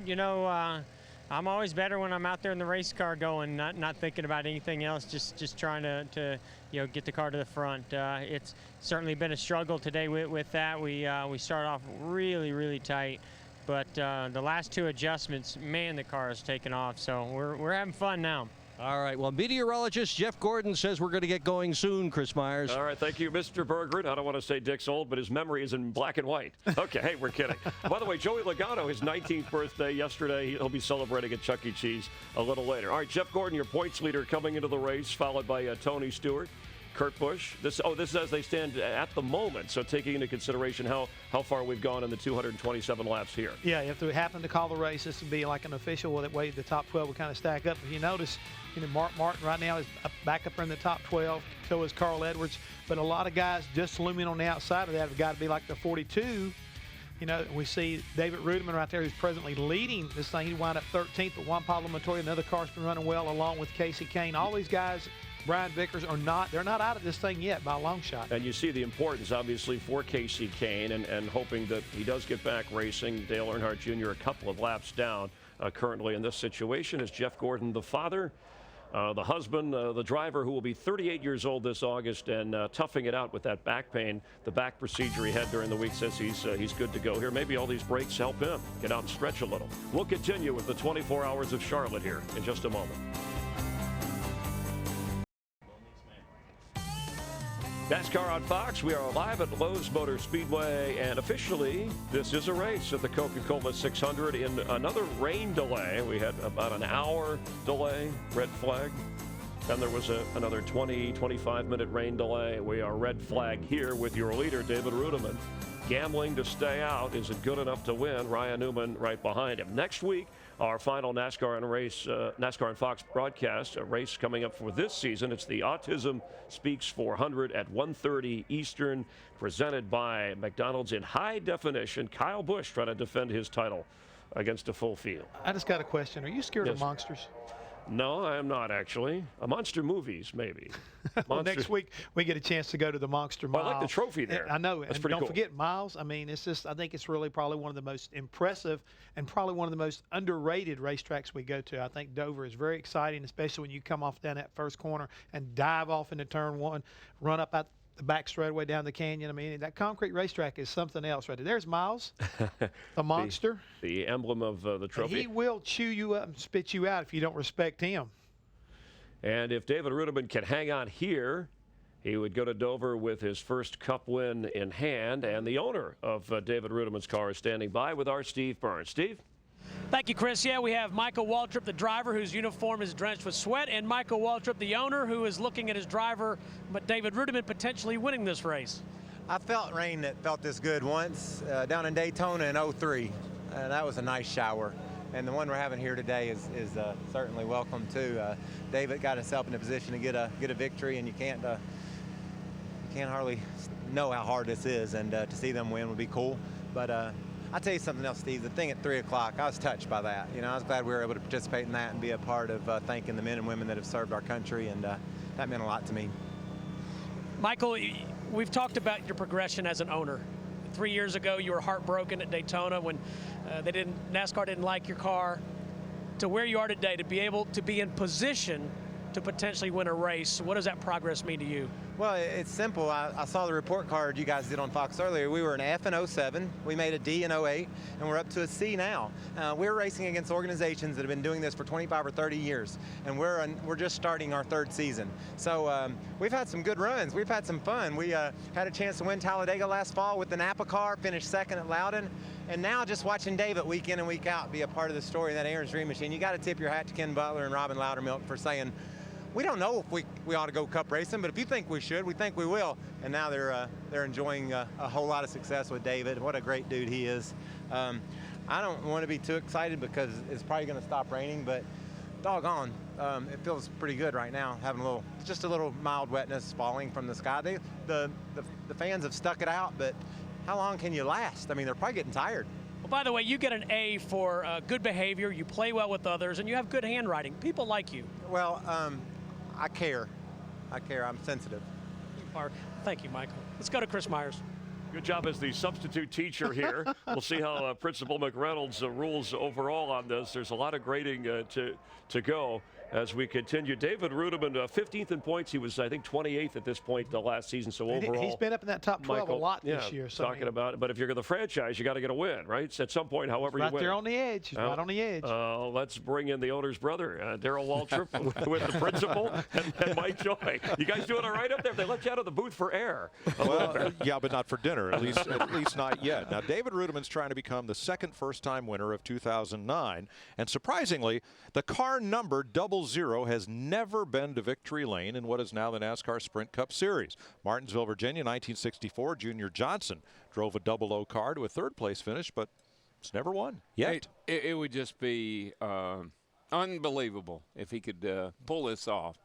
For him, for David, first of all, particularly after he got lectured by Tony, and for my brother Michael. What a huge day this could be. Now, Larry, he didn't lead a lap under green, but everybody, every crew chief, every driver had that choice to make when this caution came out, whether or not to come down pit road. Well, and I think I've already said it a couple of times. I was very surprised that we didn't have more takers on this possible strategy. You know, we've been looking at the radar, and you go back to what Jeff Gordon said. There's certainly some promise there. We know we have lights here at Lowe's Motor Speedway, but at the same time, it's almost like we've been fighting this now all day long and yesterday.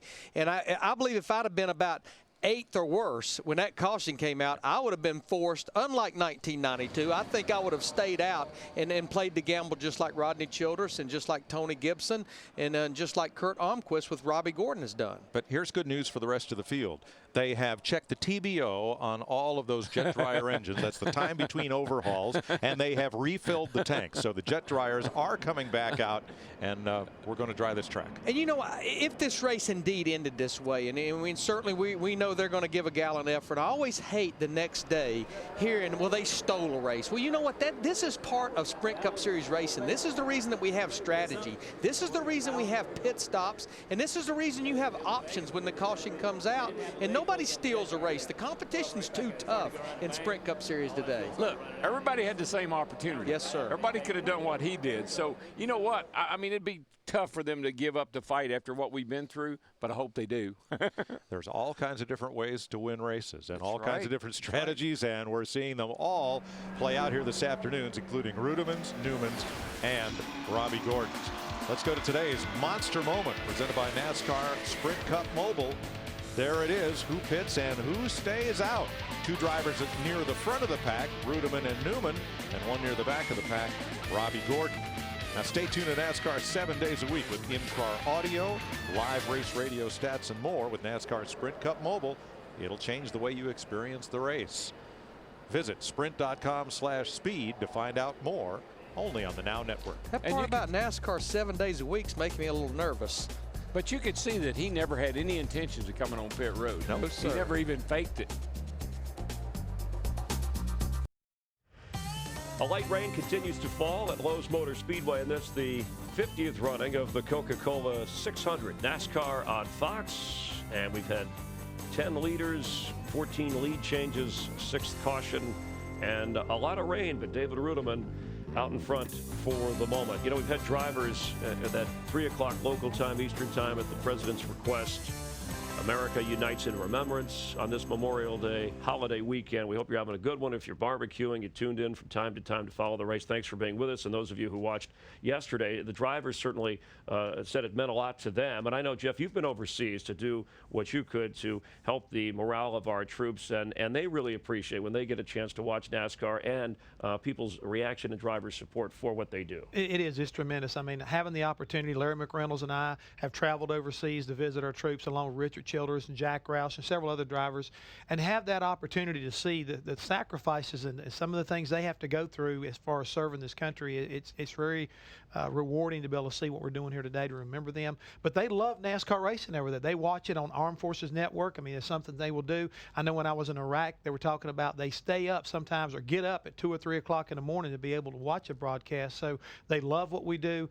They really enjoy it. It's a great diversion for them. So again, you know, the ones that are serving around the world watching this broadcast today, again, we want to salute you and thank you. Yeah, what time is it in Guam? Because this race may finish at 2 in the morning if we keep having rain delays. Jamie McMurray, it might be worth it all. He's won here, right? It was his second career start in Cup when he captured the victory, and he is standing by. And that was in October of 2002. Take us back to that very first start here at Lowe's Motor Speedway in Sprint Cup competition. What was it like to come under the checkered flag as the first guy to do so? The one thing that sticks out in my mind from that race is when I came to the white flag, I remember hearing Tony Glover say, "All right, little buddy," he said, "the next guy that makes it back to the start-finish line will be the winner." And that's all I can think about whenever I think of that race. But very exciting. You know, it was kind of an awkward situation with filling in for Sterling and being in his car, but very exciting. And you know, obviously, I'll never forget about that. David Ruderman is facing the possibility of today being his first ever Cup win. What do you suppose is going through his mind? Well, I mean, I assume he's just wanting it to rain right now, but I think that we're going to get going again, and certainly in the position that they were in, and I guess the risk was worth the reward. And if we have to make a pit, then those guys will, you know, certainly lose a lot of track position. But I don't know, the radar looks fairly iffy, but I think there's a chance we'll get going. This is big league stock car racing. You got to take chances. Krista? Well, Dick, the 11 is sitting in 11th right now. So where does Denny Hamlin fall on the spectrum of, are we going to get this thing in? Do we call it? Where are you? I'd like to go back racing. You know, we're going to get a little bit more rain, looks like, before it kind of goes clear. But, you know, we're going to try to give these fans a good show. You know, they've been very, very patient with us. And, you know, we're going to just try to do all we can to get as much of this race in as possible. You and your crew have been giving the fans a good show, too. The crew has really had some great stops today. Yeah, they have. Our whole FedEx team's been phenomenal on pit road. They've been great. Pretty happy with the way we've been there. On the racetrack, we've been, you know, back and forth with loose and tight.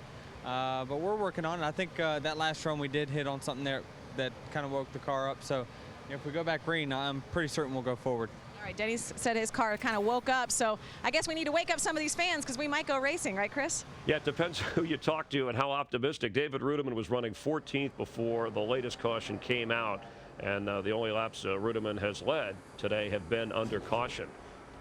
Again, let's take a look at the radar right here, Chris. This is what we're starting to fight, you know, all the way from Greenville, Columbia, South Carolina, Asheville, North Carolina. Basically, we're kind of surrounded, and all this weather is moving due west, northwest, right up in this Charlotte area, up here where Lowe's Motor Speedway is. And if you include yesterday when we tried to start the race and it was postponed, we've had more rain than we've had racing here. Definitely so. I mean, again, we've talked about the mental stress that this goes through. When I look at David Ruderman and that shot of him, I know that he's got Maytag on his uniform. He looks like the loneliest man in town right now. It's been a while since we've had a Maytag repairman reference, but also the procedure that NASCAR may be going through. He's deep in thought here, the thinker, the racing man thinker in terms of the radar. You have lights. There's no real curfew here, but taking into consideration certainly where we are and how long we've been here. Well, again, how far do you want to fight this fight? I think Larry and Daryl and Micah pretty much, you know, said it all. You know, we've been putting on this, you know, effort ever since last night to get this race in. And when you look at what's coming, you look at what's here, and you look at the time it's going to take to drive the racetrack, I mean, you've got so many variables that are kind of playing in here. It's looking to me like it's about time to give up the ghost, as they say. This thing is looking like I think it's about over. Yeah, how does it affect in terms of the driver or the crew's work week? Because usually you figure, okay, we're off for the holiday. You heard Ryan Newman. In fact, he invited Michael Helton to come up there and enjoy just to kind of call this thing, whatever it takes in a second spot right now. But what normally would happen and what adjustments have to be made now? Well, again, you'll have to wait to see how things turn out. I mean, you'll be talking about where your car is and what's going on as far as this race is concerned, but then you'll also be planning. I mean, a lot of these guys are taking advantage of this, and they're going to have an opportunity to look forward to next week and say, okay, guys, what are we going to do tomorrow morning when we go back to work? We got to get in the shop, get everything ready to go to Dover. These haulers have got to be turned around. You know, irregardless of whether we stay here to midnight or whether we get done here in the next couple hours, there's a lot of work to be done between now and the time we get to Dover. Hopefully your preparation is been, you know, done properly, and you've looked far enough ahead, and that Dover car all it needs is a final setup. Change a few things out, get some dry uniforms on the truck, you know, things like that. But, you know, we got a lot of work to do here as far as Tuesday, Wednesday, and Thursday this week. Kyle Busch, Casey Cannon looked like they've had the best cars today. Kyle leading 173 laps of the 227 that have been run so far. Let's check in with Dick Berggren. Dick? With Sam Hornish. We've all been noticing how much better you are doing this year than last. To what do you attribute the improvement in performance?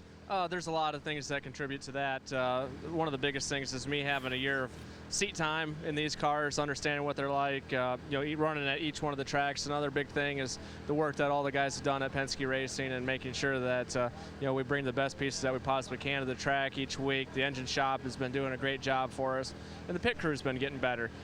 We said that, you know, when we started this in 2008, that it was going to take some time, and that it's like you're putting together a giant jigsaw puzzle and you're trying to get all the right pieces in there, and we're starting to get a couple more of them put in the right spot and weeded out some of the ones that maybe didn't fit so well. So had a lot of fun running so far this year in the Mobile One Dodge, and feel that we're a lot better than 16th today, but we'll just have to wait and see what happens. Given your past success in Indianapolis and in Indy cars, and given that you're a Roger Penske driver, what was it like to watch the Indianapolis 500 yesterday and watch one of Roger's drivers win it? It was a lot more fun than racing it, actually. It's kind of like going back to when I was a kid and got to watch it and just enjoy it as a fan again. And of course, it means a lot to me that, you know, Roger got his 15th win. You know, I'm so happy for him. You know, he puts a lot of hard work into what we all do out here, and you know, definitely been a tough year for everybody as far as the economy is concerned. So every little bit helps, and you know, that payday over there is pretty good. And to see Elio go to victory lane, it was just a lot of fun for us to be able to sit back, watch it. Obviously, we want to bring one of these Penske cars home first, and you know, in the 600. But we'll have to wait and see if we get the whole race in or not. All right, we wish you well. Krista. Thanks, Dick. Somebody who's a fan of any sort of racing, of course, is Bobby Labonte. So I guess we should get out our Blackberries or what you will and go to ask.com and find out what Mother Nature's up to right now, right? Of course, I think we should, yeah. I think where we're standing, it's raining a little bit, so not sure really what's going to happen, but we're waiting and seeing like everybody else. But our ask.com Ford Fusion was pretty good earlier, and we got a little bit too tight, and we struggled a little bit there right before that last caution, and the tires we put on were better, but started giving up. Ben made a good call to get 2 tires, so we're sitting here in 12th, which is better than we were. But you know, if we could stay there, I think we could run a little bit better than we were, but we just need to get track position. Bobby, you've been through a lot of these races. That means a lot of rain delays. Does it get any easier as a driver to kind of, I guess, not get deflated, if you will, and keep your energy up, knowing that this thing we could keep racing?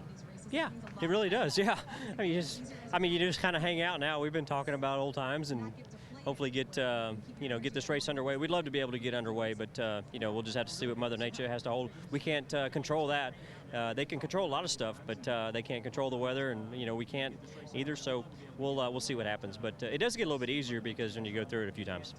Practice makes perfect, if you will, yeah. All right, Bobby Labonte, we'll let him go. And Chris, I don't know if Mother Nature's wearing a racing T-shirt today. Right now, it sure doesn't look like it. Well, she could use one of your hats to keep the rain away. Your Dick Berggren style caps from Hall of Fame of Ford Racing, Bobby Labonte, and that ask.com shirt. You should ask. Maybe we can ask about the weather. Is he still awake? He can't be that bored. If he were watching, Jeff, he'd be more excited if he were watching this program. There's his dad right there, Buzzy, coming up there. I think it's like right now, what do you say to him? I mean, what can you say? He's sitting there basically. Darrell Walter likes to use the analogy, sitting on a hot seat, basically, you know. He's definitely sitting on a hot seat trying to wait this thing out and whether or not he's going to wind up winning or not. But definitely the thing is, he's soaking wet right now, guys. His father in the Dirt Motorsports Hall of Fame, honored in 1997. He is an awesome dirt racer, and today David also helps to kind of like sponsor him. I think it's a great thing that the father is getting sponsored by the son. Let's check in with Steve Burns. Chris, with Paul Menard, who is currently 29th on the racetrack, and Paul, it seems like in your progression as a driver, every lap is a lap that you would learn. I'm guessing you'd want to go back racing. Yeah, we do. I mean, we obviously we're all from Charlotte. We don't have too far to go to get to home, so we're here. We might as well try to get it in. Really missed it at the end of the previous run. We struggled there, but we made some changes and got it. So I'm pretty happy with it right now, and got to battle for that lucky dog, get back on the lead lap. I think we can get up there. Thanks for your time, Paul. Appreciate it. Chris Myers. Thank you very much, Steve. We've talked to a number of drivers as David Rudiman and his father anxiously await. We've never had a Toyota win the Coca-Cola 600. And, Bill Elliott, in his 800th career Sprint Cup race in the 21 car, he's never won this race. I know, it's kind of a surprise, because Bill's won a lot of the big races around, and you would have thought that this would be one of those racetracks he would have probably dominated somewhere along the line, but he hasn't. But to see him running right now in the 21 car, the Wood Brothers, and running as well as he has all weekend. Right now he's currently 15th.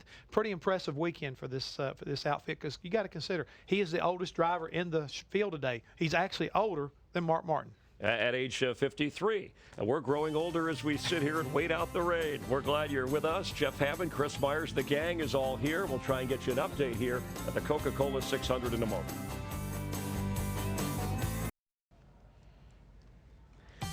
Still under a rain delay at the Coca-Cola 600. Kyle Busch dominated early, leading all but 13 of the first 100 laps. He continued his dominance, leading all but 49 or so. In the next 200, Brian Vickers led 33, taking the lead for the first time on lap 120, but under caution. David Rudiman, a gamble, stayed out when the rains came on lap 227, and that's where we've sat for the last hour plus. While we have a few moments, we've graded different teams. We had a great discussion with Darrell, Larry, and Mike, and talked to a lot of the drivers. How about as we go through this race, the surprise of the year so far for you across the board? It has to be Tony Stewart and those guys. I mean, coming out as owner-driver. As an owner-driver, but this is him as a driver. I mean, normally Tony doesn't start this strong. I mean, usually you go back and look at his record when he was at Gibbs. He started slow and always finished fast. But so far, since they've come out of the box at Daytona, he's been competitive. He's been able to keep up there in the points. He's been right on the edge of winning races, and I think that really, bodes well of him as a driver as well as the owner. Yeah, no wins yet, but both Ryan Newman and Tony Stewart would be in the chase or in the top 12. Right. How about the most disappointing driver of the year? Well, I hate to pick on him because I like him a lot, but I think cousin Carl Edwards is kind of disappointing because he comes off a really strong. More than Dale Earnhardt Jr. More than Dale Earnhardt Jr. because he really came off a super strong finish in 2008, and not to be able to do what he's doing right now, he's kind of struggling along. I was expecting more out of him this early in the season, but again, these cars are so temperamental. The lack of testing, a lot of these things kind of factor in. But I really thought he was going to be one of the guys we're going to be, counting really quick to make multiple wins. Well, and we still have, he's just inside the chase, and we still have, after this race, whenever it is completed, we would have, 14 races until the chase. So he's got a lot of time to get back on track. I just expected wins out of this guy. I think most people, when you win like he did last year, you say, hey, they should come a lot more easily, and it's difficult, obviously. How about most improved? That's kind of a difficult answer because I'm looking at a young man in Joey Logano, watching him get better and better and better. From the start of the season. Yes, and then you think about a guy like A.J. Allmendinger. Again, I thought he's done a really great job in recent years. But I'm going to go back in history. I'll go back in time. How about Mark Martin? I think this guy has come out of nowhere here recently, multiple wins, running as well as he is at age 50, agreeing to go an extra year and everything. I mean, all of a sudden, not that he's improved, but all of a sudden that he's back. And he's as good as ever. I think that's also one of those deals I've just been really enjoyed watching him race this year. He's showing not only a rejuvenated Mark Martin, but he shows, again, how smart he is at some of the racetracks and the way he's won. And guys who haven't won yet, obviously David Rudiman, who's leading now, and Sam Hornish Jr., just guys who wanted to get from point A to point B and are moving in the right direction. Continually to improve. I mean, David Rudiman has done an outstanding job. We've kind of documented where Michael Waltrip Racing has come from, and he has been the bright moment, I think, for this entire organization. Leaving last year when Michael was struggling and everything, it seemed like it was David Ruderman that was always the class of the organization. And it's always great, and I think very gratifying to see somebody who has spent his whole life racing. He's been racing against his dad, Buzzy, growing up. He got an opportunity, and he's made the most of it. And it's really good to see him at age 39, finally sitting there being competitive. He may wind up winning this race by luck, but you got to put yourself in a position to do that. And the only way you can do that is by being up front, and he's doing it. How about the driver most likely to make the biggest splash getting to the chase? Either someone maybe that you wouldn't expect to be in there or someone that you think will be in there and make a serious run for the championship? Well, a guy that right now is just right on the outside looking in, I think, is Juan Pablo Montoya, because of, Earnhardt Ganassi changing from Dodge to Chevrolet, bringing in a new teammate, reorganizing this whole entire organization. I think if he could wind up making the chase, I think it would be a pretty good story as far as that's concerned, because I think that we know that he's very talented. Anytime a man can win at Monaco and win the Indianapolis 500 and be in contention like he was today, I mean, he had an excellent chance of winning the 600 and doing a feat that nobody probably ever will do. And where others may have struggled making the adjustment to NASCAR, he's gotten better. He's done a really good job. And improved. Somebody not struggling at his craft is Bill Elliott, whom you referred to moments ago. He's with Dick Berggren. Indeed he is. Welcome back to Big League NASCAR. You having fun this year? I'm having a pretty good time so far. What's it like on the racetrack today? With the weather changing, is the racetrack changing as this thing has gone along, Bill? You know, it really hadn't changed that much. It's been kind of surprising. We started out a little bit loose, and we worked on the car a little bit there, and whenever it got really overcast, that one time got just a little bit tighter, but that's about where I needed to be, and I was, pretty decent at that point in time. But, Hyder and all the guys have really worked on this, Ford Motorcraft car, and we'll see if we can get in a few more laps, but I don't think Mother Nature is going to cooperate. 800 career starts when you and your two brothers started in Dawsonville, Georgia with that one-car operation. Did you ever imagine all of this? Well, I don't know if it was my age or IQ, but I don't know. It's been fun. We've had a lot of good years. A lot of good things have happened, and I'm just amazed I'm still around. The thing about this sport, it changes so much from week to week, and if you never get these things figured out, at least today I felt like, hey, I'm kind of figuring things out a little bit. And Hyder, and I'm telling you what, David Hyder and all the guys, Lynn and Eddie's, the effort they put into this deal. I mean, it's been a good deal, and I really enjoyed it. 16 times NASCAR's most popular driver, Bill Elliott. Nice to see you. Steve? Thanks, Dick, with Marcos Ambrose. And now, I have to admit that I'm a little embarrassed about this. I've been in Charlotte since 1985. Marcos, just a few years. He knows more about the history of this town than I do, and you have actually taken it to the next level. This used to be a gold mining town. And tell the folks about your foray into mining for gold. That's right. It's just, it was just a hobby. I really wanted to come to America and learn about how the country was founded and how it was established, especially Charlotte. And I thought I was going to get into the Civil War stuff, kind of looking for Civil War artifacts. The more I got into it, the more I realised Charlotte was really a gold town. It's where the original gold rush was. And so now I'm out in the back country with a couple of friends of mine, and we go out trying to find old mine relics, old mine shafts, old mines. And then we start panning, we find some colour in the streams, find a bit of gold. And tell people about you just go knock on doors with no advance warning. That's the best part of it. I mean, on Friday I went out after we had a dead day on Friday here, so I started knocking on some doors and came across the guys on a four-wheeler with a dog, and it was a German Shepherd. And the dog's trying to bite my leg off, and I'm trying to tell this guy that I'm not lost and don't shoot me. I just want to ask if I can pan his creek. But that's what life's all about for me anyway. It's about going out there and meeting new people and seeing new things. And I'm learning things that I'll never forget. It's just a lot of fun. We appreciate your enthusiasm. And Chris, he said if he gets 3 minutes at the front door, he usually gets to pan for gold. It's a good guy there. All right, good salesman. We appreciate that. Yeah. Thanks, Steve. And Marcus, we've had, 4 previous Coca-Cola 600 races that have been shortened. Again, the energy crisis in 1974, 3 others by rain, most recently in 2003, Jimmy Johnson after 276 laps. We'll see what happens here. We're going to sweat her out. All right, the jet dryers are going. Mike Choi, Darrell Waltrip, Larry McReynolds coming up in just a moment. The 24 Hours of Charlotte continues live on Fox.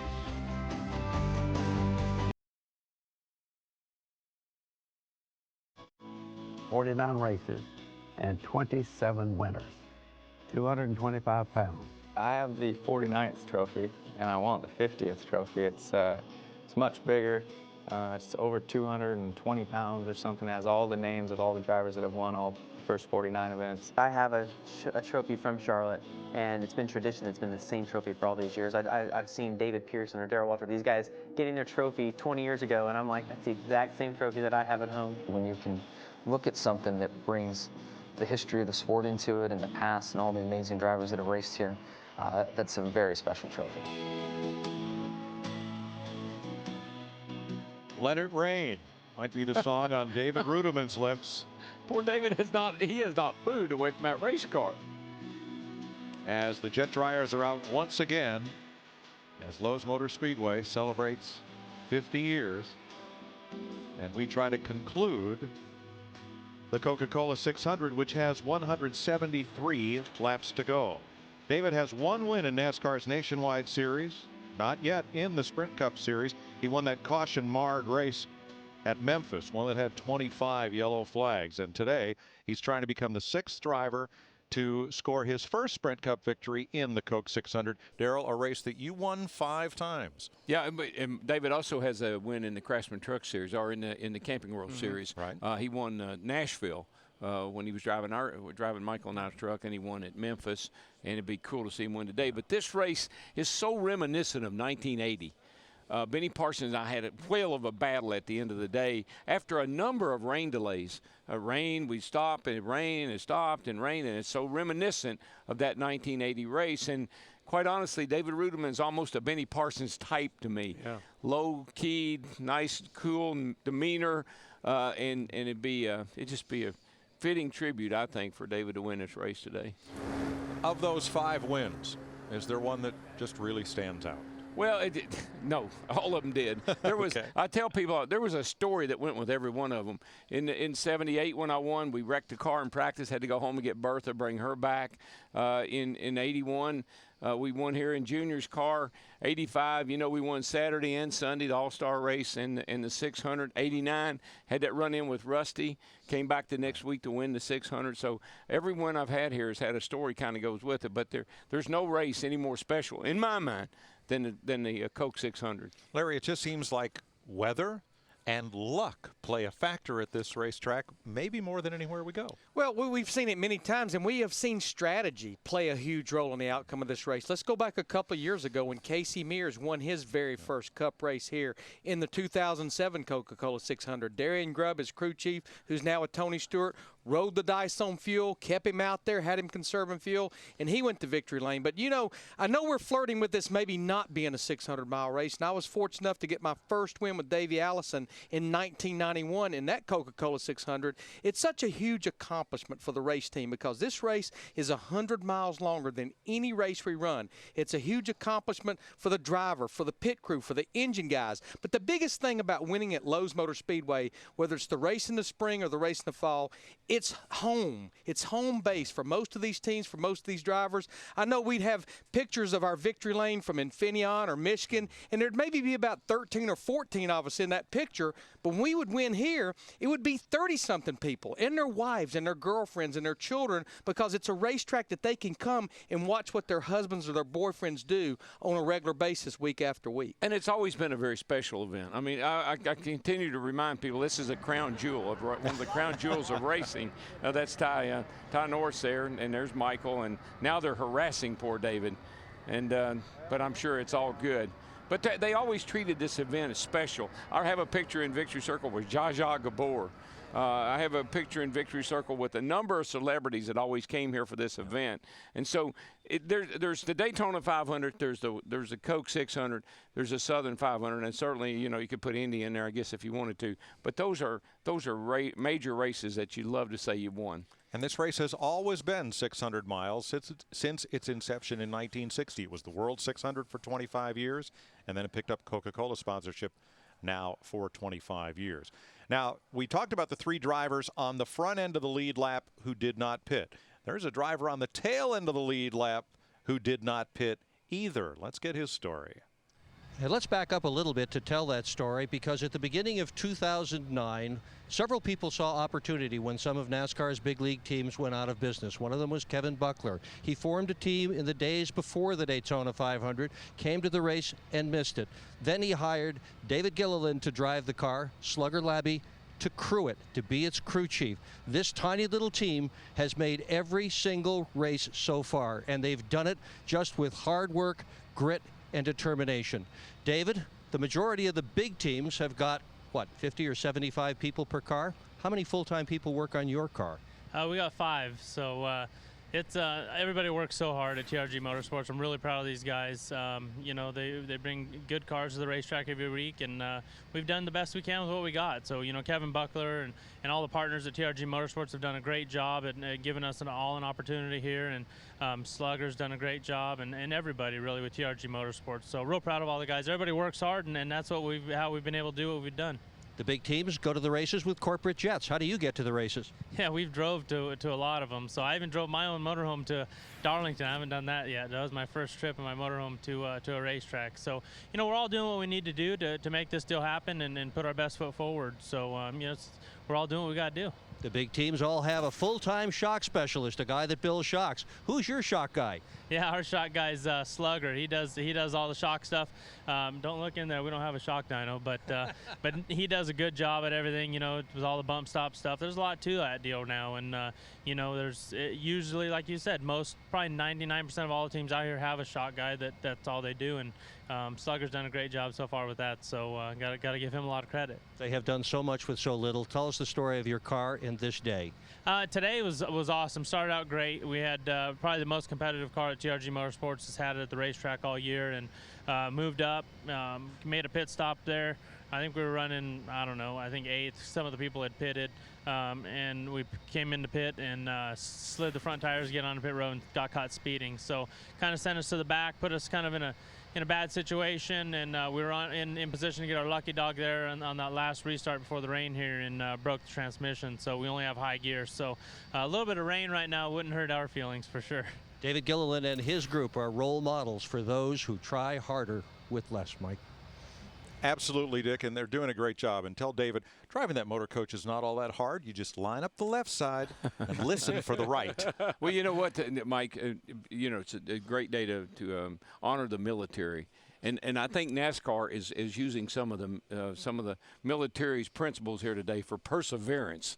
You can't win a battle if you don't persevere, and you got to give NASCAR an A+ for hanging in there today, persevering through this weather. I mean, we've had weather. We had it Saturday night for the nationwide race. We had weather all day yesterday. We've had weather on and off today, but they've hung in there and persevered. And I know David wishes they'd throw in the towel, but so far they haven't indicated they're going to. Well, the problem is this. The track is too wet to race on with these slick tires. But, Larry, there's no standing water. We have not had a downpour today. There's no great accumulation of water down on pit road or on the racetrack. So when the rain stops, we work to dry the track. We want to get back under green. Yeah, and it's not going to take as long to dry it as if we had standing water. And the good thing about it, when we don't have that downpour, it really doesn't wash the rubber off the racetrack. But I know he's paying tribute to NASCAR. Some of our drivers have paid tribute to our fans. Our fans fought it on Saturday during the nationwide race. They fought it for hours yesterday. And when I still look out in these grandstands, I know a lot of them are just sitting in their cars waiting to hear the words, "Drivers, return to your race car." Our fans is the ones that I want to salute and pay tribute to here this weekend. And we hope to hear it soon. We've seen a lot of special paint schemes out there this weekend, but I think none more special than the paint scheme that Chad Knaus and his folks at Hendrick Motorsports and the people at Lowe's have put on Jimmy Johnson's car for this race today. When I was a kid, the first race car my father's that I can actually really remember was in 1976. I was only 5 years old, and he had a red, white, and blue race car. It had stars, it had flames on the hood. It was neat every time he went to the racetrack because people could really identify with it. They could see it, and the crowds loved it, the fans loved it, and we definitely took a lot of pride in that.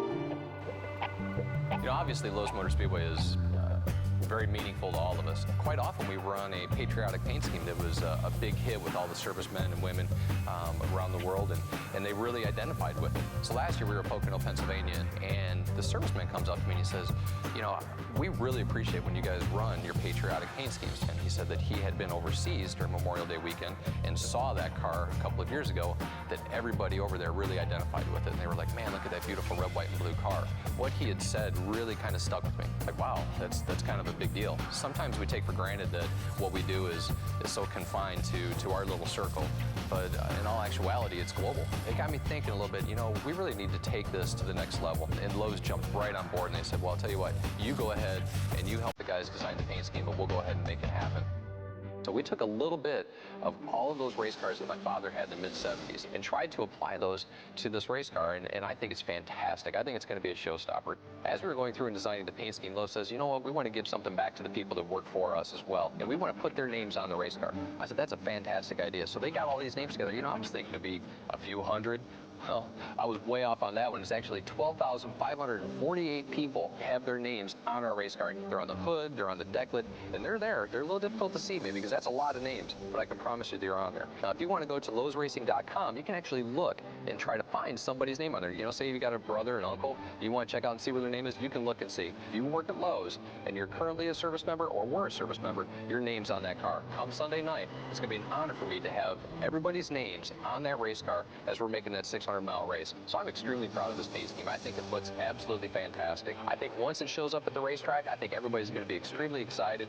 They're just going to be blown away by how beautiful it is. And I think that that our servicemen and women are going to be very proud to have this and have their names on top of this race car. So I'm excited about it. And if it goes half as fast, as good as it looks, I think everybody's going to be in a lot of trouble. So sit back and enjoy this one. It's going to be a lot of fun for everybody.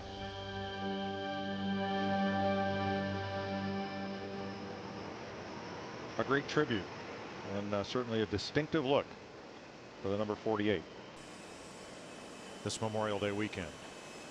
Track drying efforts continue. The jet dryers are out and there is a long string of safety vehicles circulating, trying to get some heat in the racetrack and trying to dry things off.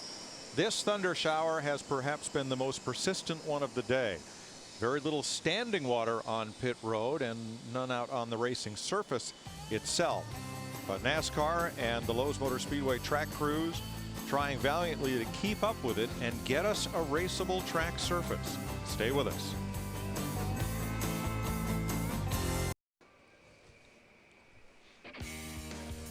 Red flag at Lowe's Motor Speedway. David Ruderman leading Ryan Newman and Robbie Gordon. They did not stop under this caution period. Here is a look at the weather radar, and Lowe's Motor Speedway is right there. And what we're kind of worried about is that cell right there, and of course this big one right here. They're all headed this way. And of course that big one over there and that big one over there. And look at Michael and David now. They're all in there. Here comes Jen, the PR girl, and they're looking at the radar too. They're all looking at it and saying, "What's it look like? What's it look like?" So let's go back over here and lean. Well, on it the looks car. like the color of money. Let's just lean on the green. car.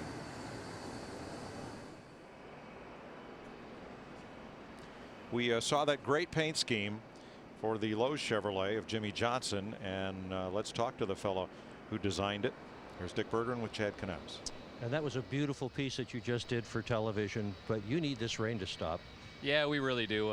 You know, unfortunately, we'd been loose all day, and we kept on working on the car, and we got it a lot better, and it was running up front and running, you know, second and contending for the lead a little bit. And then unfortunately that last stint we just got a little bit too tight and fell back a little bit and lost a lot of our track position. And obviously with some people staying out and a couple guys taking two tires, we fell back a little bit. So sitting 13th is obviously not where we want to be with the Lowe's Chevrolet, but you know, if we can get back to racing a little bit, I think with 4 fresh tires on there, we'll be able to shoot back up towards the front a little bit. So how big a window do you need? How many laps to get the car to the front? Well, I'd really obviously like to go the distance. You know, we were last night when we were contemplating how far we were going to, or how late we were going to push back. They said they would go till 9 o'clock before they called it.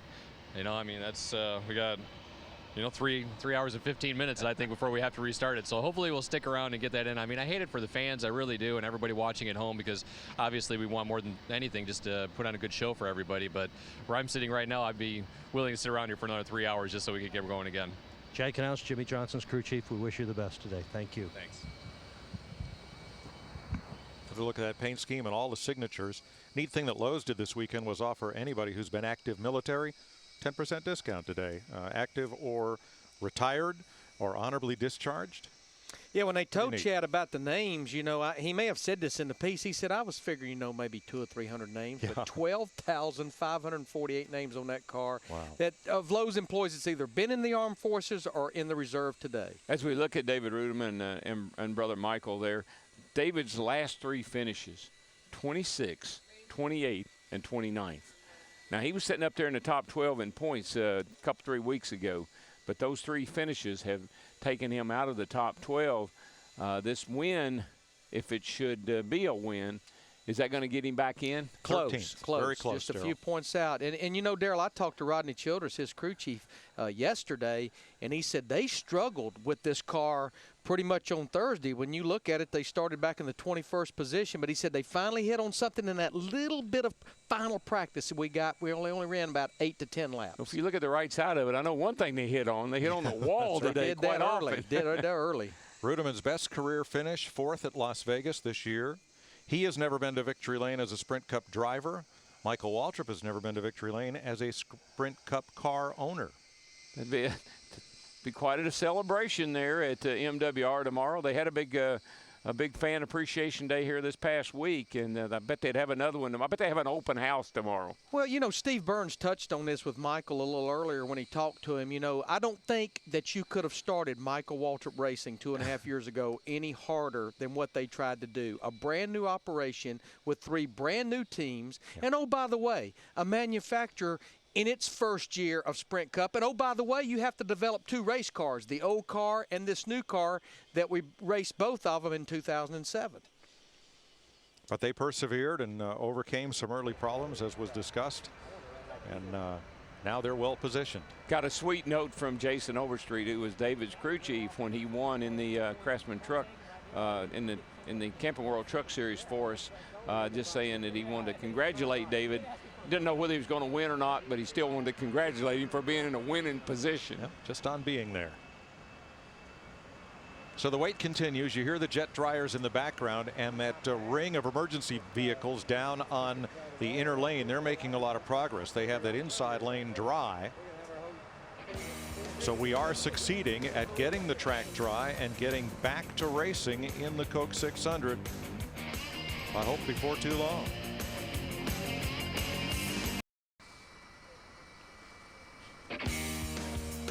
Clear skies to the west, dark clouds to the south, and that's the direction the weather is coming from as the Speedway and NASCAR work to dry this racetrack and get the Coke 600 back underway with 173 laps to go. David Rudeman leading, Ryan Newman and Robbie Gordon. The boys are smiling. They got an umbrella. They finally broke an umbrella out. I think they're feeling pretty confident now. David's finally got a little relief on his face. Water dripping off the umbrella. David's 50 years driver Jack of Lowe's Motor Speedway, Darrell, since Bruton Smith and driver Curtis Turner and their partners built this racetrack. There are a few folks who've been here for all 50 years. Dick Bergman's with one of them. Indeed, Dave Sudruth, 72 years old, and Earl Springs have been here for every single one of these Coca-Cola 600 working as employees. What was that first one like? First, it was really exciting and a lot of stuff on the track. It's a good remember. You'll never forget it. David, so many people don't even last 50 weeks at a job. How have you lasted 50 years the whole time in security?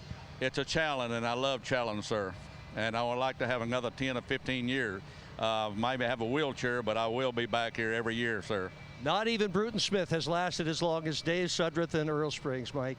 That's right. Bruton lost control of the track. The track was in bankruptcy. He lost it. Richard Howard, others were involved. Bruton ended up buying the track back and creating the company that owns it today, Speedway Motorsports, that owns a number of tracks that are a big part of NASCAR. And it's a great look. We got the super speedway here. It's beautiful. Then you got the dirt track. Now we have the drag strip.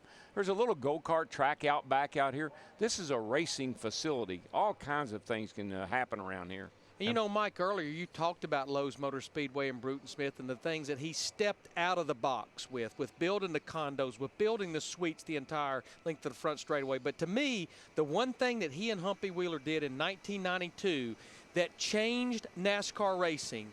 He lit a super speedway. People told him there's no way you can do that. It will never work. Now, they don't even build a speedway now that does not have lights. And Musco, the company that lights so many stadiums across the country, came in here and created lights that would allow the fans to see the cars, the drivers to see the track, but a very unique lighting system that would not blind the drivers as they raced around the track. Just another of the innovations at this place. And Darrell, when they built the first condominiums down here in Turn 1, I believe you were offered a chance to get in on the, well, maybe not the ground floor, maybe the 4th floor. I was the charter member of the Speedway Club. My Speedway Club number is 001.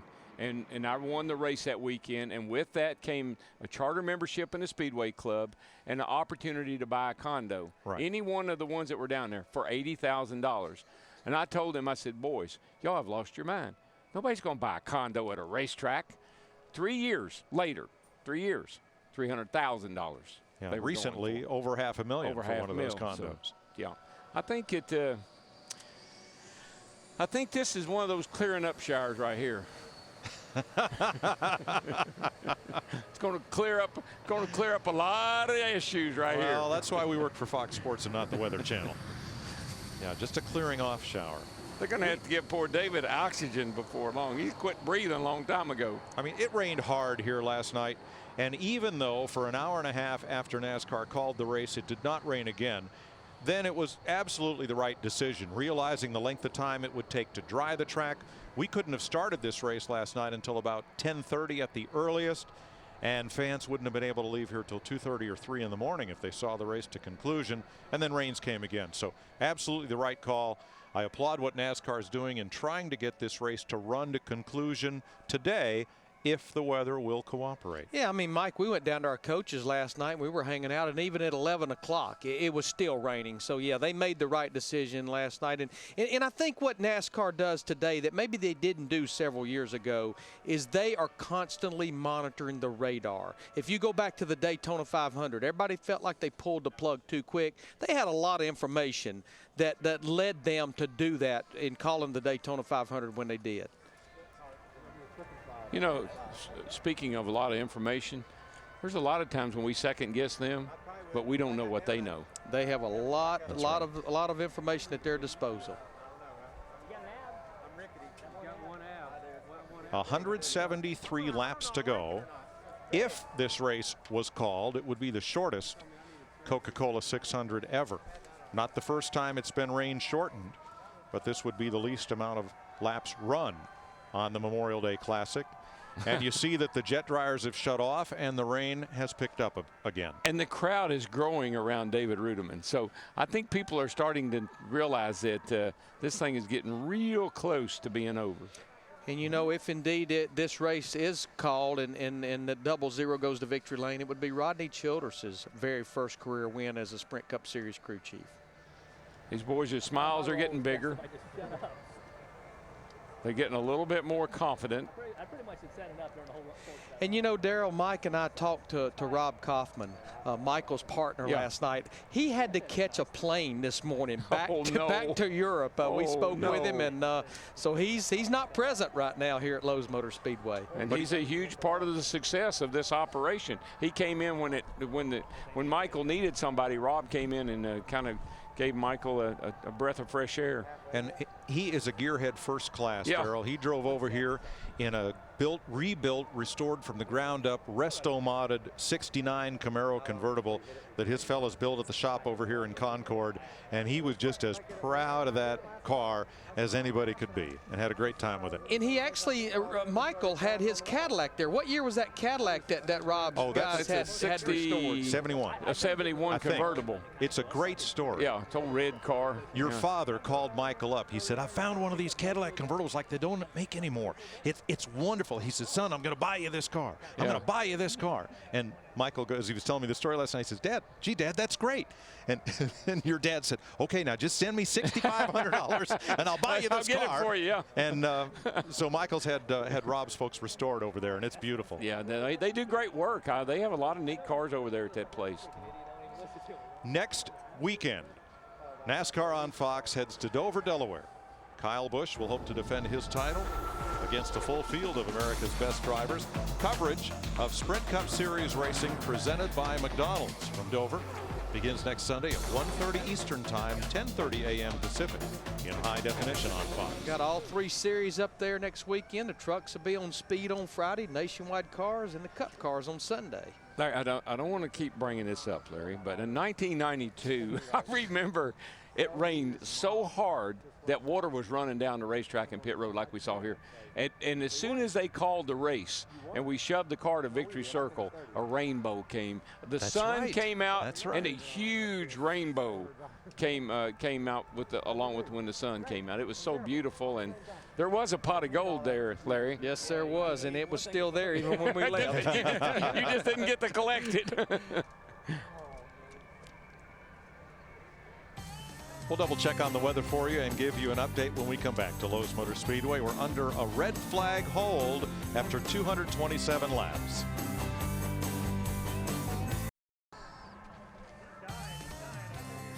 A little bit of a light rain continues to fall at Lowe's Motor Speedway. The jet dryers parked for refueling, and when NASCAR feels they can make an improvement on the track, they'll send them back out and resume the drying process. Tuesdays are usually a big day in NASCAR because that's penalty day. That's the day that fines and infractions are usually announced, but tomorrow is a special day. We did see an extraordinary thing happen here today when NASCAR brought all the cars to pit road at 3 p.m. and stopped the cars for 1 minute as part of our National Memorial Day of Remembrance. Another extraordinary thing is going to happen tomorrow.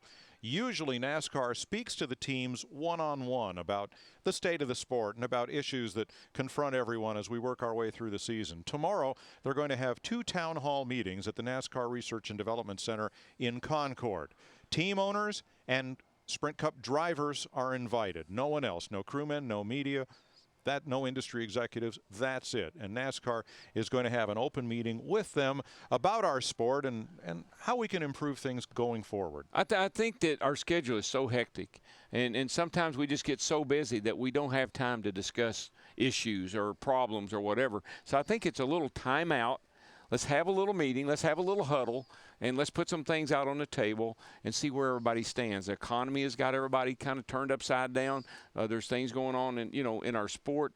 I think it's a great idea to just have this little conference and let people air some feelings and let NASCAR say where they stand, see where the teams stand, the drivers.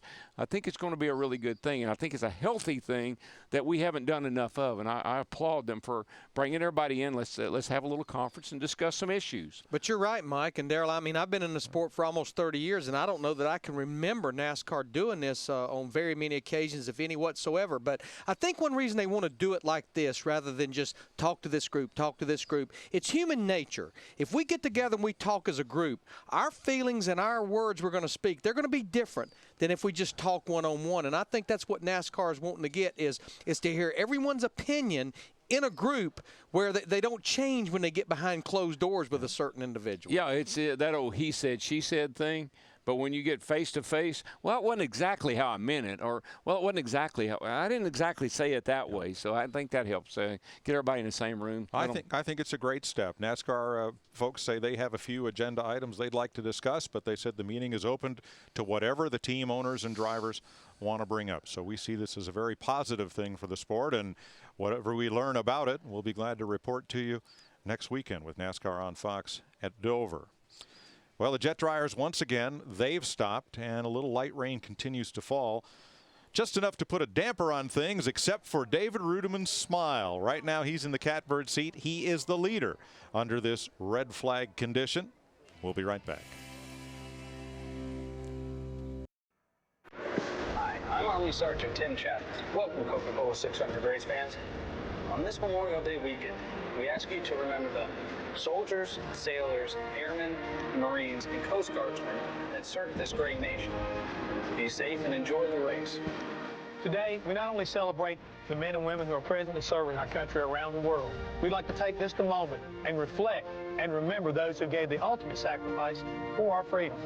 This Memorial Park, and many like it around the country, offers family and friends an opportunity to remember their loved ones.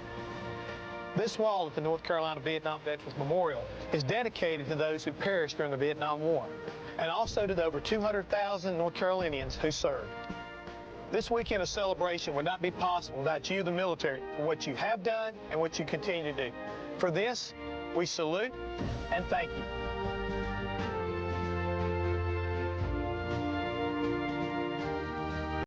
Thank you, Jeff. Rain has put a damper on our Memorial Day parade, this 190-mile-an-hour parade around Lowe's Motor Speedway. But a little light rain continues to fall, not dampening the spirits of Michael Waltrip Racing, not one bit, as David Rudiman waits to find out if he has won the Coca-Cola 600 or if he's going to have to climb back on board and try to win it. I just said it hadn't let up very little at all, and you can see a lot of water now standing down pit road there. It would take quite a while to get that cleared away and get this track dry. Let me go to a theme that Chris and Jeff discussed earlier during this delay, and that's biggest surprise of the year, biggest disappointment of the year. Looking at David Rudiman and Ryan Newman, those are two good candidates for biggest surprise of the season right there, Darrell. Well, certainly when David started the season off and he stayed in the top 12 for a long, long time before he had those 3 bad runs, it's good to see him recover with this apparent win here today. Ryan going over there with Tony, that was somewhat of a gamble, leaving Penske, just like Tony left Gibbs. So that was sort of a gamble. But I tell you, Sam Hornish has impressed me with the improvements that he's made from last year. He's one of my most improved drivers, I think. And the biggest surprise, I got to tell you, is it falls between 2 teams that we gave C's, I think, too, and that's Roush and Childress. Those teams have just been off, and they haven't been very good.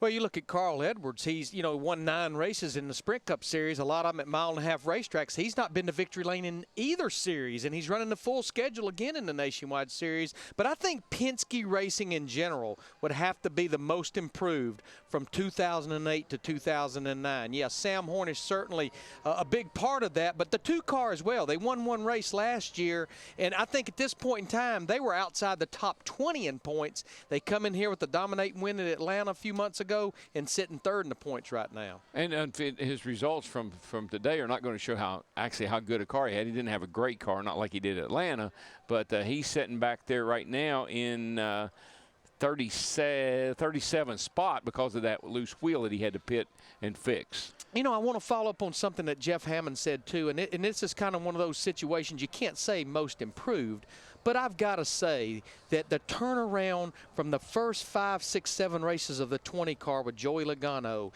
and these last 3 or 4 races, oh my, what an improvement that they have made. But Joey Logano hit the nail on the head. We're going after our notes now, not notes from last year when Tony Stewart was driving this race car. Yeah, well, that's a winning team, with Right. Zippy as a crew chief, and they won championships, they won races. I applaud Joe Gibbs, J.D. Gibbs, and Zippy for being patient with this young man. They threw him in there knowing he wasn't quite ready. But nobody's put any pressure on him. I haven't heard anybody over there in that group say, if he doesn't do something next week, we're going to have to make a change. If this doesn't happen, we're going to have to make a change. They backed him, supported him, and that means a lot to a young kid. He came in here and he could have been sliced bread, which was one of his nicknames, as in greatest things since, or he could have been burnt toast. And you're right, they worked with him, nurtured him, and now he's racing like a veteran. And on the surprise department, certainly Roush after the first 2 races, Richard Childress racing, hoping they can come to the front. But to me, my biggest disappointment of the year is the Daytona 500 was rain shortened, and I think that we in America were deprived the chance to see what was shaping up to be a great race. Well, you know what? I think we're going to see another rain shortened race, and that's unfortunate. The 2 probably biggest races we've had so far this year, the Daytona 500, now the Coke 600, both of them affected by weather. But, NASCAR can't do a darn thing about that. All they can do is deal with the hand they've been dealt. One other attaboy, Darrell, and that's to the drivers that for some of the races have been start and park, but with the idea for these drivers and teams of obtaining sponsorship, and when they can get sponsors, running the whole races and competing as best they can. We know this is a tough economic environment, and it's tough for some of these teams to mount a challenge every week and be able to go the distance. Yeah, just like Dave Blaney had Aaron's on the car this weekend. He's sitting here right now. He's in 28th spot, and they've raced hard today to be in 28th spot. I think he's one lap down and had a pretty decent run today. Right. Joe Nemechek, who ran the Saturday night race and ran this race to conclusion. Good for them. You know, business, as in the rain, is picking up. It is raining harder out there right now. Yeah, I think if I were David Rudiman, I'd be very confident that that trophy is going home with him. And what a special trophy for Michael and David to take up to MWR. They have such a great display of that Michael's Daytona wins and the interactive things they have up there. And this trophy will be the centerpiece of that place. That pace car is now throwing up rooster tails out there in turn number 2 of water. And you know, Mike, the thing I'm encouraged by, and I guess it's one reason I sure would love to get these last 173 laps in, is all of a sudden over the last 4 or 5 weeks of NASCAR on Fox, at a lot of different racetracks, we've had some great racing. We've had great finishes, but we've had great racing. Look at what happened at Talladega. Look at the race at Richmond, at Darlington, the All-Star race. And whether we do or do not get these 173 laps in, it's the reason I can't wait to get to Dover, because Dover always lends to some great side-by-side racing. Now, you've seen all these shots of David Rudiman and his crew, and there's one thing you have not seen, and that is a single umbrella. Yeah, no kidding. It might jinx what's going on. No, here. You're singing in the rain right now. That's I'm telling you. Gene Kelly and company. That's it. When they call this thing, you're going to see them dancing in the rain. You're going to see Michael walking on water. All right, they found an umbrella. Okay. But that's actually Dave Blaney's crew. That is not Michael Waltrip's crew. So we were fooled for a second there. Yeah, just trying to blend in. I got a feeling they're going to have a lot of friends here in just a little while.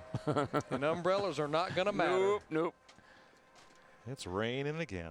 You know, we've talked about Robbie Gordon. We interviewed him, of course. You know, those guys, to me, it was not a gamble for what they did. They were about one of the last cars on the lead lap. And if Robbie indeed ends up finishing third, it would be his best finish since Watkins Glen of 2005, where he finished second. And when you look of, it's probably, we'll check on this, other than road courses and restrictor plate racetrack, there's no telling how long it's been since Robbie Gordon had a top 5 finish at just a regular oval racetrack. Well, we talk about Tony Stewart and what he's done over at Haas. You got to give Michael a lot of credit, guys. I mean, the way he started this deal off, and here he is right now going to celebrate his first victory as a car owner. Should this race be called, David Rudiman will join an exclusive list of drivers who've scored their very first Sprint Cup victory in NASCAR's longest race, beginning with David Pearson in 1961. Jeff Gordon in his second year of Sprint Cup. Ray Evernham made the call late in the race to go with 2 tires when everybody else changed 4, and got him to victory lane for his first time. I just want to know where Billy Badbutt is, because when him and Tony, when him and Rudiman go to victory circle together, Tony said why didn't he ride with him? They obviously got it figured out. They got this figured out. I know that. Well, he can ride to perhaps ride to victory lane with him.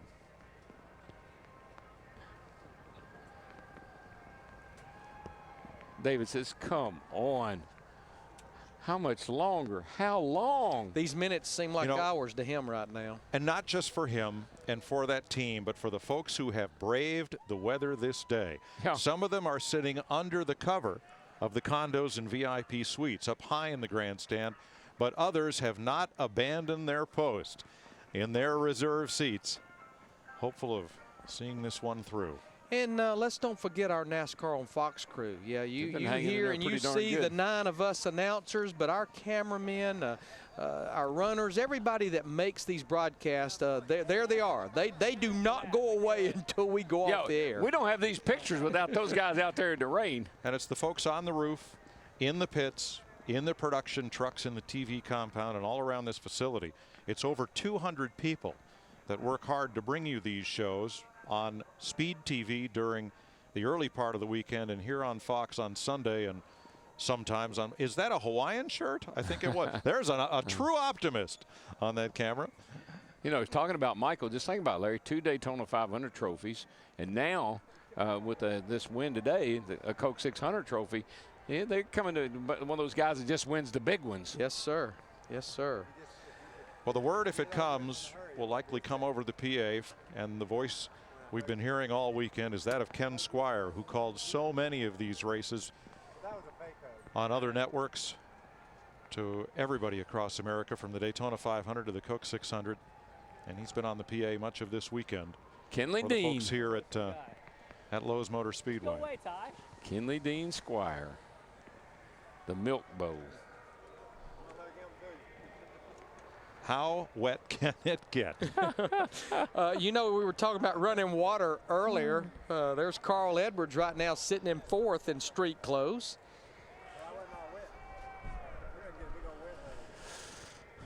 This will be one of Carl's best finishes in quite a while. When we went to caution for rain, it was Kyle Busch, Casey Kane. Carl was 3rd. Joey Logano was 4th. Juan Pablo Montoya, who I thought had a car capable of challenging for the win, he was in the 5th spot. Jimmy Johnson was 6th. Vickers, Jeff Gordon, Kenseth, and Hamlin were the top 10.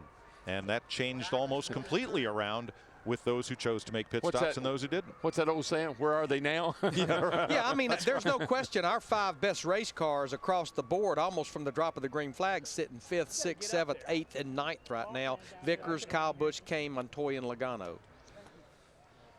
2 drivers having an especially tough day here. Kevin Harvick. His car just did not seem right from the start. He got against Sam Hornish and then got into the wall twice, had to make heavy repairs and ended up 3 laps down. And Dale Earnhardt Jr., another car that just looked as if it had to be evil to drive, and the in-car camera, Darrell, just confirmed that. Jr. fought that car all afternoon, and he presently sits 38th, 2 laps down. I don't want anybody to tell me he's not a good driver, because any lesser driver would have wrecked that car. Would have spun it out several I mean, those times. in-car shots we had of him fighting with that thing. And I've got to say the hard luck driver of the day right now would be Kurt Busch. And that 2 car ran up in the top 10 for most of the event, sitting back in 37th right now. Had to come to pit road because of a vibration and put him way behind. So the good news is it looks like if the race did end, he would still stay 3rd in the Sprint Cup Series points. And he was the point leader just a few races ago. So David Rudiman, if he wins this race, there's Spanky. He's already come off the roof. Will come to within 6 points of getting back into the top dozen, and that's how many cars make the chase for the Sprint Cup.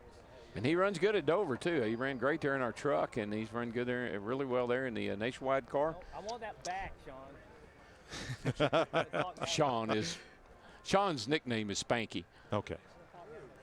Yeah, we're close to halfway Lee to that White. race to the chase. That's Lee White there from Toyota. He's oversees the Toyota program for all the race teams.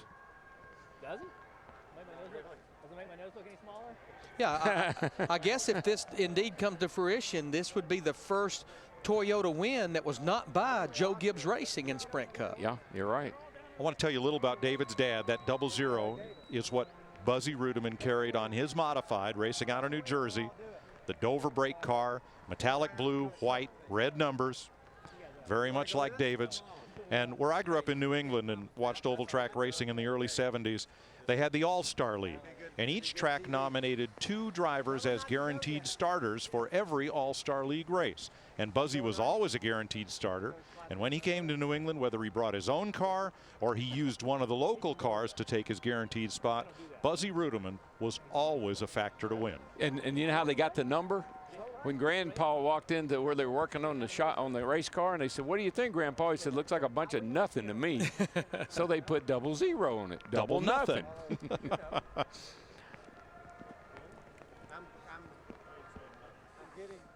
Hey, there he is, right there. Tony Stewart's buddy. Billy Bad Bunt.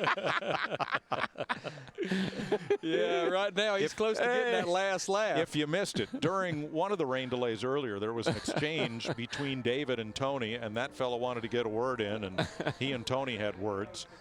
And then Tony invited him to go take a ride in the car with David because obviously they were thinking alike as to what should happen out on the racetrack.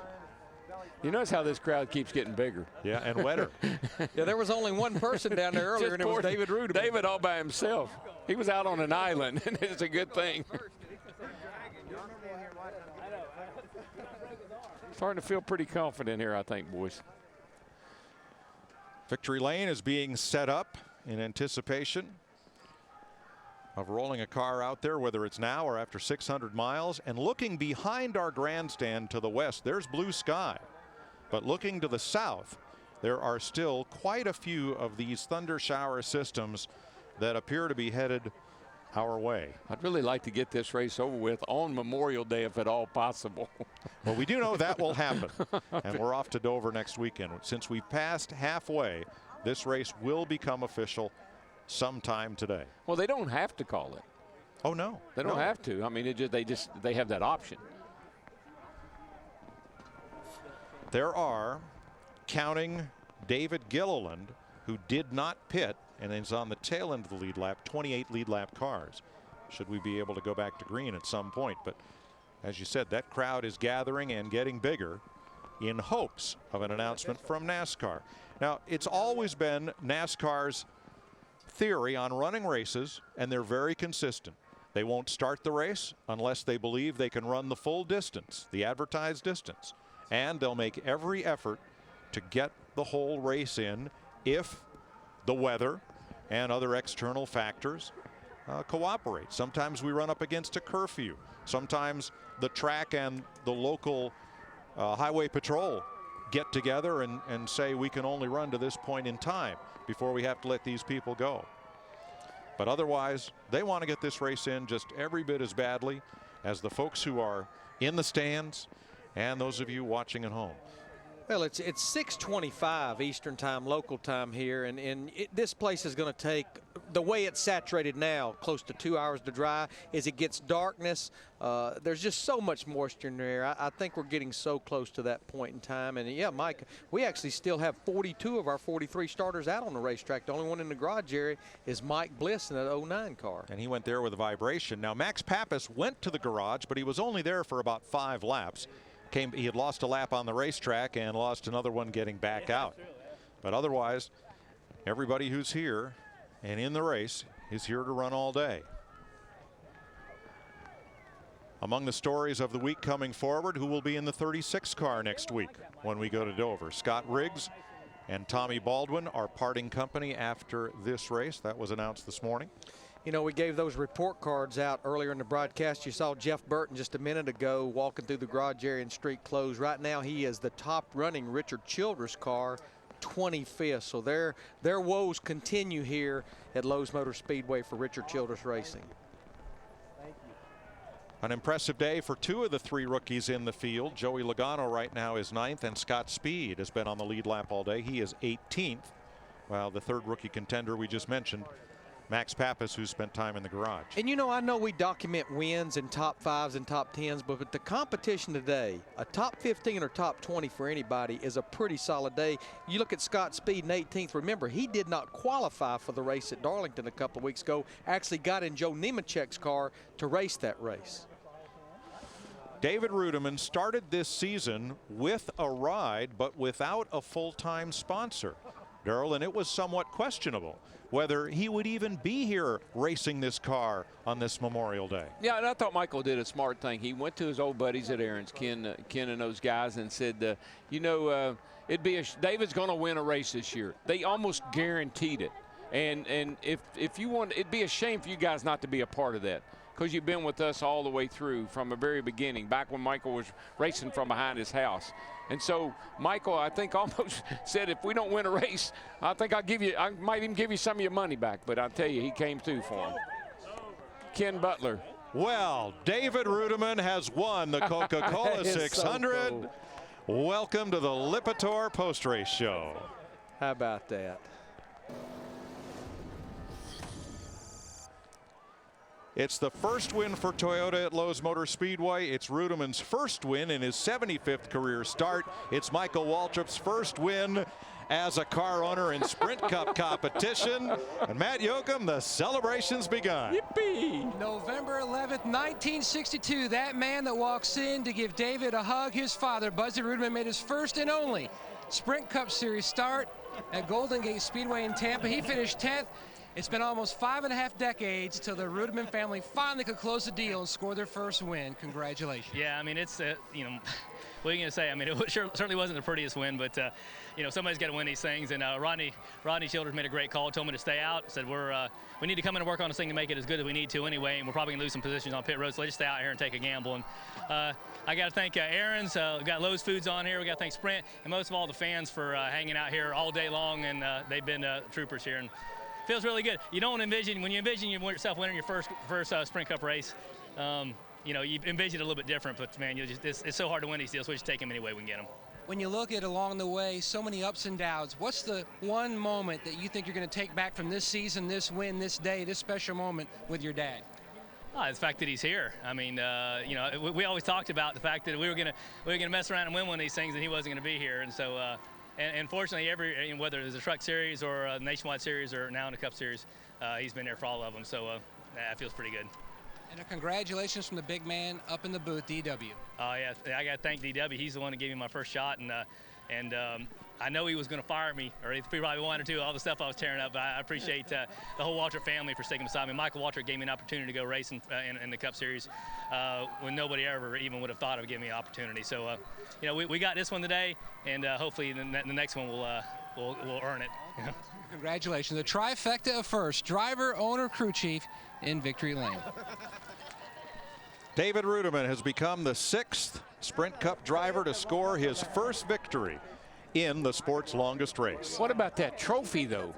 Golly, 250-pound trophy with all those names on there, and David Ruderman won the 50th Coke 600. All I know is it should say David Ruderman / Rodney Childers on that one.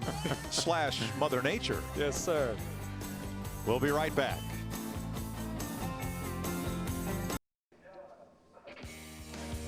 With a 14th place finish, Jeff Gordon padded his lead over Tony Stewart, who wound up 19th. Kurt Busch was 34th today. Kyle Busch moved up a spot in the points. So did Ryan Newman, Matt Kenseth, and Carl Edwards. Each gained 1 position, while David Ruderman sits just 6 points back of the top 12. 12 races, 8 different winners so far in this Sprint Cup season. Tonight on Fox, House at 8 Eastern, 7 Central, followed by Bones. And next week, Major League Baseball on Saturday. Dodgers, Cubs, Braves, D-backs, Twins at the Rays. And NASCAR Sprint Cup racing from Dover, presented on Fox by McDonald's, Sunday, 1:30 Eastern, 10:30 Pacific. You know, we talked about it. Every crew chief on pit road had the opportunity to do the same thing that Rodney Childers did, but Rodney was the one that rolled the dice, and he's the one that goes to victory lane with David Ruderman. You don't win if you don't take a chance, and the man was willing to take a chance. You follow the leader, you'll follow the leader. That's right. 13 drivers were running in front of David Ruderman when that last caution came out. They all went to pit road. Ruderman did not. He went to victory lane. So proud of my man, Rudy Tootie. Boy, they're going to be a party in Mooresville tonight. And Spanky in the game. Yeah, and Spanky's all right, too. NASCAR on Fox congratulates David Ruderman, winner of the 50th Coke 600.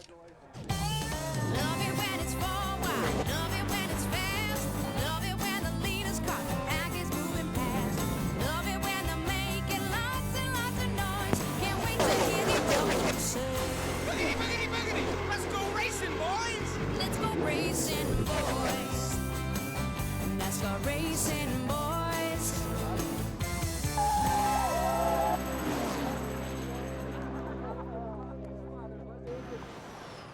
Promotional considerations provided by